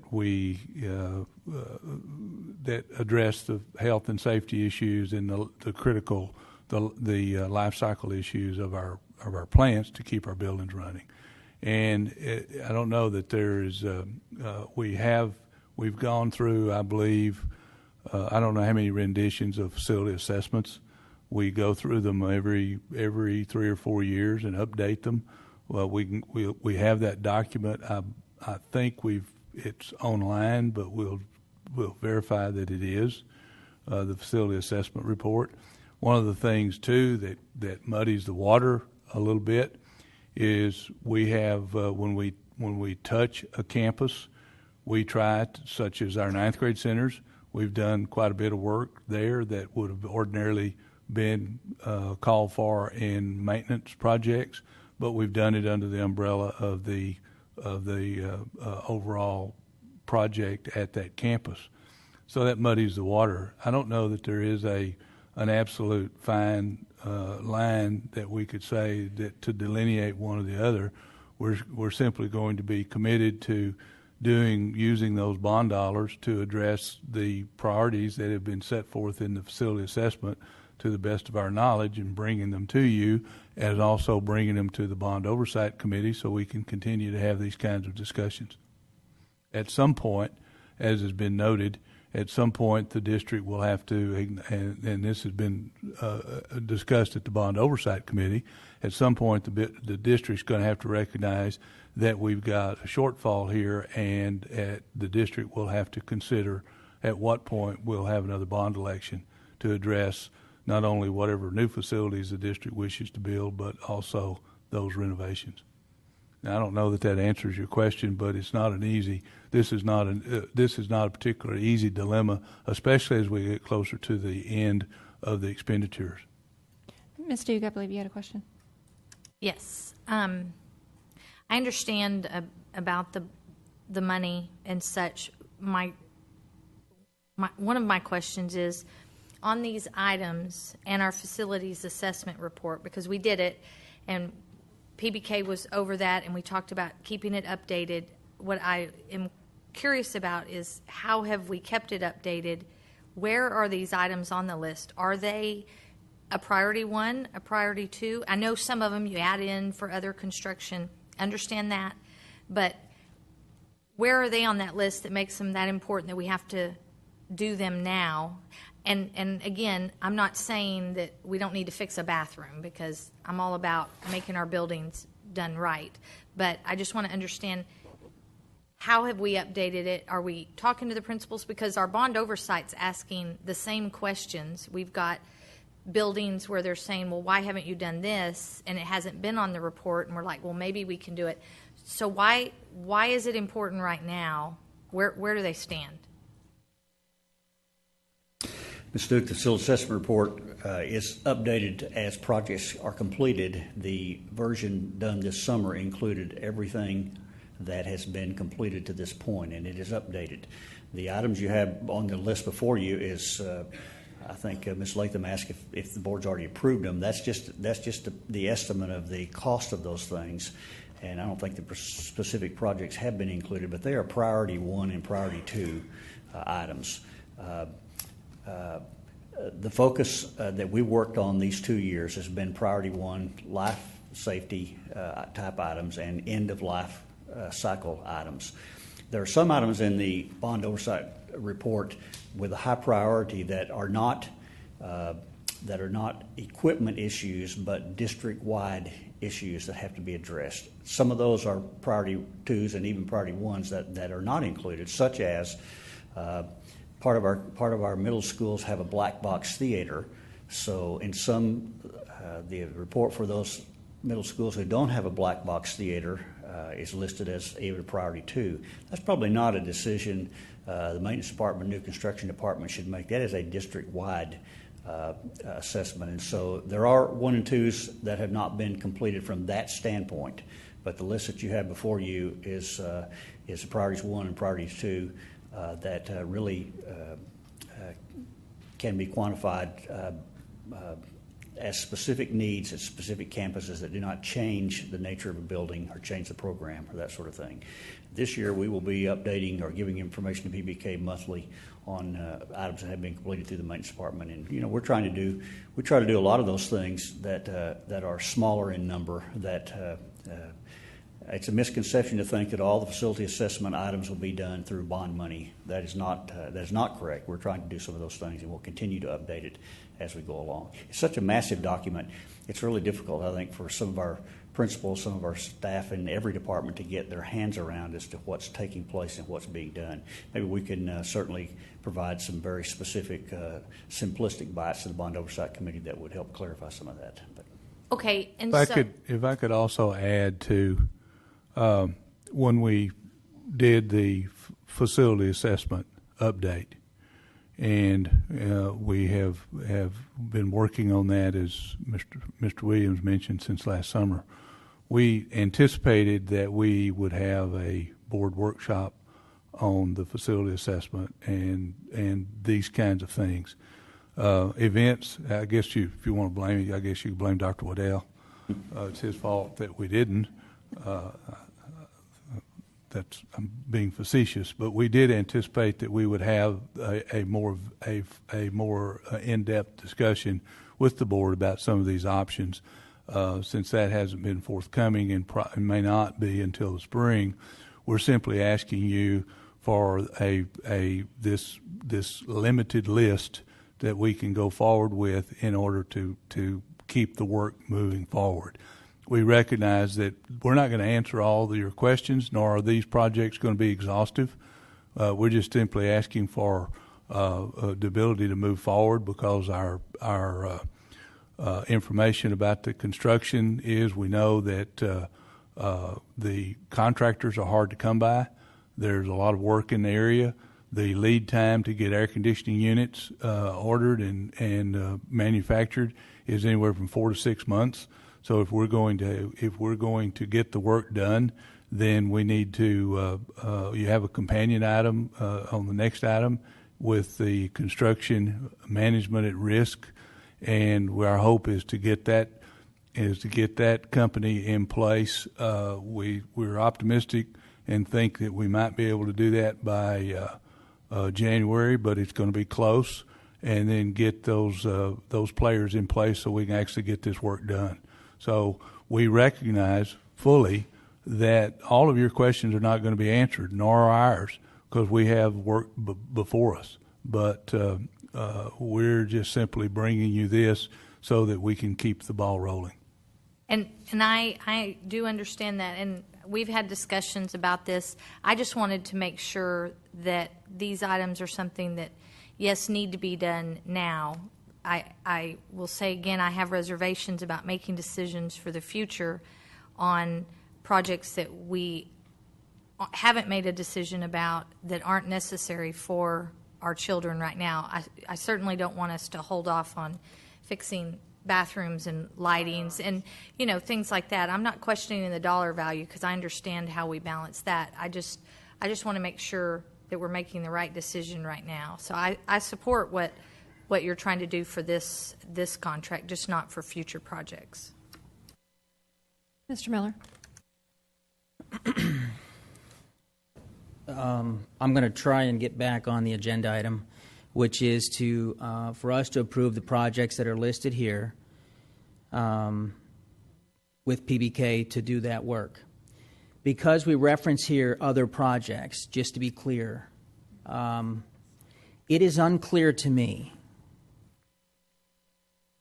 as to the role of the Bond Oversight Committee and the facilities teams on how priorities are made. And so whereas I understand that we're going to have to come up with more money, I think an undue burden is being placed on the board without us clearly understanding how those priorities are set. So if in a workshop, when we do the facilities discussion, we need to go through that methodology, because I will tell you, I talked to multiple Bond Oversight Committee members, not just mine, and there is not consensus on these projects and what should be where. So either we get that committee to move to a more formal position like a planning and zoning where they're actually voting, or we don't utilize them, because what happens is right now tonight we've got nothing from Bond Oversight that says this is the direction we think you should go on anything. In fact, to find out that they received the demographic study before we did, it's my understanding the reason they meet after we meet is so that we get information first. Now to find out they actually received the demographic study before we do. So I'm just confused at the process and tired and a little bit frustrated. So I'd like for us once and for all to get resolution here. A facilities assessment was done with citizen involvement, significant citizen involvement, a couple years ago.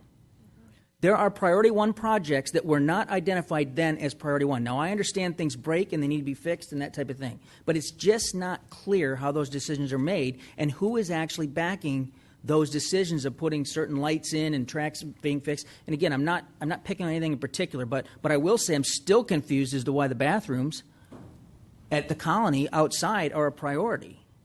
they were if we thought we were in a legal violation, but they're not a legal violation now, and why we need to spend the money there versus some of these other hot items is unclear to me. And I'm not sure that the members of the Bond Oversight Committee as individuals can tell me why we're spending the money, bond money, on those projects. And so what happens is it's going to come back to us that because the demographic study was clear, we need more money for the east side, and soon, right? It's coming back to us that we're going to have to put that forward to the public. And you know, kudos to the new superintendent who's going to have to sell that to this public.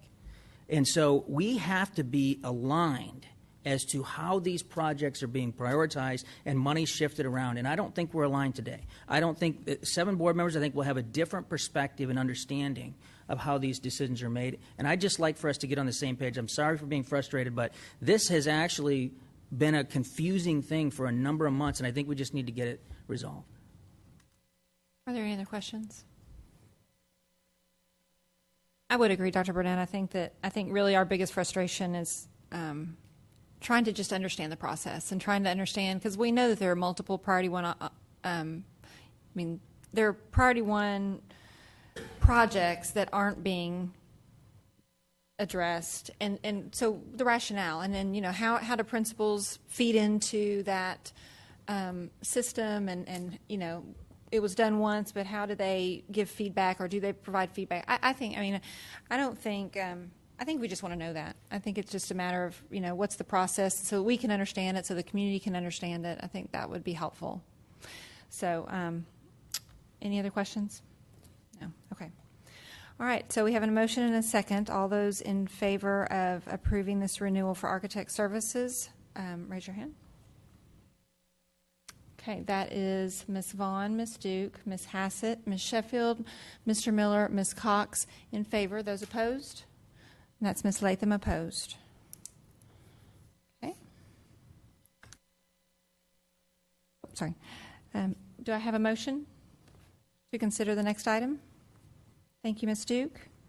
I need a second. Oh, wow. Ms. Hassett. I think Ms. Hassett got it. You take the next one. All right, I have a motion by Ms. Duke, a second by Ms. Hassett to consider the approval of resolution for construction manager at risk services for LISD summer 2015 maintenance projects. Dr. Burnett? This is a delivery system of doing construction as provided by state law. As you may recall, some 3 years ago, we asked that you approve the method of construction to be competitive seal proposal, or the historical hard bid, which at the time we felt like provided the best value for the district. Given we were just coming out of the times when the construction projects, we had a number of contractors bidding, and we had a number of contractors that were interested in the work. As you heard from the demographer, the economic times today make good contractors and good subcontractors harder to find.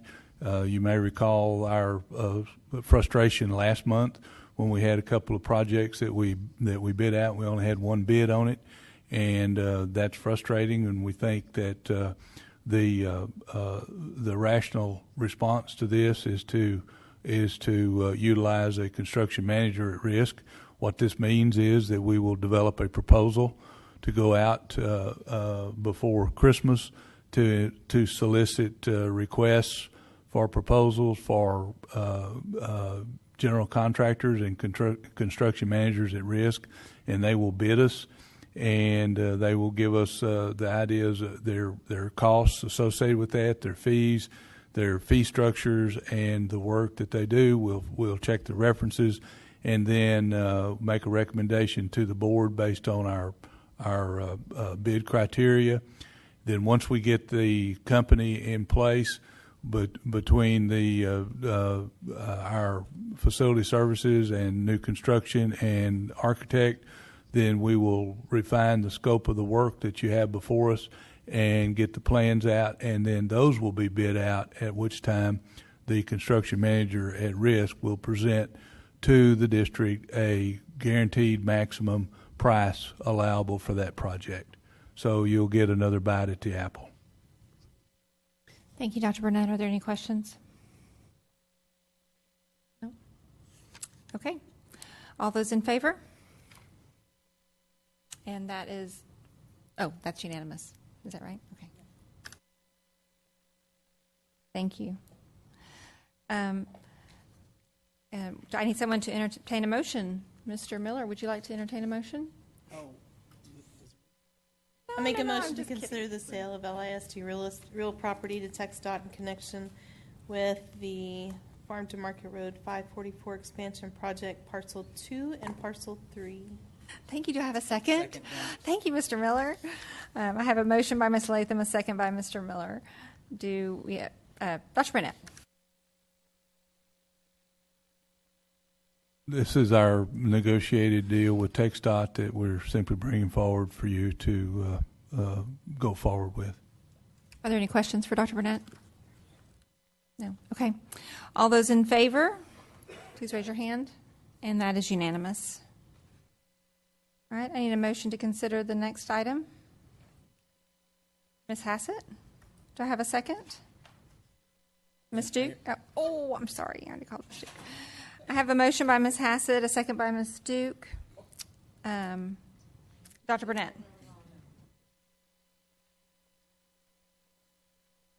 Excuse me. We have Tom Pedersen with Whitley Penn, who represents our independent audit, who is ready to give you about an hour presentation on the audit. I would like to invite him to at least make some remarks. We're extremely pleased with the report. It is an unmodified opinion, which is a clean audit. We, as you saw, we actually increased our fund balance. So we have some extremely good things going on with the audit. While he's preparing his remarks, I'd like to publicly recognize and thank Becky Buck and her division for all the work that they do. They do all the heavy lifting on this and the work behind it, and she's ably assisted through the budget department with Teresa Maniscalco, who you also heard good things about during Ms. Patterson's report. So, Mr. Peterson. Thank you. Good evening. As Dr. Burnett indicated, we have finished our audit of the district's financial statements for the year ended August 31st, 2014. We're issuing an unmodified or clean opinion. And basically what that means is that the amounts in the financial statements are materially correct. An unmodified opinion is the highest level of assurance that an auditor can place on the financial statements. For the year ended August 31st, 2014, in the general fund, we did increase fund balance by $3.2 million, bringing the total fund balance to $144.5 million. Of that, $99.3 million is unassigned. And that's 90 days. That represents 90 days of your general fund operation. GFOA, the government finance officers, recommended best practice for fund balance is 60 to 90 days. So the district is right in line with that general purpose government guidelines that GFOA has issued. In planning and performing our audit, we're required under the audit standards to evaluate your internal controls over financial reporting. I'm happy to report in this year's audit that there are no material weaknesses or significant deficiencies noted in internal controls. We did have one item that was a finding in prior year that we now consider resolved.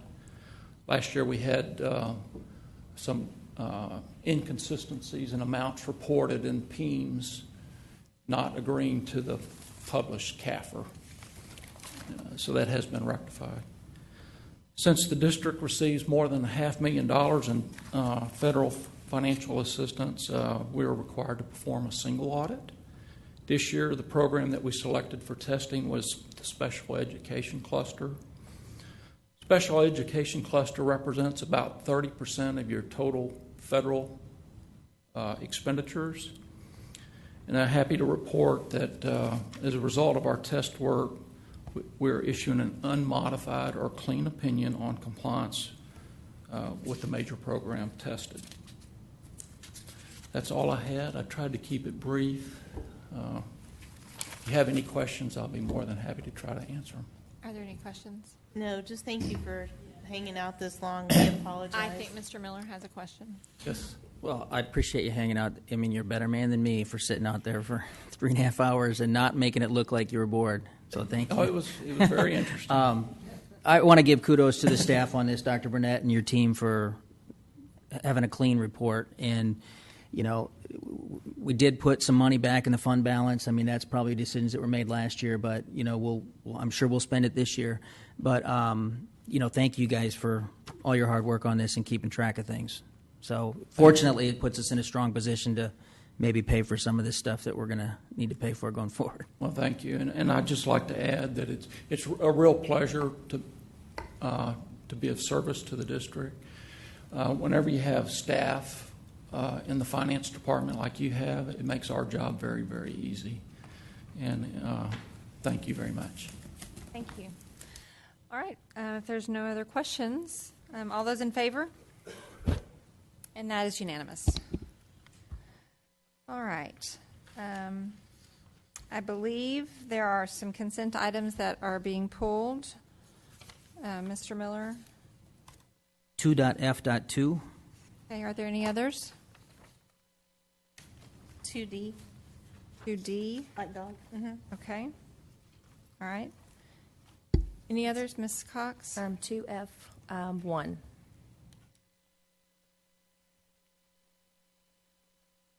Okay. I'd like to entertain a motion to consider all those that have not been pulled. Make a motion to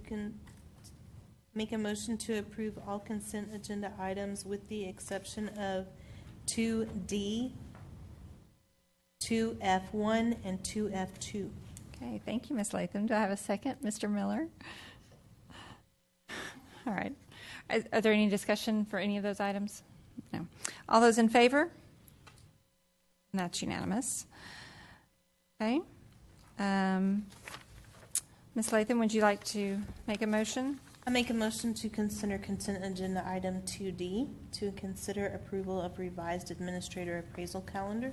Thank you, Ms. Latham. Do I have a second? Thank you, Ms. Duke. Ms. Latham, would you like to speak to your motion? I really just wanted to know why do we need to change the appraisal calendar? We're recommending adjusting the administrator appraisal calendar because over the last couple of years, we've moved administrator contracts to March instead of February.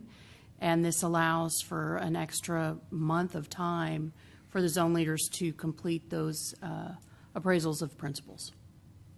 When are the teachers' appraisals due? The teacher appraisals are actually due at the conclusion of the school year because their appraisal period runs until the end of the instructional year. So this is just administrators. Right, but didn't we just change when the administrators' appraisals would be done like a year or so ago? Now, we brought forth in August the approval of the administrator and the teacher appraisal calendars for this year. It's an annual item, and it's aligned to the district calendar for that year. So we are asking for an adjustment in the administrator one that we approved in August. Are there any other questions? Ms. Hassett? This is an ongoing change, not just a year, right? This is when we bring the item back next August, because they have to be approved annually. That will be changed. It will reflect the February date. Are there any other questions? Okay. All those in favor? And that's unanimous. Ms. Cox, would you like to make a motion? I'll make a motion to approve the renewal of the website design, management, and hosting services. Thank you, Ms. Cox. Do I have a second? Thank you, Ms. Latham. Ms. Cox, would you like to speak to your motion? Yes, Ms. Permay, I just want to make sure you had addressed earlier about the website design. So I know this is a renewal, but I want to make sure we're addressing whatever those issues are with this company, that they can be fixed or work on that while they're under their contract. The issues that we're having with the company is that the services they're providing are becoming more out of date. So we can't fix it with this current vendor. So since this is obviously the last year of this contract, we're putting this in place, and we're reviewing what other vendors can provide that can, for example, toggle with our school messenger system, Skyward, mobile app, all those systems that we've had separately. Now we're trying to put them in together where they're all reading and feeding off each other, whereas when we started with this particular company about 5 years ago, that wasn't happening. I mean, the mobile apps were still very much of a novelty. So those issues we can't fix because they don't provide those services, because we would love to keep the sustainability of this particular company. They've been really good to us over the past 5 years, but we've outgrown the needs that they can provide us. So we are in the process of looking at a vendor that can grow with the times as well, but also provide the best services that can toggle all of our systems together. Did I answer your question? Okay. Are there any other questions? Well, that made me ask a question. Yeah. Why are we wanting to renew? My brain says it's because we have to continue the service. Correct. But do we have to renew it for a year, or can we get out of it in 3 months when you find a new company? And I just use 3 months as a number. Right. Are we stuck? Because we certainly don't want to be stuck in a contract. Well, there's a couple of things. One is that once we identify that vendor, then they have to build a new site for us, build the app, build all those systems that have to go in place. So you have to have a transitional year as you're moving from one system over to the new system. You have to provide training for all of your webmasters for our campuses and our departments. You also have to provide other kinds of training depending on how robust we want that mobile app. You're also wanting to, as part of our systems, is trying to provide a one sign-in for all of our services that we have, as we talked at a previous workshop that we're trying to work. That requires, video, how-to for parents. So we are planning on moving forward, but we do need to have that year in place to transition old into new until everything is operational and we phased all of those pieces in. So essentially, 6 months of the year, we might have 2 contracts. Correct. The new company, the current, and then the new and upcoming. Correct. And be able to offset it that way and work it through. We have to phase one in, phase one out, and you don't want to just pull the plug and you have issues. Correct. Are there other questions? Yeah. So I didn't have any questions before, but thanks, Ms. Cox, for bringing this up. I'm confused. So this says in the information we have here, this is the final year of a 5-year contract. Correct. Okay. Mm-hmm. So the 4th year of a 5-year contract. The final year of a 5-year contract. this is the final year of a 5-year contract. Why are we approving this if it's the final year of a 5-year contract? Because we don't have a system yet in place to replace it. But we already have, this is the final year. Oh, so Craig, I'm sorry. Craig Martin, can you answer that question? Okay. Okay. It's an option to renew. 5-year contract with an option to renew. Okay. So did we not know we had these issues prior to the contract period expiring? Because we've been talking about a lot of those issues since last June. We've had, when we started going through the process, at that time, mobile app technologies, Skyward was keeping their material as more proprietary. Now what we're finding out is, for example, Skyward's working with more vendors. They're recognizing that they can push-pull communication through mobile apps. They've become more synergistic really in the last 6 months. A year ago, I was investigating this. There wasn't a lot of choices out there. There was only one in the marketplace. Now there's multiple. But they didn't have the one-time sign-in. At that time, they now have it in place. So as the needs of communities and school districts are growing, vendors are becoming more adaptable as we move forward. So a year ago when we started reviewing our mobile app, et cetera, we didn't have there was not a lot of options out in the marketplace. Now there are, and the timing's right because we're ending one contract and we're going to be starting a new one. So it would be my assumption then, so that we don't and I think based on some of the things that we've heard tonight, every $10,000 is becoming more important to me, and thinking about how that funnels back to a classroom. So it would seem to me that what we're looking at is bringing on a new system, not until this contract expires, because otherwise we would exceed this budget category to go with somebody new if we're going to run someone in parallel. Right?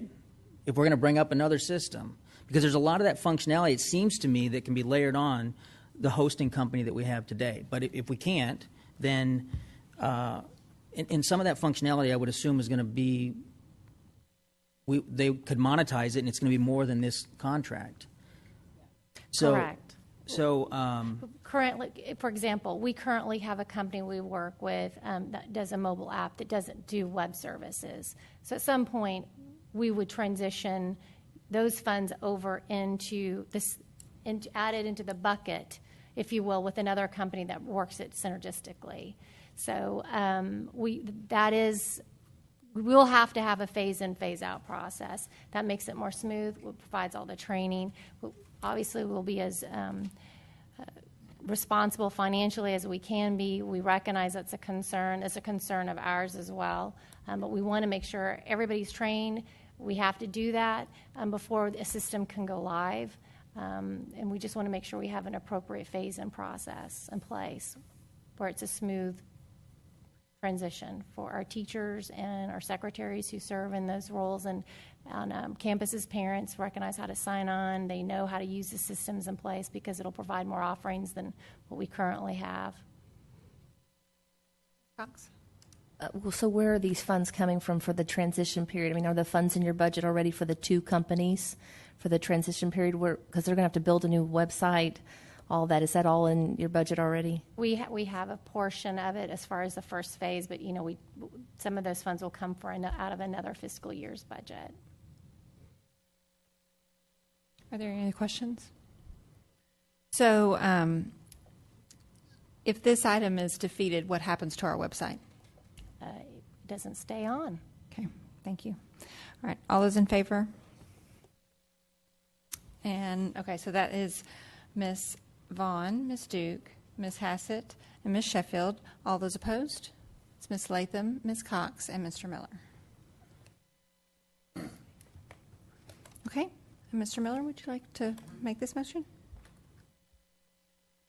I will make the motion, but I'm going to exercise privilege on the motion to ask a question because it may not get a second unless this is clear. The information package that we have asks for up to $3.5 million, or $3 to $3.5 million. Based on the information we received, I'm inclined to make the motion for 2.5 because that's what we show that we need. And again, I'm thinking, how do you take that other $500,000 and put it towards classrooms? Am I clear in understanding that the allocation is for $2.5 million based on the spreadsheet we received?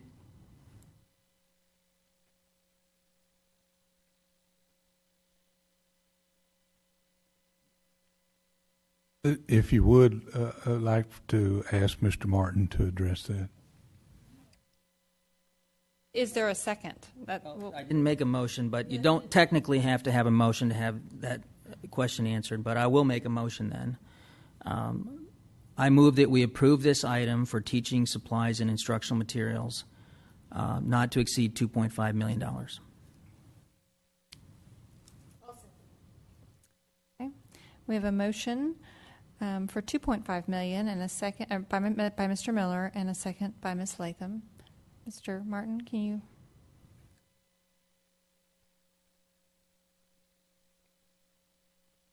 Good evening.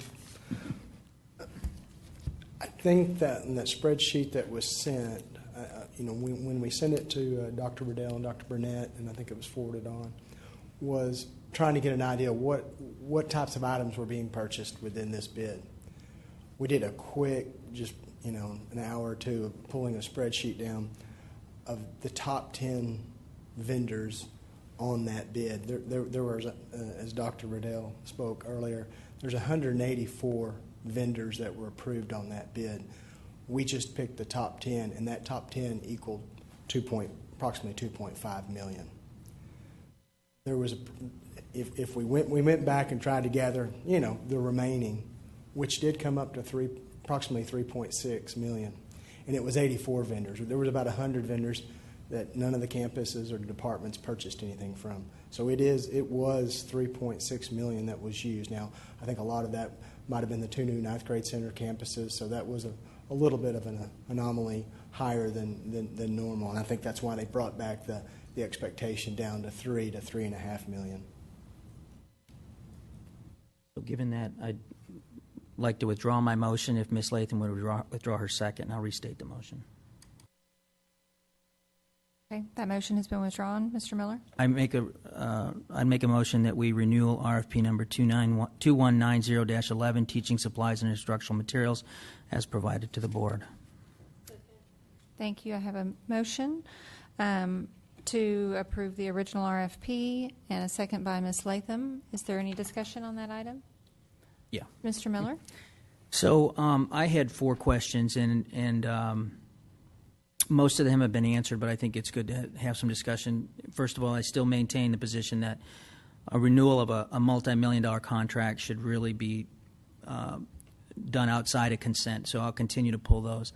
The second thing, because of, and I think that the informational item did help with this, and I appreciate a lot of work that went into responding to my questions, Dr. Riddell and Ms. Rapp and the team.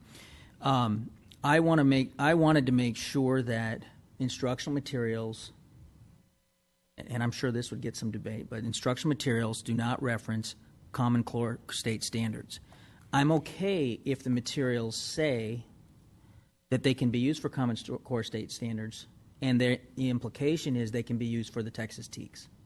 I'm not okay if they have a reference to that they, in and of themselves, care for Common Core state standards, and oh, by the way, we're using them. So I just want us to be very conscious that when we order these materials, given where I think that this train is going with Common Core state standards and federal education reform, that we're conscious of what we're purchasing and the message that it sends to our parents.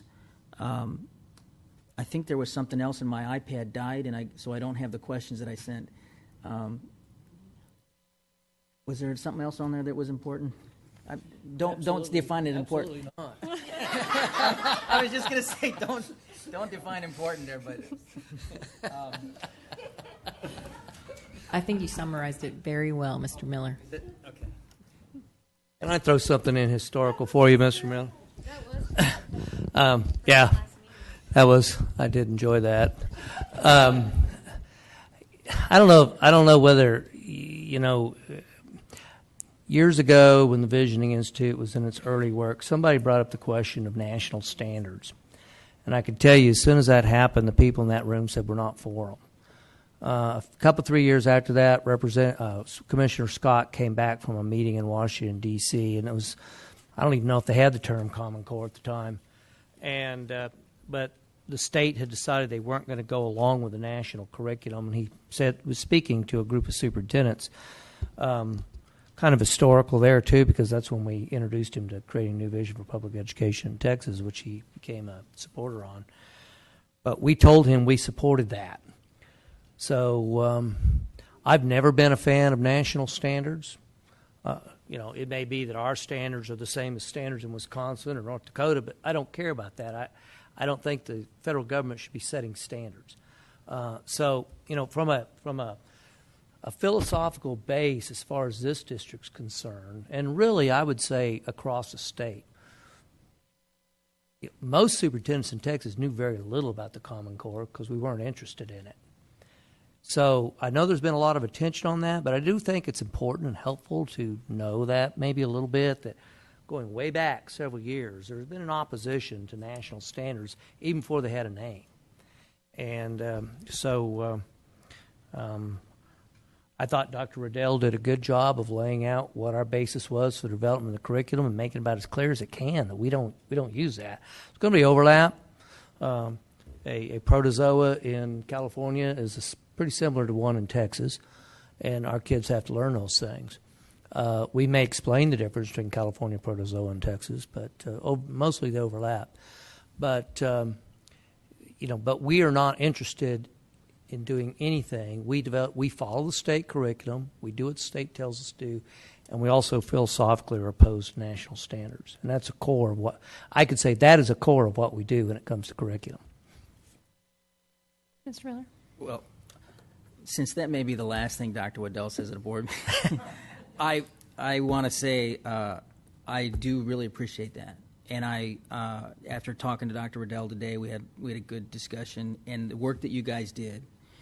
I think it's important that our community hear that, what you said, Dr. Waddell, and what your staff put together, because there's a lot of pressure coming from the outside on this issue, and I think in Texas, we want to do it our way, and we'd like to do it the LISD way, and so we'll combat even pressure from the state, which we'll talk about tomorrow on our legislative agenda. But I think that's fantastic. And so the other two items that I had on there were details of what we'd be purchasing, and I think you guys have provided that and put a spreadsheet together, Craig and the team, so that's great.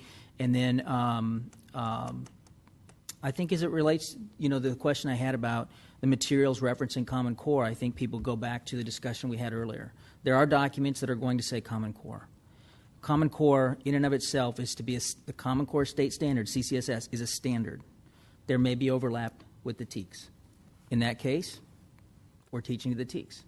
If it doesn't, if a book or instructional material doesn't teach to the TEK, we won't be using it. For that TEK, we may use something supplemental, which I think this covers. So I appreciate that, and thank you for that history, which is always helpful. Thank you. Well, I don't disagree with any of that. I think the one thing, or one of the points that you touched on that is so important is that we are curriculum writers, and our teachers plan their lessons, and they are able to create those and design those, and we don't follow really we don't have a package of here's how you teach this, and we rely on the experts in our district, and I think that's really what sets us apart. I really can't speak to any other district or any other state, but at least I have a very strong confidence in what we do here, in the sense that, we do have such depth in our curriculum team. So anyway, okay, so we have a motion and a second. Are there any other questions on that? Oh, Ms. Cox, I'm sorry. Quick question, and I would like to say, too, again, thank you for that presentation. That was very well and helps give a better understanding. But my question is, as we all know, we've had some challenges with Pearson, is what is the district doing, because I see they're on here as one of the vendors, to address so we don't have those issues again with vendors? You may have had the same reaction I did when I saw their name. So we have worked most diligently with Pearson. Let's start there. When TEA vetted Pearson, they vetted for content. They did not vet for, and will it work? Will it fly, Wilbur? And I don't think anybody really thought that it would not work. Pearson did try it out in places. We tried it out here. What we couldn't do was replicate the number of people at the same time who would need to have that done. So one of the things that Pearson has done for us is that they have sent us 8,155 books to help replace the learning that wasn't coming out in digital form at no cost. If you need to know the exact number, I can give you an exact number tomorrow on how much that actually cost had we been buying it. We're approximating about $60 a book and about $489,300 worth of materials given to us. Now, we still don't want to have that happen again. And so one of the things that we really didn't think we would have to be so intent about, does it work, Wilbur? Does it fly? Would be that we put in our RFP that it flies. And so that's a lesson learned Painful, but learned. Black eye for Pearson. I talked to one of their national reps couple weeks ago. I don't mind Pearson getting a bit of a black eye, even though, honestly, to be fair to Pearson, testing Pearson is not the same as publishing Pearson, and we tend to lump them together.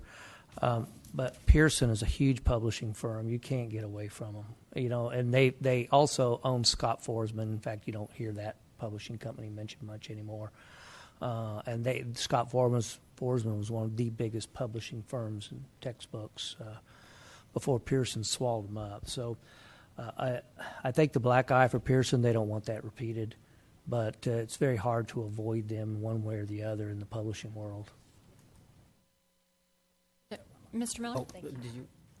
I thought of the example I was going to use with Dr. Waddell. I think how we handled the procurement of instructional materials for AP U.S. History and then responded to the public on the energy behind College Board and their framework is an example of where we maintain local control. So we purchased an AP U.S. History book. We did not utilize the College Board's framework on teaching that, which is where your organization comes in. How we teach that book is different than perhaps how College Board may assess it going forward, but that's another issue. So I think that that's an example that we need to keep going back to. And Dr. Waddell, you responded to that very quickly. We did a press release. Dr. Waddell, you and your team pulled stuff together. I mean, Dr. Waddell got me a book within a day.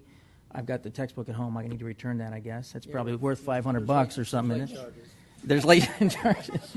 So I think that's an example. That's what I appreciate about how we need to do things going forward. That, you know what, there's some interest, there's some energy around it.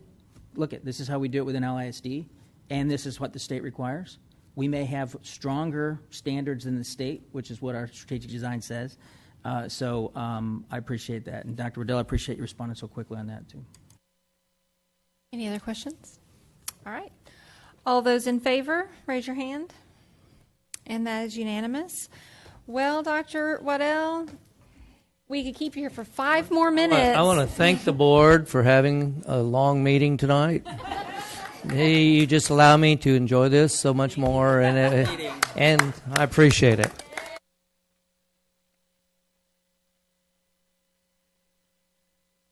Sorry, 10:55.